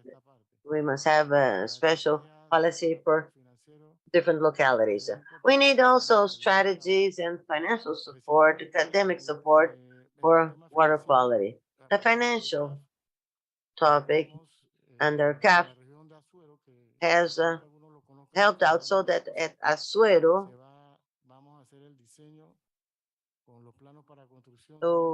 a plan is being prepared for multi-purpose dam for drinking water, for irrigation, and also to contain rising water levels. When there are storms, lowlands are flooded and the highways are simply unusable. We need management and for different resources, we need training, implementation of platforms for the management and information towards decision making. We should have courses on that. And we also need to support the SCAL system. And that would be it. Thank you. Muchas gracias a Panamá por esta ponencia. I'd like to thank Panama for his presentation. See more and more synergy points as to governance challenges, how to well define those roles and the rules and regulations, measurement, metering, and rates and rain collection, and not all, which is important not only for Panama, for the rest of Central America. Now, in closing this special panel, let me offer the floor to Jorge Castaneda. He's the chairman of ASA, the Salvadorian Authority of Water, just recently established. Thank you, Mr. Castaneda. You are recognized.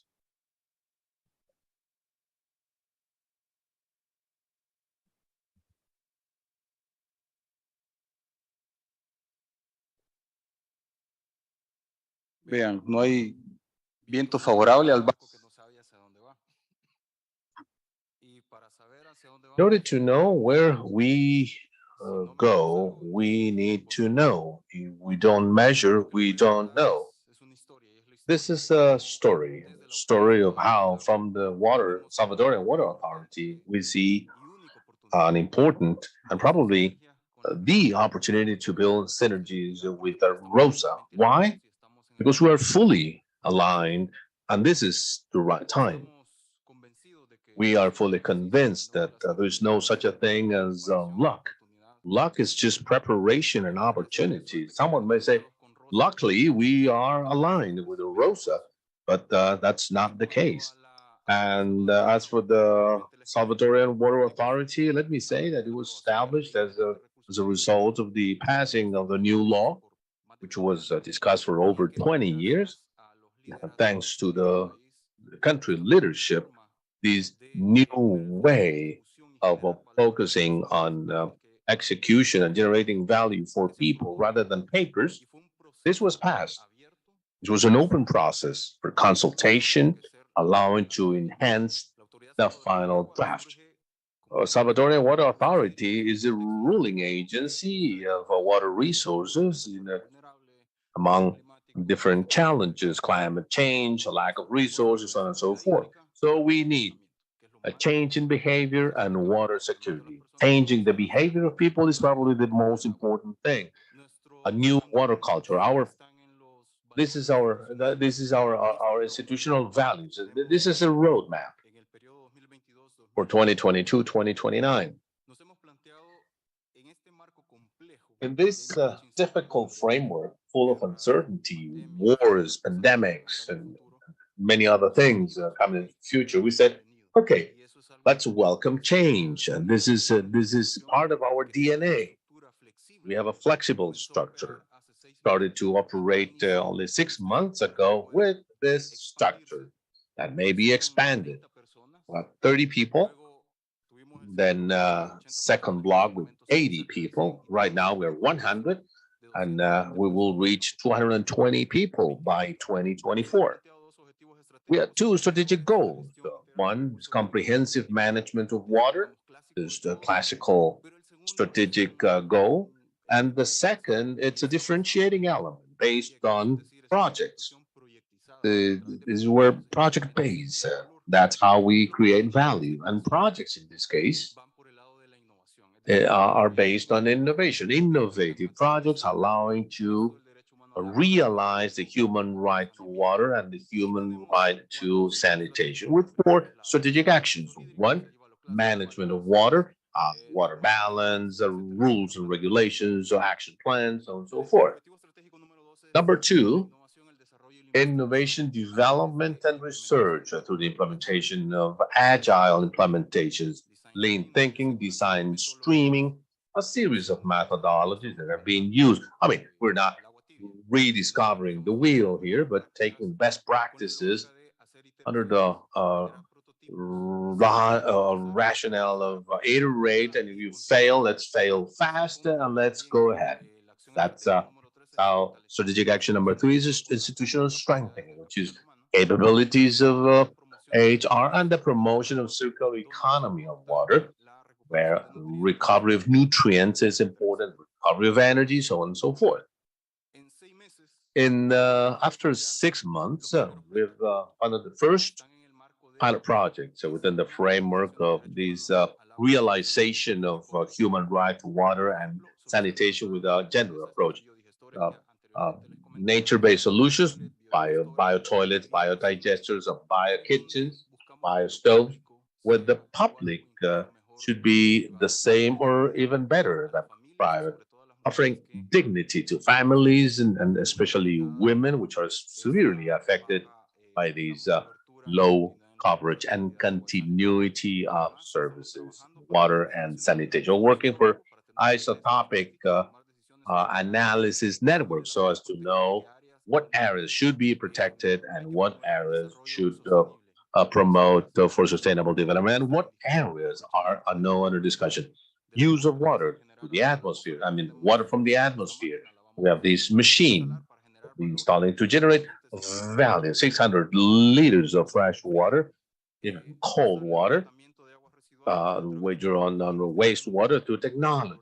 We'll be exploring what happens with the nuclear technology, with our atomic energy agency, the use of high energy electron beams for the reuse of wastewater. And the water governance, it's useless having the best systems if there is no connection with reality, as you have said. Some of us have the privilege of going to school, but knowledge, the ancient knowledge of local communities, it's valuable. We have to use that knowledge, working with them, not just imposing them, but take from them and build with them in a co-creation, with a co-creation approach. And that needs to be measured through organizational planning systems. What links we find with the ROSA, looking for timely, reliable, standardized information, find best practices for development of some policies, and in this case, this historical gap of SDG 6 through the water information system. If you help me over there, this is a short video clip showing all the data of demand, industrial monitoring wells, wells that can be used for irrigation permits, trends.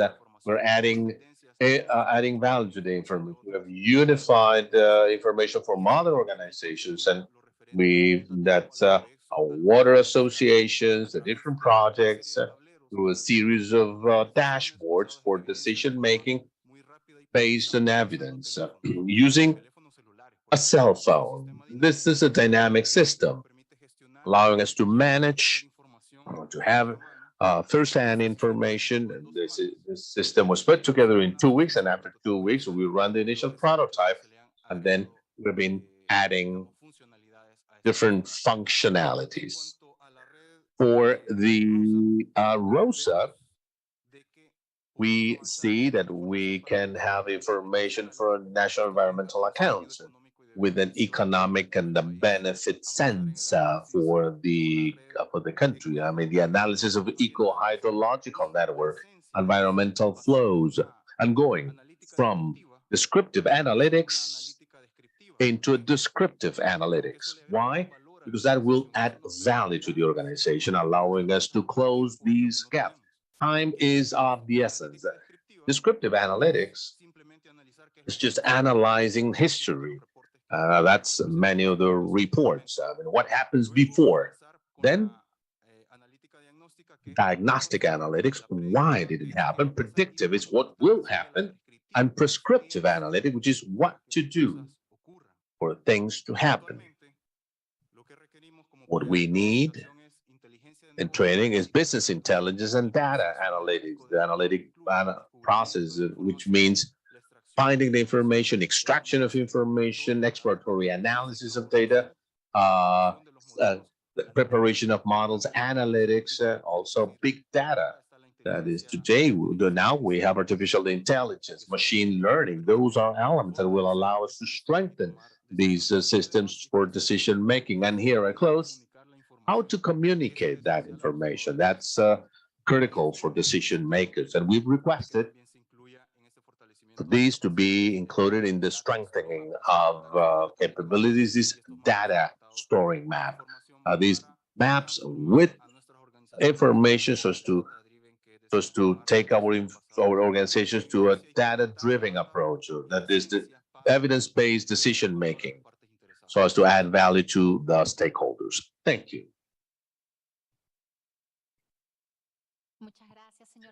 Thank you, Mr. Castaneda. Interesting, very interesting points you make on being more innovative with the use of data, observatories for policies, and to reach water security. The message of adding or putting together a new water culture. Thank you so very much. And with that, we'll adjourn this special panel of ROSA. We will keep you very well informed on the next activities of the network and consolidation of the observatory.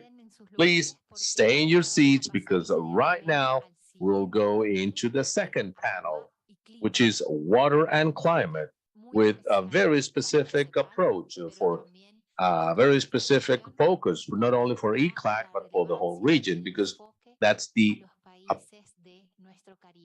focus on the Caribbean countries. So now I offer the floor to Diane Carles. She's the regional director of ECLAC office in the Caribbean. Ms. Quarles, the floor is yours.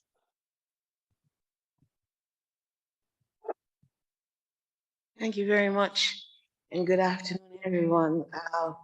It's really a pleasure to participate in this very important dialogue. I'm especially pleased to moderate this session, a timely opportunity to address the particular challenges of the countries of the Caribbean from the perspective of the impact of climate change on water resources on small island and coastal states, and to hear some of the innovative responses and actions that are being taken by governments and stakeholders to moderate these impacts.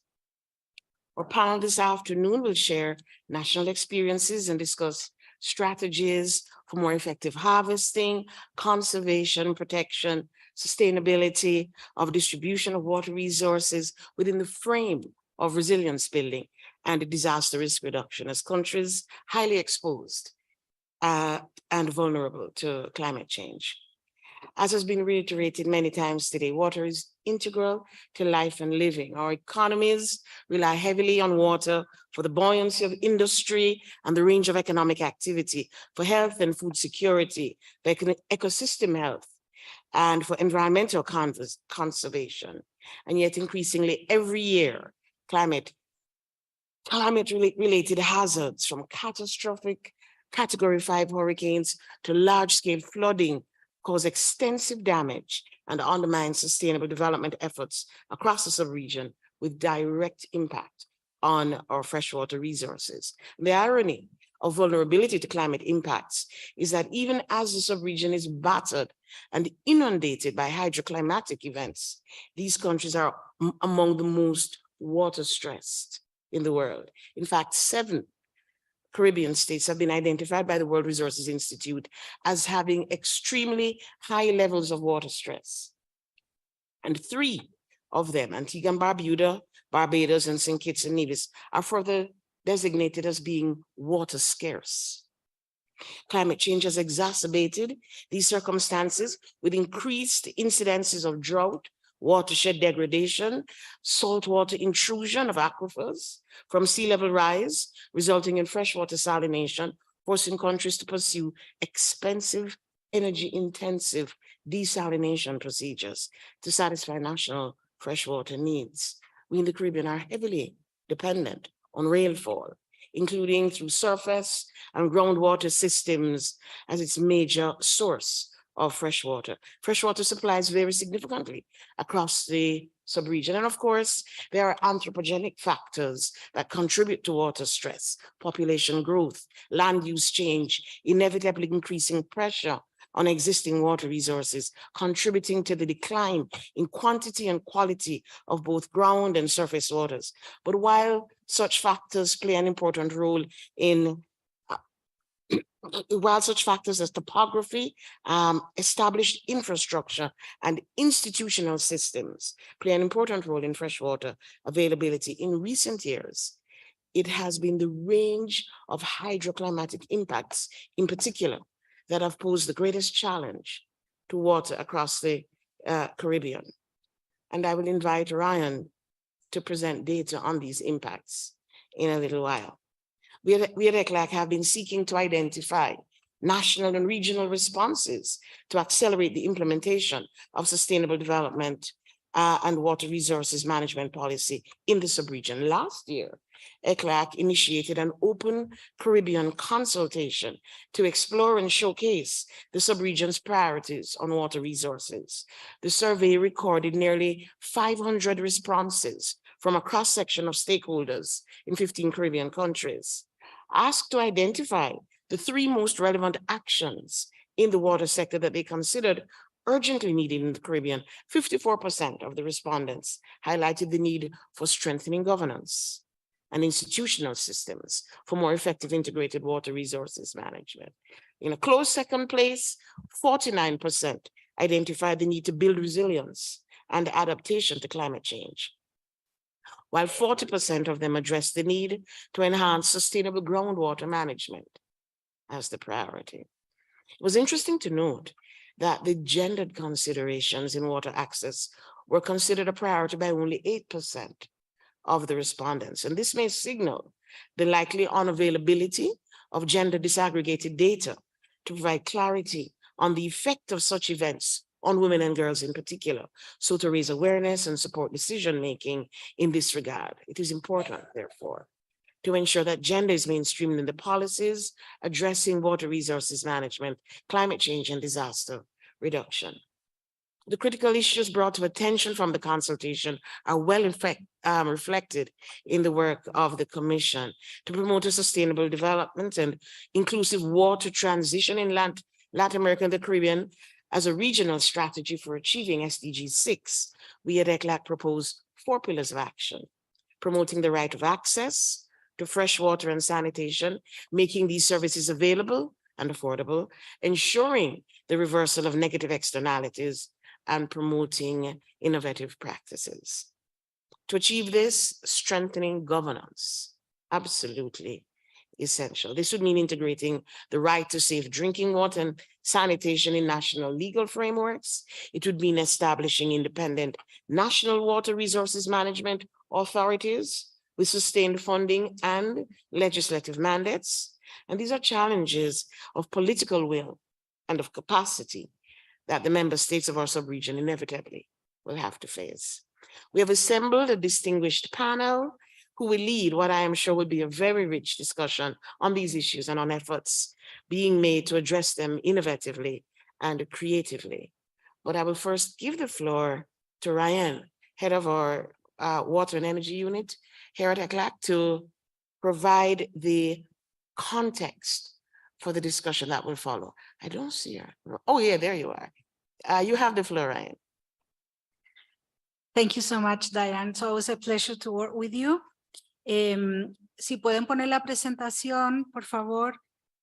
Vamos a dar, como decía Diane, de nuestra oficina subregional en el Caribe, algunos elementos de contexto de lo que está ocurriendo en términos de desastres relacionados con el agua y también sus impactos en la subregión del Caribe. Sabemos que los datos no son muy voluminosos, sin embargo, tenemos alguna capacidad para mostrar el impacto, como decía, al menos, ¿no? La subregión del Caribe se encuentra en una posición muy asimétrica en relación al cambio climático.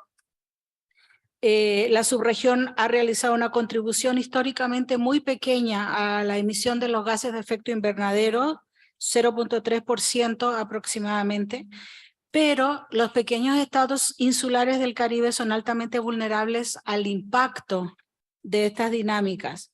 Los desastres hidrológicos, meteorológicos y climatológicos que están relacionados con el agua incluyen tormentas, inundaciones, desplazamientos de masa húmeda y que impactan al Caribe con daños y pérdidas económicas reportadas muy altas de millones de dólares, aun y cuando tenemos que tener cuidado con esta cifra, porque cuando se reportan los desastres a la base mundial de la cual tomamos en CEPAL-STAT esos indicadores, solo el 37% de esos desastres reportados contienen información respecto del costo económico, daños y pérdidas valorados económicamente. Por tanto, es sumamente subvalorado lo que es el costo económico y tenemos que trabajar mucho más en ello. El Caribe, a pesar de recibir en forma desproporcionada los desastres que ya describí y su impacto, ha hecho también una muy fuerte contribución a la reducción de dos intensidades que son muy importantes en cuanto a precursores. La primera es que ha reducido la intensidad carbónica de su PIB mucho más rápidamente que lo ha hecho la región como un todo, y también ha reducido la intensidad energética del PIB con ganancias de eficiencia sectorial a lo largo de las últimas décadas, ¿verdad? Por lo tanto, con esa contribución del Caribe, es aún más preocupante y desmoralizante quizás que el impacto que las tormentas, como decía Diane, incluso las de huracanes de categoría 5, que han devastado estados completos en el Caribe, particularmente, por ejemplo, en esta temporada ciclónica 2017, que todos conocemos y sabemos cómo se retrocedió en el desarrollo debido a estos impactos de los desastres relacionados con el agua. Aquí tenemos una contabilización, como ven ahí en el 2017, de la ocurrencia de los impactos, tanto los meteorológicos como los hidrológicos y los climatológicos en cada año con las tormentas más fuertes, digamos, como ya describimos en el 17. Pero más allá de la ocurrencia, lo importante es su intensidad y su impacto, ¿no es verdad? Entonces aquí tenemos en el primer gráfico, evidentemente, las personas directamente afectadas a lo largo de estos decenios, y como se puede observar, las personas que necesitan asistencia médica, necesitan asistencia básica inmediata, agua, vivienda y alimento, desplazados, etcétera, y que han quedado sin hogar, han ido aumentando de manera muy rápida en los últimos decenios. Y la buena noticia es que los fallecidos como impacto de estos desastres han mostrado una reducción muy significativa en el último decenio gracias a los programas de gestión de riesgo y preparación y atención de las emergencias ante desastres que está ¿no es verdad?, asistida y promocionada no solo en los países, sino en el organismo en UNDRR. Entonces, como ya decíamos, desde el punto de vista del costo, los desastres de los últimos 30 años en toda la región, no solo en el Caribe, porque no hemos logrado refinar aún este dato solo para el Caribe por la reporte que ya anunciábamos, ha sido de miles de millones de dólares, ¿no? Y aquellos que están relacionados con el agua, que son los meteorológicos, hidrológicos y climatológicos, solo en el año 2022 en el Caribe representó el 7.5% de todo el reporte de costo y daño económico de la región, ¿no? Entonces, en ese sentido, vemos que los desastres relacionados con el agua, que son todos menos los geofísicos, erupciones volcánicas y terremotos, representan hoy en día el 77%, casi el 80% del costo económico de todos los desastres en la región.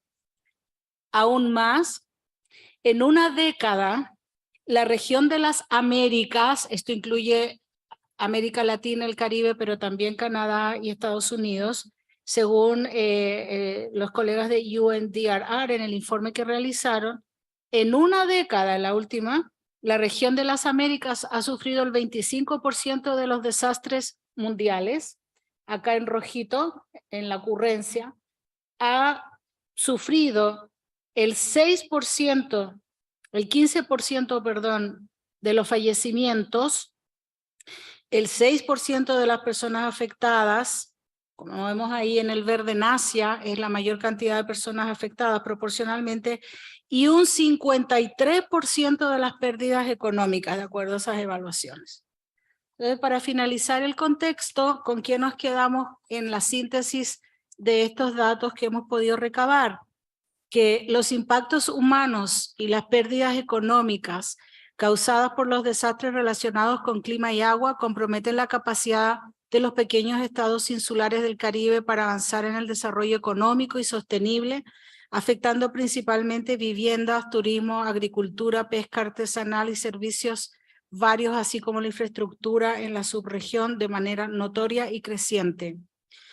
Que las inundaciones, sequías y desplazamientos de masas húmedas se han amplificado con el calentamiento global por toda la cantidad de humedad que existe en la atmósfera y el calentamiento global, exponiendo a las poblaciones y ecosistemas del Caribe a estas amenazas en forma más recurrente. Que esto también afecta a las dinámicas y a la integridad de los ecosistemas, tanto terrestres como marinos, de los pequeños estados insulares y territorios del Caribe, dificultando el logro de otros ODS, no solamente el de agua. Y que los eventos catastróficos de tamaño como categoría 5 de huracanes han implicado décadas de retroceso por pérdidas de infraestructura, agricultura, vivienda, afectando también evidentemente los medios de vida de la población, más allá de la pérdida del servicio eléctrico, la pérdida del servicio de agua y saneamiento que ya se describía aquí nuestros colegas en la reunión. Finalmente, que es necesario continuar trabajando cada vez con mayor fuerza en la gestión de riesgo de desastre, en la preparación y gestión de emergencias, así como en la gestión integrada de los recursos hídricos como elementos vitales para aumentar la resiliencia y la adaptación, así como disminuir el impacto y sostener los ciclos hídricos necesarios para la provisión de agua y saneamiento para toda la población y también para sostener las actividades económicas, en particular el turismo sostenible. Muchas gracias, Diane.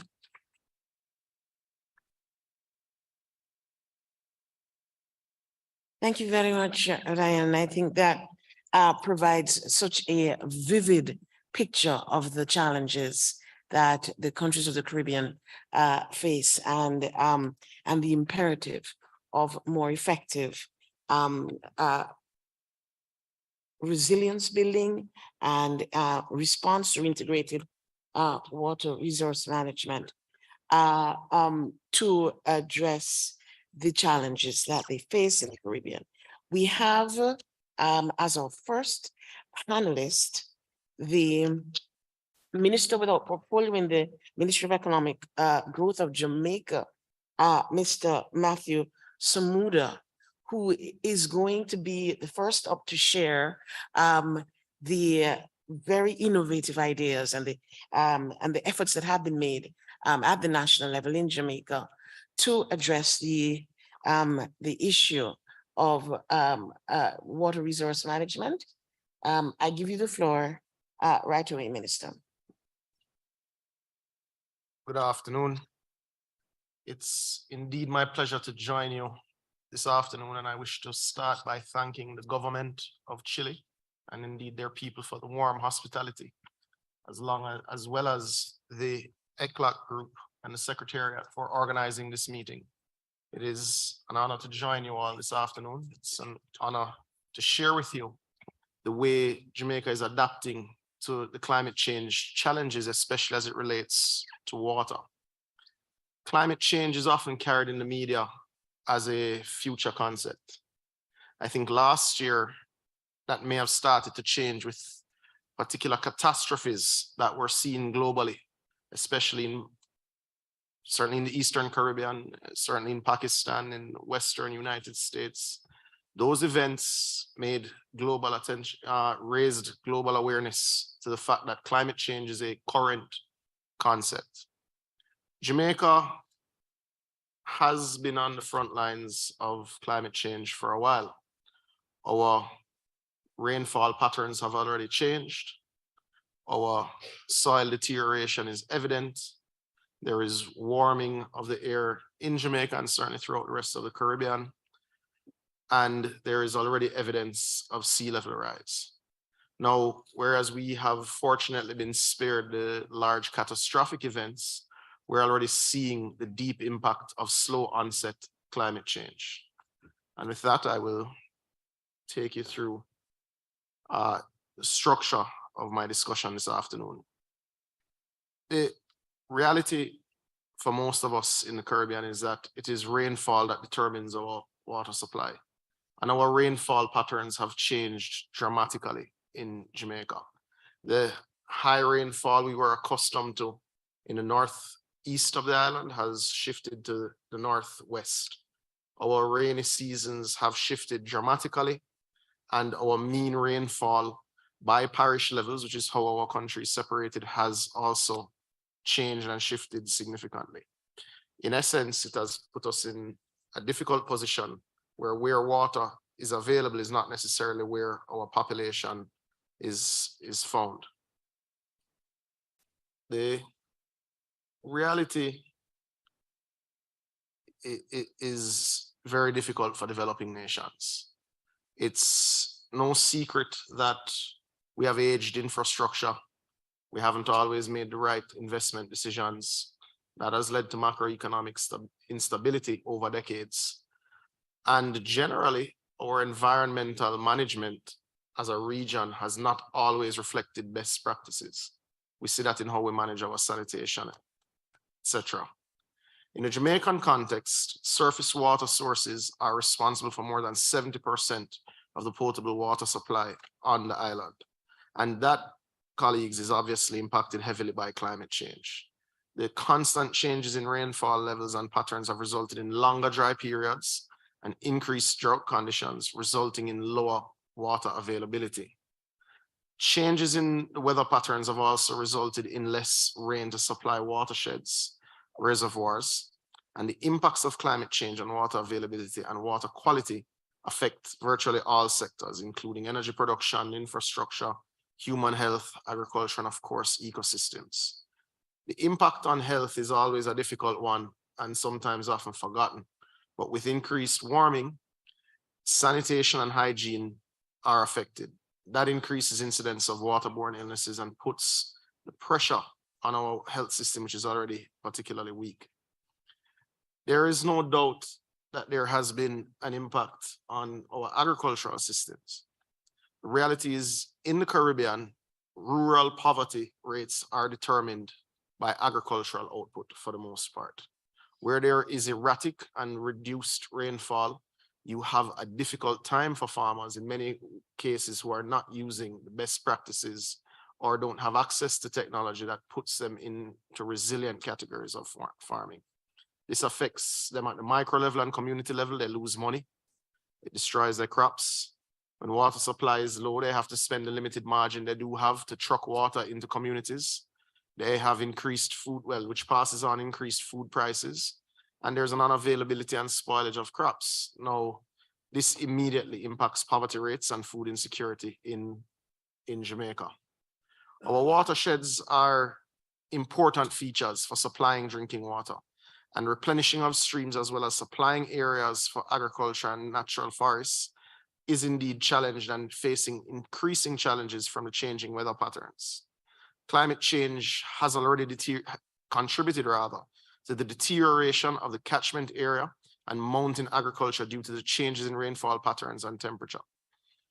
Deforestation has led to the deterioration of more than a third of Jamaica's watersheds, significantly affecting the government's ability to supply reliable and good quality water to some areas of the island. Now, it's not all bad. Our calculations still show that there is 5 times as much groundwater throughout the nation than our demand would state. However, the island's water infrastructure, as I mentioned, is aged. In most cases, it is unable to mitigate and adapt to the climate change impacts. This is evidenced during extreme weather conditions such as hurricanes and drought. And we all know that hurricanes cause damage to old infrastructure as it is and sanitation infrastructure. And the country experiences significant water shortages during these events. And then going to the other extreme, when you have droughts, the infrastructure is simply not large enough to store the water that you collect during, or you should collect during these extreme weather events. The effect of these droughts and these longer periods of drought brought on by climate change also impact infrastructure. The reality is a constant change in pressure is never good for an aging distribution network. Jamaica has taken its responsibilities in relation to climate change very seriously. We have been doing strategic planning and have had successful implementation of an adaptation plan, which we believe better prepares us to look forward. The major achievements of this climate change work has included the preparation of a national disaster risk finance strategy, which was launched last year, the launch of a catastrophe bond, which provides significant protection against named hurricanes up to the end of 2023. I think we are the only country in the region that was able to put in place one such catastrophe bond. We were the first in the world to launch what we've dubbed the Jamaica Systemic Risk Assessment Tool. This is an evaluation tool which took into consideration all of Jamaica's infrastructure, using thousands of data points, and assesses risk. So the government is better able to invest in line with the risk that climate change poses specifically to Jamaica. This tool was developed by the University of Oxford and the CCRI, funded by the GCF. It is the first such tool in the world, and it is being mainstreamed in our public investment program, and this is having significant impact. So even within our water infrastructure, we are targeting the most at-risk infrastructure first, because we know obviously we don't have all the money to fix it all at once. Major upcoming projects that we feel help us in our climate change goals include a water and clean energy supply storage program. The government is very clear that we can't continue to be at risk every time there is instability in the Middle East, or certainly in Eastern Europe. And that immediately affects our current account balances. But if one thinks about one of the major inputs after water, the next major input is indeed electricity. A third of the revenue collected from our National Water Commission goes monthly into paying energy costs. So water instability comes from energy instability. So Jamaica will be continuing the process of increasing its investment in integrated water and energy projects. We've not invested the way that we could have over the last few decades in hydroelectric capacity, but that will change in the coming years. We've taken some steps to improve the watersheds that have been degraded and certainly to protect the ones that haven't been. Jamaica in 2019 launched a 3 million tree planting initiative. Now, for context, Jamaica has approximately 3 million people, so it was dubbed as a 3 million tree planting initiative in essence for one person, one tree. Jamaica is nearing completion of that initiative. We completed planting of over 2.4 million trees at the end of 2022 and expect to get to 3 million sometime this summer. This initiative has resulted in us reducing carbon dioxide going into the atmosphere by approximately 14,500 tons. We've cut pollutants from the atmosphere, and we believe we have helped filter some 574.3 million gallons of water. We have also been very focused and faithful to the 2030 goals of protecting 30% of landmass and 30% of marine space, even before the agreements of COP15. Jamaica has been a member of the High Ambition Coalition and proudly is moving to achieve many of these goals long before 2020. We have completed protection of 25% of our landmass, which greatly assists our watershed areas. This year, we will complete designation of 8 new forestry areas under full protection, and we expect to surpass 30% of land mass or terrestrial mass being protected by 2025. This will significantly protect our watershed areas, which is absolutely critical to the health of our water supply. We're also moving actively to establish urban forest protected spaces, as we are also going about the process of regreening, where we've had significant development over the last few years. Jamaica governs its water sector through its Integrated Water Resource Management Council. This is a council of the cabinet. It brings together MDAs, being ministries, departments, and agencies from other areas of the government that have a direct impact both in supply, storage, and indeed distribution of water. So as you can imagine, agencies such as the Met Services, ministries such as Agriculture, local government, the Office of Disaster Preparedness, and indeed the security forces are present around the table as we examine our policy implementation and monitor closely every aspect of water supply in Jamaica.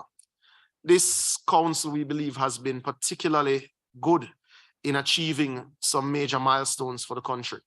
Several meetings have been convened to look at the implementation of improved GIS technology right across the water sector. So whether it is an irrigation system, whether it is an aquifer in one of our deeply forested areas, we've been working with all stakeholders to make sure we have accurate data input into our GIS infrastructure to ensure appropriate decisions are being made for the long-term protection of our water supply. Jamaica's water infrastructure has suffered from 40 years of disinvestment. The reality is our macroeconomic situation did not allow for the investment that was required. In recent years, we have been buoyed by the benefits of some changes that were made some 12 years ago in our macroeconomic management, and that fiscal space has translated into significant investments into our water infrastructure. The first area should be an area that any colleague in the room who deals with potable water should be familiar with. It's non-revenue water. In 2016, in our capital city, Kingston, we had a non-revenue water rate of 72%. 72% of the water we collected and processed was pumped into leaky pipes, where we pumped, in essence, the water into ground, or the water was stolen. Through significant investment into that distribution infrastructure, we have cut that water, that non-revenue water, to below 38% as at the end of last year. We expect over the next 18 months to get that figure to around 20%. This means we would be saving approximately 50% of the water that we use to leak out into the ground. This is a major achievement. We've moved that out of the capital also into the largest dormitory community in the Caribbean, which is the Portmore community. We're already seeing savings in that community of over 30% of our energy usage.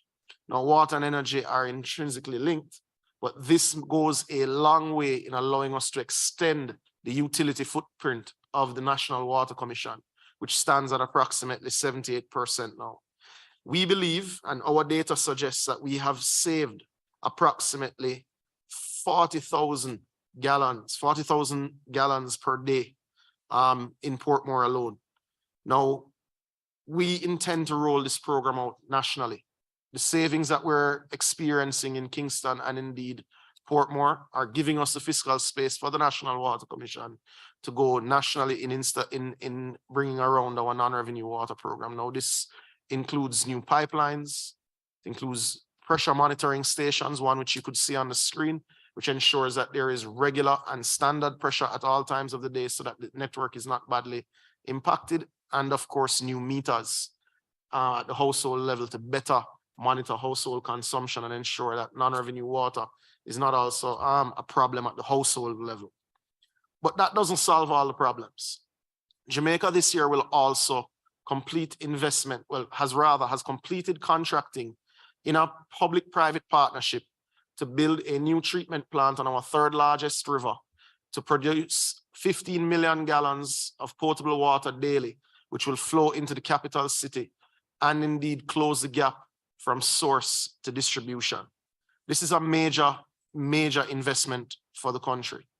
We are also moving very quickly into investing into our energy situation. I mentioned that a third of the money we collect for our potable water goes into energy. This year, Jamaica will install a 45 megawatt floating solar system on our largest reservoir. This ticks all the climate change boxes. This will save the National Water Commission some 8% of total energy bills for the year. This will see some 5 megawatts of the power being generated on this reservoir being wheeled, as they would say, to other water commission pumping stations, where 40 megawatts of this system will go into the grid to provide clean, firm power. And just for context, Jamaica uses approximately 1,100 megawatts. So this is a major investment in our water security by way of our energy security. We're also completing investment in a national hydromet monitoring software system, complete with the best software available to ensure that we're monitoring our groundwater effectively. All of this, we believe, will come together to make our water network that much more resilient, will give us the fiscal space to increase our utility footprint to ensure that all Jamaicans by 2030 will have access to potable water. I believe there's a lot more I could say, but I know time is upon me. Thank you very much, colleagues.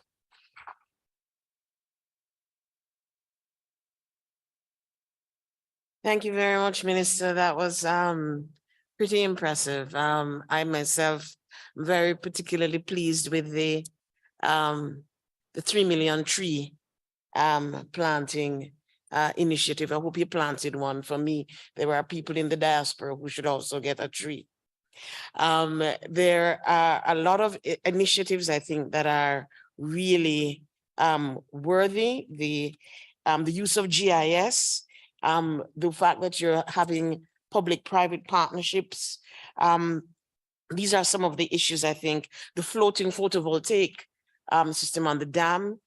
These, I think, are exactly what the countries of the region need as innovative responses to the challenges being faced. Our next speaker is online. He is the Minister of Infrastructure and Public Services of St. Kitts and Nevis, Mr. Conris Maynard. Minister, if you are, he's coming up? He's up. Can I be heard? You have the floor, Minister. A pleasant good afternoon to everyone who can hear me.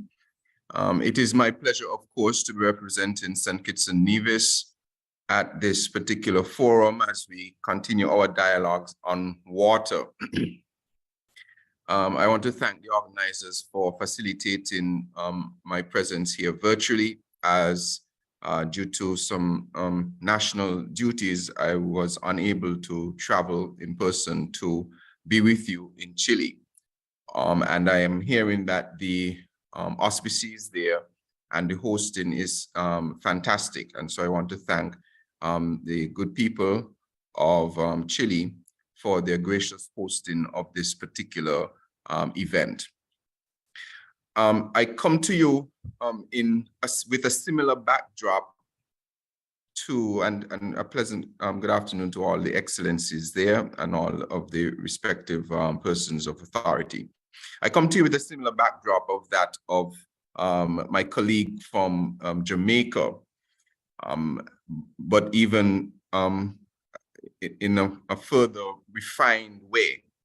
St. Kitts and Nevis is the smallest independent nation in the Western world. And although we have negligible contribution to the effects of climate change, we are seeing firsthand the repercussions of our lack of attention to Mother Nature and Mother Earth. For us here in St. Kitts and Nevis, our Water Services Department's motto is, and I'm sure a motto across the globe, where water is life and every drop counts. Water is life and every drop counts. St. Kitts and Nevis is actually considered a water scarce country based on the UN definition of countries with less than 1,000 cubic meters, or about 220,000 gallons per capita of renewable water resources a year. At present, all of our potable water comes from rainfall. That is, when the rain falls, there are some rivers, as you know, that provide surface water, and importantly, water that percolates. Here in St. Kitts and Nevis, it is the reverse to Jamaica, because I heard my colleague said that 70% of his water is surface water. 30% of our water is surface water, but importantly, 70% of our water is groundwater coming from our aquifers. We require, as a small country, require about 7 million gallons of water per day. But unfortunately, at this point, we are not able to produce 7 million gallons of water per day. We can produce about 5.6 million. And so over the past couple of years, we have not been able to provide 24-hour water service to our residents here. Now, St. Kitts and Nevis, in time memorial, when I was a little boy and a little beyond, was always perceived to have a great reservoir of groundwater and a great reservoir of water sources. And so there was a particular culture that had developed of, unfortunately, not conserving water. And that practice is now coming to affect us today, where, as I said, our requirement is about 7 million gallons, but we're only able to produce about 5.6 gallons of water per day. We cannot supply the needs of our population. This is because over the last couple of decades, apart from the culture of not conserving water, over the past 20 years or so and into the 2000s, there was a housing boom in St. Kitts and Nevis in the late 1990s into the 2000s, and the standard of living improved significantly. Poverty was reduced greatly, and persons who were not able to afford homes were allowed to, had an opportunity to own homes. There was also rapid expansion in the tourism sector, as well as moving away from sugar crop that didn't require irrigation. The natural rainfall supplied that. We had to move to agricultural diversification. During that time, there were expansions in our water system, But unfortunately, as I heard my colleague mention as well in Jamaica, because we took it for granted that their water supply was a limited supply, enough was not done to prepare for the continued expansion of our economy, our housing, the hotels that have come on stream, the expansion in tourism, and the expansion necessary in agriculture. And so over the last 8 years or so, and a little beyond, excuse me, we have not done anything aggressive to improve the infrastructure of water in St. Kitts and Nevis.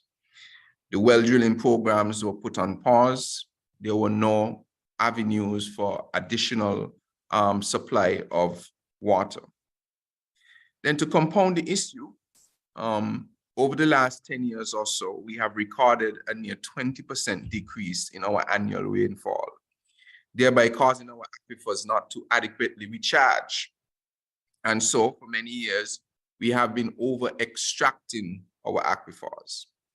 And it is now at a critical level where we believe that we are close to that salt water barrier in our aquifers.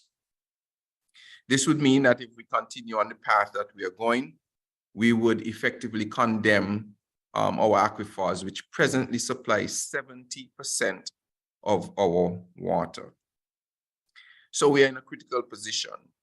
Additionally, with sea levels rising and such a small island, of course, that is also having a negative impact on the sustainability of our aquifers.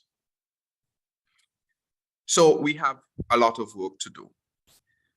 And as a new administration, we have decided to hit the road running. Sorry, excuse me. One of the things, obviously, that we have to change is the mindset of how water is used in our country. As I mentioned before, growing up, there was never any consideration that one can run out of water. And so our usage of water is extraordinarily higher than what is needed to live a comfortable life. And so we will pursue a very vigorous conservation campaign. The reality is that if we were now to conserve water by just 20% of what we presently use, if we were to take a bath that is 20% shorter or use 20% less water in our households, we may have enough water to do 24-hour supply. But it has become such a custom for us to use water inordinately that it is something we have to work daily on. And so we will pursue a method or a campaign of conservation. The other thing that we need to do very quickly is to identify new sources of water. One of the challenges we have as well with the culture here is when it does rain, we have a number of guts that purportedly, well, that people see running. At present, we have about 7.5 million gallons worth of capacity for our storage to meet the 7 million gallons per day that ordinarily we would need. And so people ask all the time, well, why not just build additional storage? Why not just hold the water? The reality is our situation here in St. Kitts is about 80% of our water is lost back to the atmosphere, and about 18% goes into the ground, percolates into the ground, which becomes our groundwater. And only about 2% runs off into the sea. So we're not losing our water to the sea, as many would think. And so I often say, suppose we were to build an additional double our storage, for instance, to 14 million gallons of storage. And our downpour of rain came at the beginning of the week because our rain patterns have changed so much. Even if we were to fill up that additional 7 million gallons of storage, with our use of 7 million gallons a day, within one day, we will use that up. And then we would have to wait until it rains after another 2 weeks, or as we've had in recent time, months without a downpour in the major part of our country. So our issue is not one of storage. Our issue is one of supply. Our aquifers can take no more pressure. We do not have sufficient runoff water. We do not have rivers that are running all day long. And so our next best option is what is right next door to us, and that is the seawater. And so the government has taken the decision that we will pursue desal as a solution. But as you know, and as my colleague from Jamaica mentioned, water and energy are inextricably linked.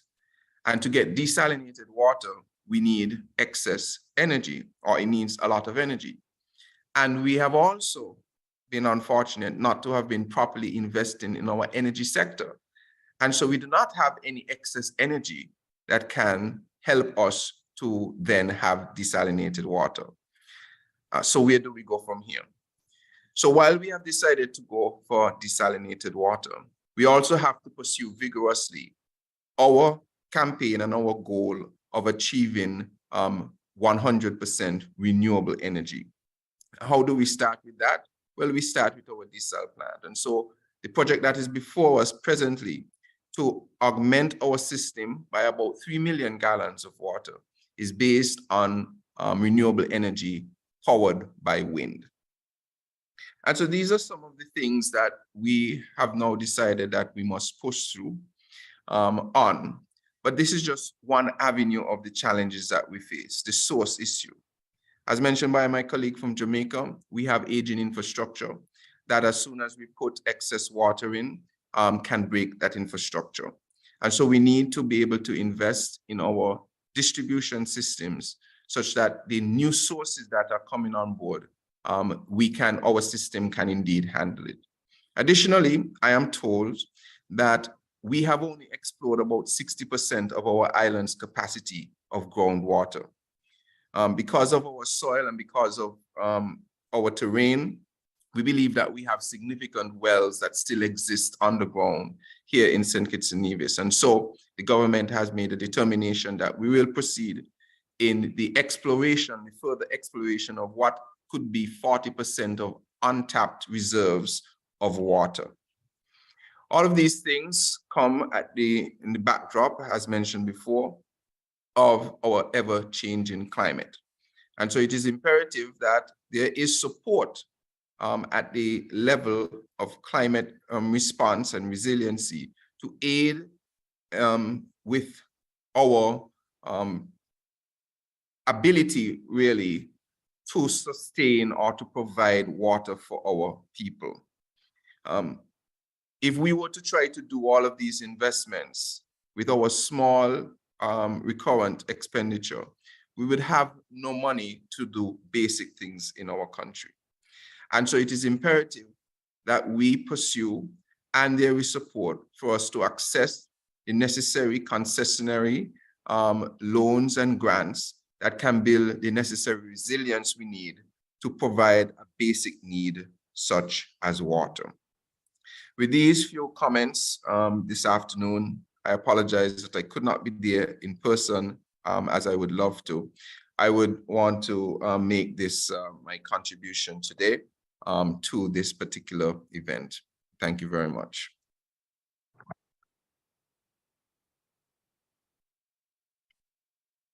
Thank you very much, Minister. And it is so interesting to see the similarity in the challenges that are faced by two countries of different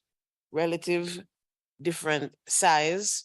One of the larger and more resourced countries, as well as one of the smaller, and yet the challenges faced are so very similar.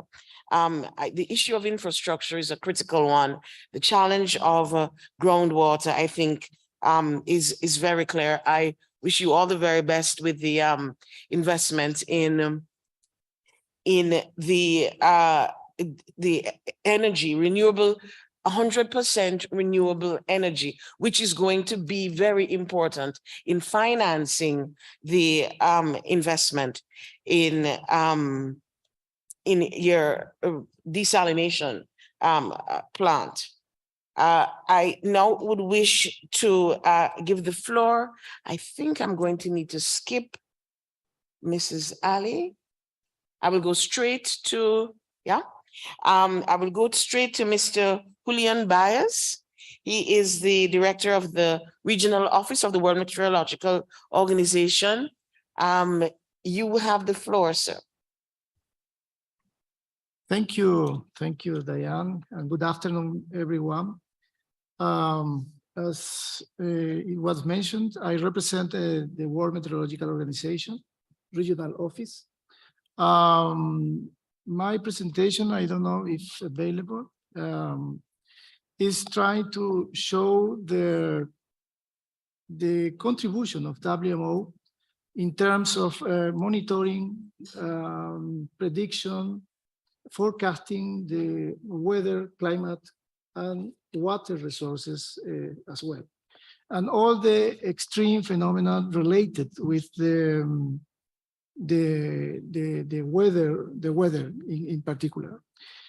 WMO, just an introduction for those who don't know about the agency, is a small technical agency for international cooperation and coordination on the state and behavior of the Earth's atmosphere, its interaction with land and oceans, the climate and weather that it produces, and the resulting distribution of water resources.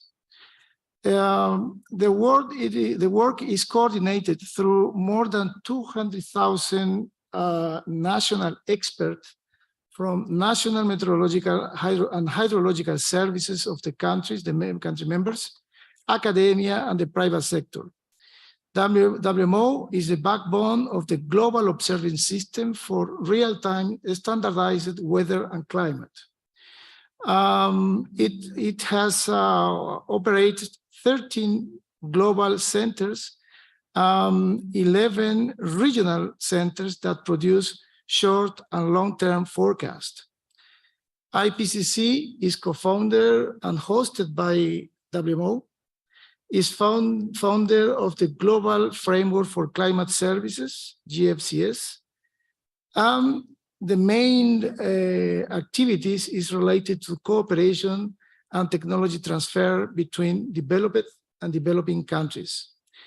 All the activities of WMO is related from the value chain from the observing system, modeling, producing forecasting, and producing service to accomplish the SDG mainly. We have in cross-cutting the science, technology, and also the capacity development. The contribution from WMO in the recent years is mainly related with the two publications. One of them is the State of the Climate Report for Latin America and the Caribbean. That is a specific report that is produced by experts from the region, from the National Meteorological and Hydrological Services of the Latin American countries. We found it in those reports because so far we have 3 of them. We can see that most of you mentioned already the changes in the extreme hydrometeorological weather events, changes in frequency, changes in intensity. I think it's also you can find in those reports that mentioned by the Minister of Jamaica related to the change in the rainfall patterns, which is very related to the water resources on surface and even in underground. The other publication is related to the global state of water resources. That is the first one that is produced this year. This report is intended to provide what is the status of the water resources around the globe. But I think we are going to produce at regional level as similar to the state of the climate report. The other thing that I think is very important to take into account is that you can see in the screen, the early warning system for all initiative. This is an initiative promoted by the UN Secretary General. Give to WMO and UNDRR the responsibility to develop an implementation plan. And the target, the task is very complex because the initiative promotes that every citizen in the world access to an early warning system, and in order to prevent and avoid loss of life and properties as well. So this initiative is underway right now. It components in 4 pillars. 2 of them, I think, is very important and related to water as well, because this is related to the knowledge about the risk. And the other one is the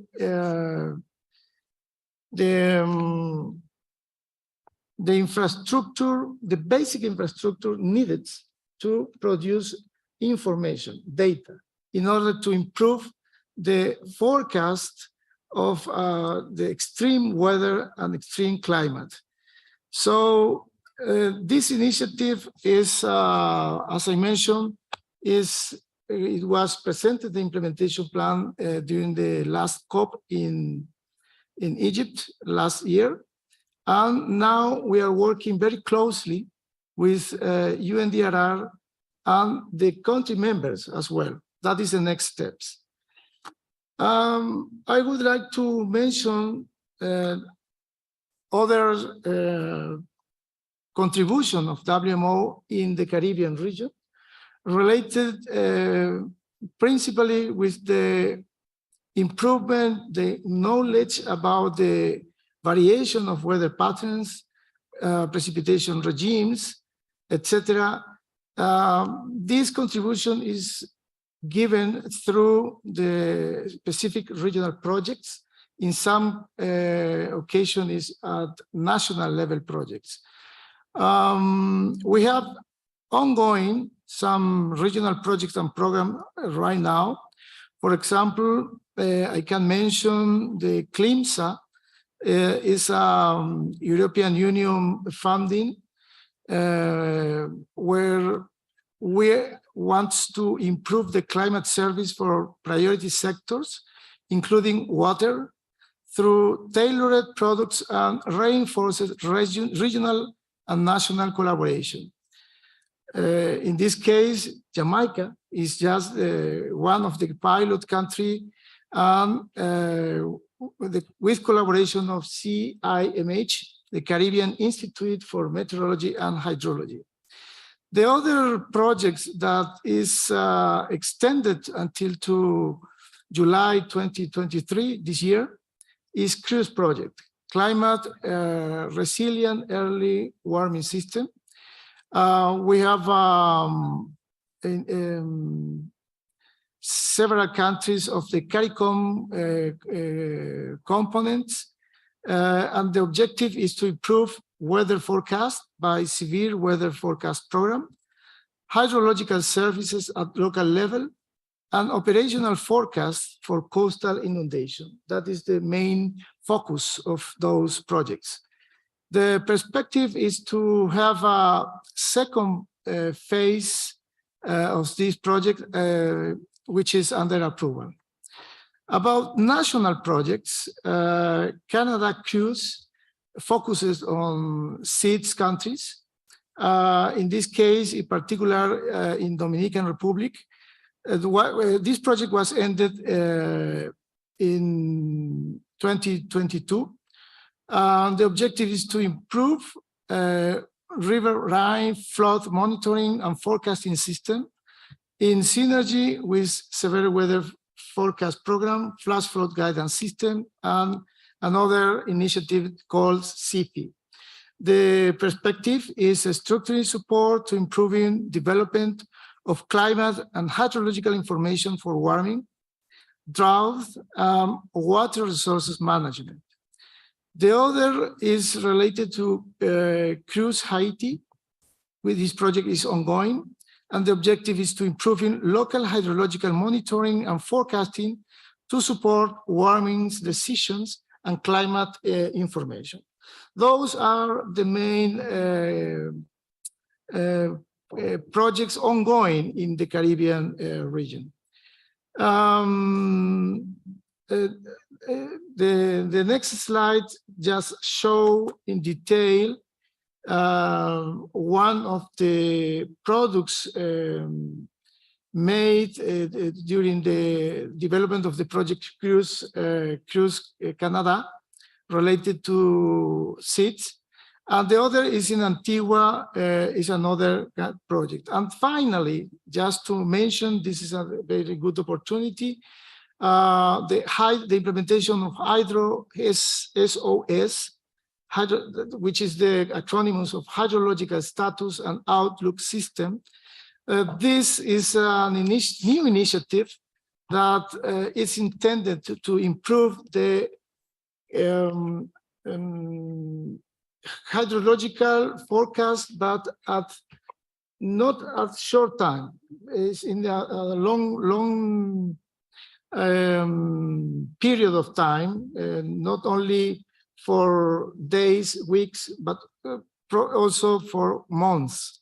And the Caribbean island are in is one of the region that is included as a priority to implement Hydro SOS. Sorry, I didn't put the slide. That is the slide. With this word, I would like to finish my presentation and open to respond any consultation. Thank you.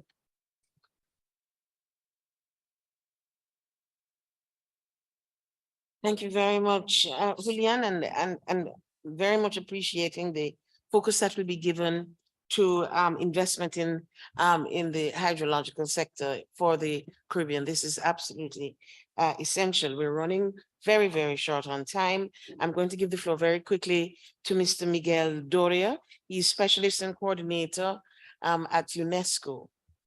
Welcome. Well, good afternoon, and excellencies, colleagues. It's a great pleasure to be here with you today on these regional dialogues towards the UN Conference on Water.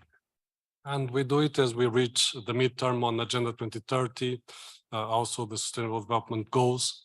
So I'll start by thanking in particular to the colleagues from CEPAL, but also to WMO, with whom we have the great pleasure of working on well, several areas, including the co-organization of this session today. Well, when we think about Latin America and the Caribbean, I think one of the first images that comes to our mind is the richness of water resources. So the world's largest basin, the Amazon, is here. The world's largest estuary, La Plata, the widest wetland, Pantanal, 95% of the tropical glaciers along the Andes, most of them. So, and a series of also lakes like Titicaca, the largest transboundary aquifers like the Guarani, and so on and so forth. But is also, the opposite is also true. It's also, it also hosts the driest non-polar desert, the Atacama, not very far from where we are now. And there is an enormous heterogeneity in terms, both in terms of the distribution of water resources across countries, within countries, across time also. But this richness, this diversity I would say it serves also as a basis of the richness and diversity in the region when it comes to its social aspects, its cultural aspects, its environmental and biodiversity, and also its economy, as it was mentioned here today by various speakers. And this is reflected not only in the region, but much beyond through its virtual water exports. I'm thinking about the food security in particular. So it's not a surprise that Latin America and the Caribbean was the first to achieve the Millennium Development Goals a few years before schedule. I remember at Rio+20 that there were great expectations also for the region when we were designing, or the countries were designing Agenda 2030 in terms of the region moving very fast over the SDGs and Agenda 2030. Of course, that reality is rapidly changing, and many of the factors that we are experiencing here today, and there were already a couple of mentions to the last decade, it was not expected at that time. But the truth is most of the world, and the region is not an exception, are not on track to achieve SDG 6. So also, I would like to bring to your attention the theme of World Water Day 2023 this year, that is specifically on accelerating change. And UNESCO has the pleasure and the honor to coordinate it, well, with many others, with the colleagues from FAO, WHO, WMO, and so on and so forth. So there is, I think, this emphasis on the importance of accelerating the way we move towards achieving the SDGs and the SDG 6 in particular. Well, the world is rapidly changing. Many factors. One of them, of course, has to do with climate change, climate variability, and I will not go into detail because many of these aspects were already mentioned here today. But of course, the increase in the frequency, intensity of floods and droughts, we get to what may seem paradoxical, lead to, well, to non-experts or people in general, that we have floods in the middle of the drought and millions of people affected. One of the last estimates I saw that was, well, with more accuracy, it surpassed 80 million people. Over 10,000 people died in 10 years. And of course, the hurricanes that affect the Caribbean, both in terms of its impact on water resources and infrastructure, and all with a very significant economical cost. Also, before moving into, let's say, more specifically into the Caribbean, I think it's important to highlight the importance of glaciers and how they are being affected by climate change. So there's the very rapid recession of glaciers. About 25% of Peru's glaciers was lost up to now, over 80% of Colombia, all glaciers of Venezuela, Mexico is also in a critical state right now. And all this also implies that we have reached the hydrological peak for many of these glaciers in the Andes. And there's over 60 million people, I think, that have a direct dependence on them for their water supply. So it's the clock is ticking rapidly for these, well, some cases mega cities, other cases communities, in what concerns to their dependence on these water resources. And here, maybe I would just like to highlight that UNESCO has a decades-long work on this area. And a couple of years ago, in 2019 to be specific, here in Chile, our group of experts issued a declaration with that I would invite you to read. It's called the Portillo Declaration on the region glaciers. In terms of our response, we are organized in phases as an intergovernmental program entirely dedicated to hydrological resources. We are now in the 9th phase that is focusing, I would say, in creating a new water culture. Since the world has changed, we also need to change our way of facing, of understanding, of managing, of governing the water resources. And this, of course, with a very strong emphasis on the SDGs and SDG 6 in particular.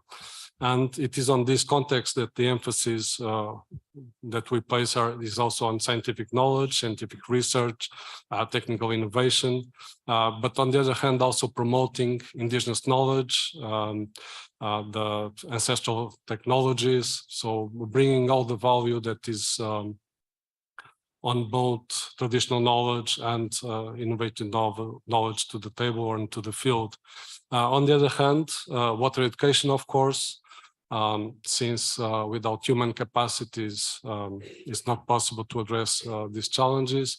But human capacities is also in the scope of the fourth industrial revolution. And this includes sustainability, but also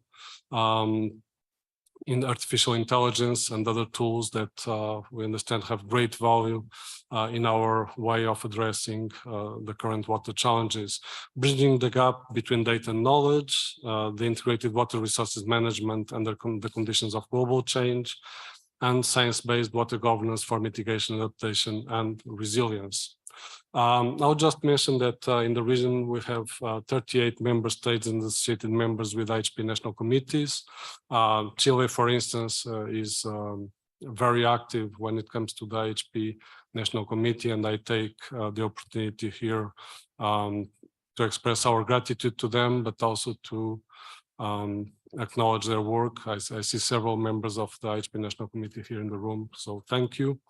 We also have 5 centers under the auspices of UNESCO dedicated to water resources in the region.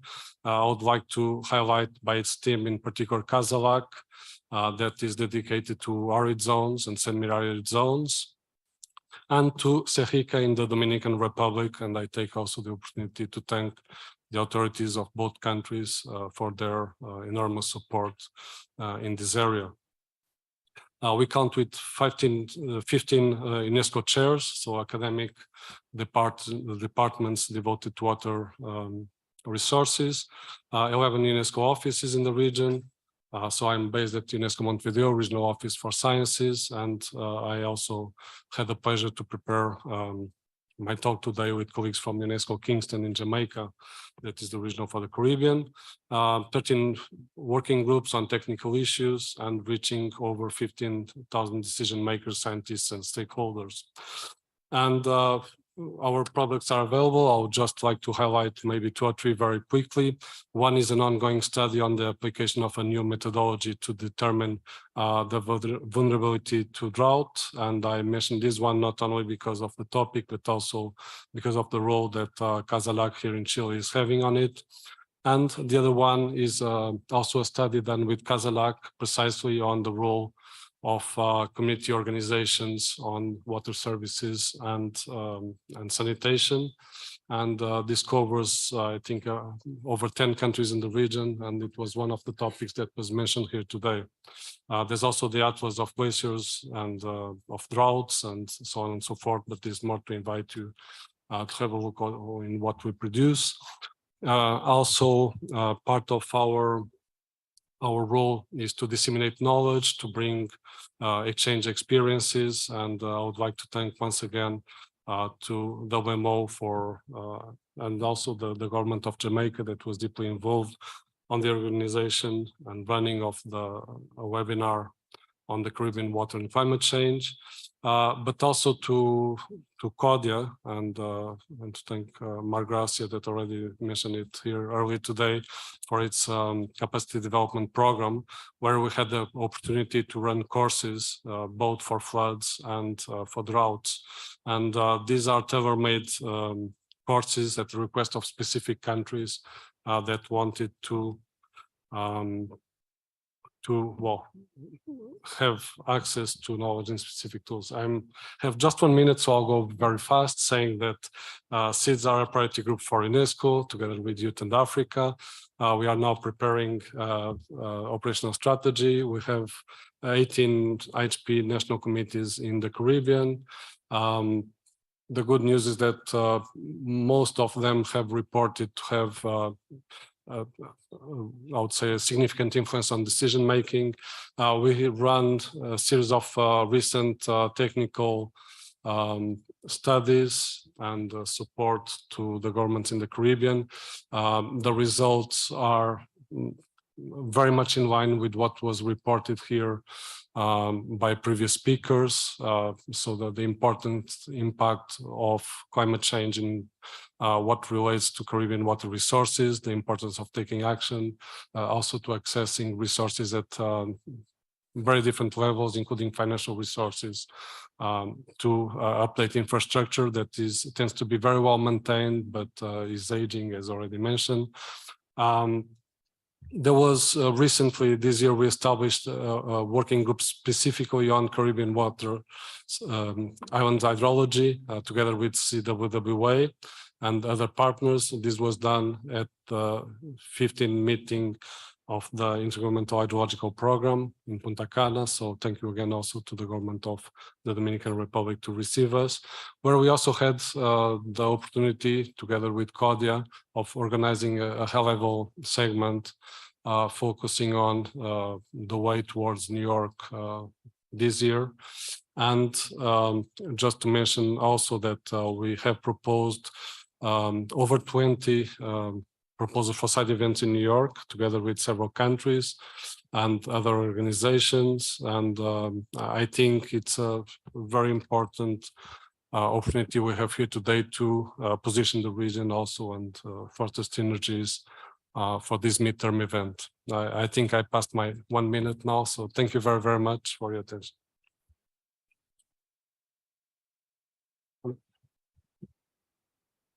Thank you very much, Doria, Mr. Doria. I will be guided whether we have a final participant online, and if not, okay, fine. So we are in the wrap-up stage. Can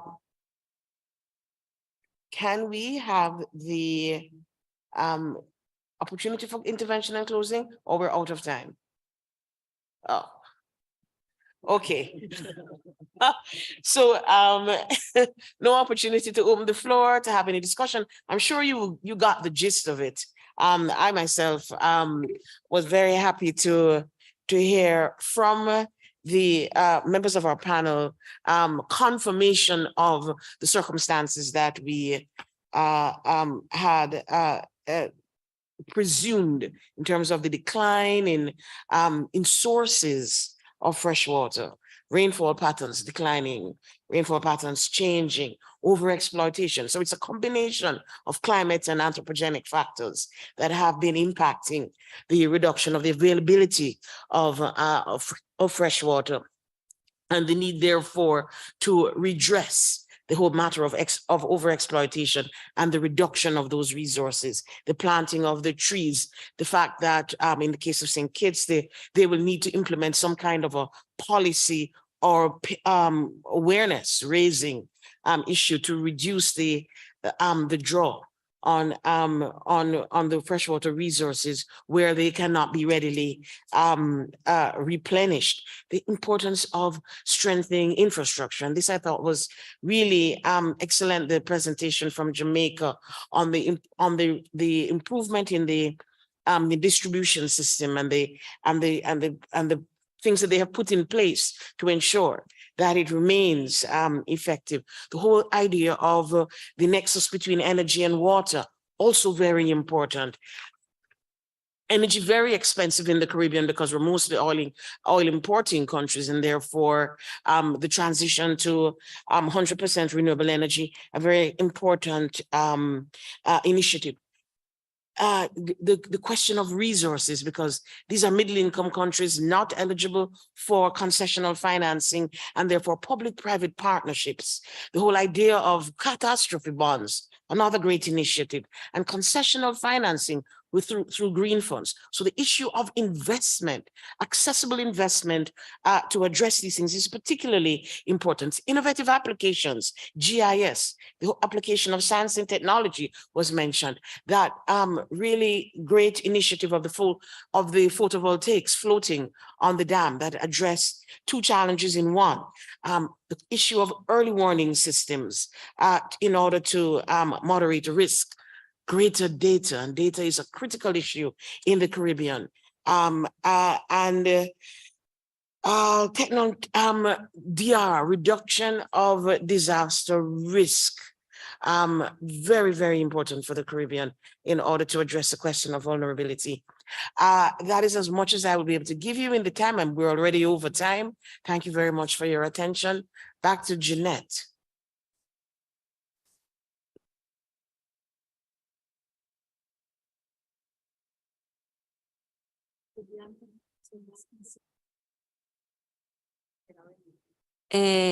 Well, I think first have to close Julian. It's just to pick some opinions and contributions from I'm sorry, but we still have room for that. So go ahead, Julian. No, I really appreciate you. You did all the work, but I want to emphasize one point because Diane mentioned several of them, technology, but I think one I heard from the minister, the integrated water management is I think the key factor here because you need that integrates the information, science-based information, but also how to manage and to distribute the water. I heard about the technology, the improving for the management, the investment in water infrastructure, etc. So for my side, for my perspective, in the Caribbean, one of the other aspects very important is the disaster risk reduction and the early warning system implementation. I think that is, and now we have a good opportunity with the initiative Early Warning for All. The issue of basic infrastructure to measure the environment variables is an issue because need investment as well, need support, continuous investment that in most of the developing countries, that is a real is an issue. So we need to find the mechanism to improve that in order to really have the implementation of early warning system. I think that I can add to Diane's intervention, which it was very good, and really appreciate the intervention of the Minister Samuda and the Minister Maynard. Also my colleagues Miguel from UNESCO, very, very interesting, all the presentation. For my side, that is, I think we have not time to open the floor for the questions, but is now, the floor is yours, Janet. Thank you.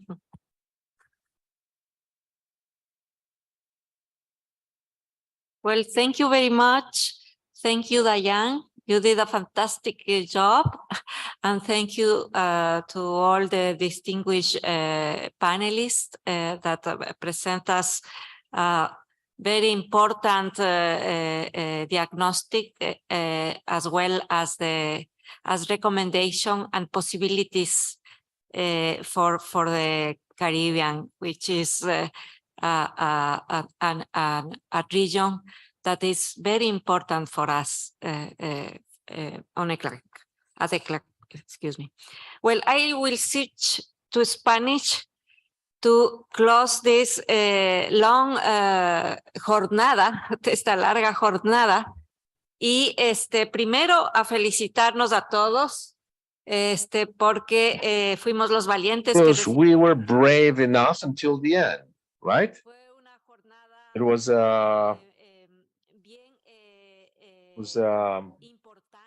important, remarkable day with lots of discussion, thorough discussions, strong arguments, and really we had several ideas and proposals, but also we managed to see challenges and issues we should address. And I believe there That's a gain. Everyone in the different panels, starting from the opening remarks, they all discussed the fact that, and we all agree, that we've made progress on access to water and sanitation. However, we're not reaching everywhere, and the rural area, it's still lacking. Also, sanitation requires additional work. The region has done less in that area, and there are social gaps and gender gaps to be addressed, as seen by the diagnosis. But even though progress has been made and challenges are here, there has been a concern, a rising concern of the overexploitation. Even countries saying that they have excellent coverage of water and sanitation. Still, they state, because that they argue these challenging argument of overexploitation and the little efficiency we have in those productive and economic sectors in the use of water. There is no decoupling, as ECLAC put it, which warns us as to the effort to be made from the governance and organization standpoint, from the technological, from the innovation standpoint, which has to be across the board. Each and every water user to face this challenge, which is one of the aspects which still requires a further development compared to energy efficiency or other type of efficiencies where we've made some progress. But in trying to think of the progress and concerns and challenges, our executive secretary told us that there are still opportunities and that these sector is a sector that can make a strong contribution, a sector that brings good news. And I believe that's a very powerful message, which I would like to understand, properly understand, because there are challenges, there are issues, especially in the Caribbean, big issues they have, and big needs for funding to strengthen governance, supporting information, data. I mean, so many things we've discussed this afternoon. Yet, if we were to put an additional dollar there, the economic payback, the economic, environmental, social return would be much greater. So it is much worthwhile, as Professor Matsukato said this morning. It's worthwhile. The cost of no action is way higher than the cost of action. Therefore, if we go into action and as a region, we put together initiatives to mobilize funding for water sectors, for instance, we will have a triple dimension of sustainable development, which is economic, social, and environmental gains. The speakers this morning also insisted in the fact that water is a common good, as well as the need to understand its sector, this sector as a part of human rights. And we should set the priorities in the use of human consumption as well as our ecosystems. This is very, very important, especially in view of the economic constraints in the use of that resources. Often it risks vital consumption so needed for mankind as well as ecosystems. On the other hand, it's been said at the opening session by ICA as well as FAO that without water security, we can't talk about food security. So we're talking about the most elementary, basic securities that we all need. If that doesn't move us, if that doesn't bring us a red flag, if that doesn't include thoughts and reflections, then we have to move. We have many things in common that sensitize us on, raise our awareness also going forward together. The 2 morning sessions were excellent because they have brought us experiences and concrete proposals in the different countries and the different expressions from our ministers.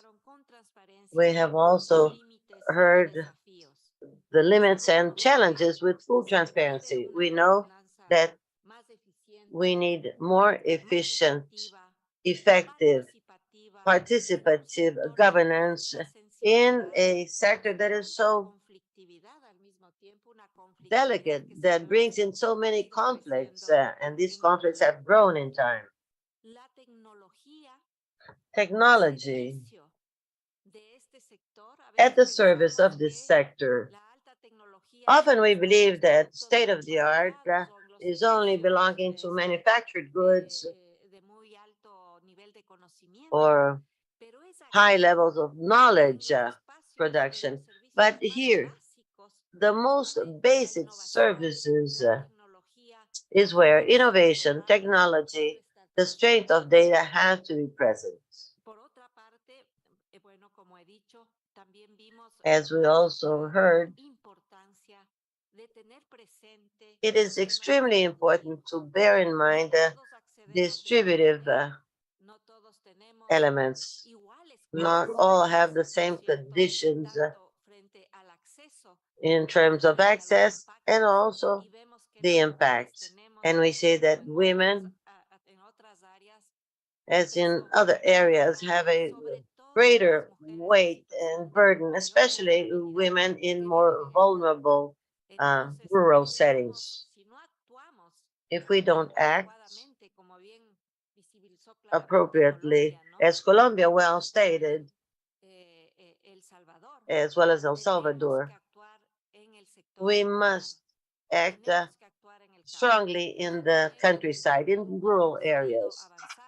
The cities have already progressed more, although there are issues on water waste and sanitation, but in the rural areas, we must act with innovation. We must share good practices, experiences, in order to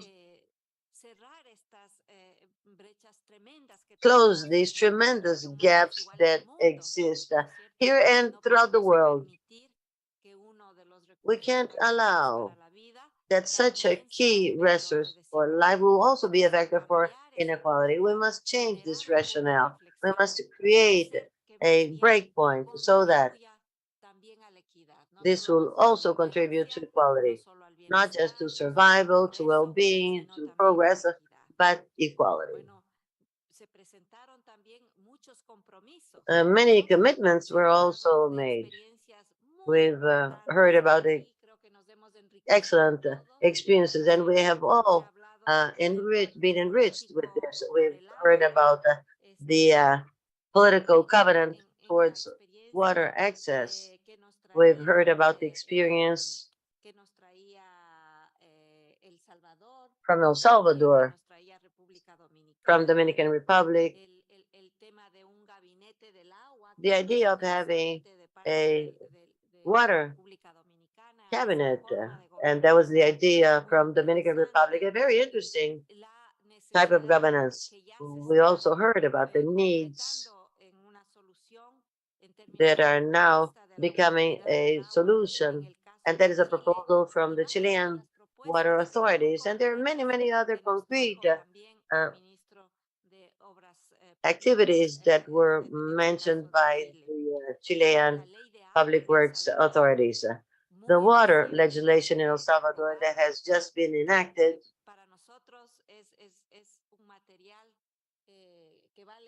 becomes valuable material.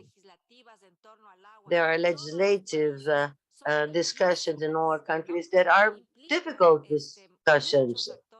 They involve many stakeholders, and there we find a lot of pressure, different trade-offs. So we should learn from these legislative steps that have already included a lot in terms of holistic understanding of what water resource is all about, as well as water as a human right.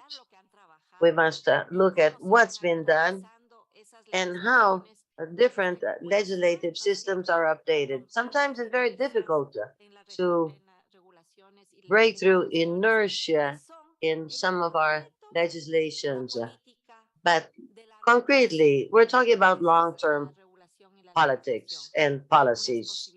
That is what the legislation means, a concrete possibility for long-term policies. Well, so much was said here. The water plan from Bolivia is very interesting. It is built with dialogue. In view of the water conference from UN, this has been done seriously and with excellent organization. That was a very interesting process. We heard about the opportunities that are opening up and that are made available to all of you with ROSA project from ECLAC. And that will be with us for 3 years.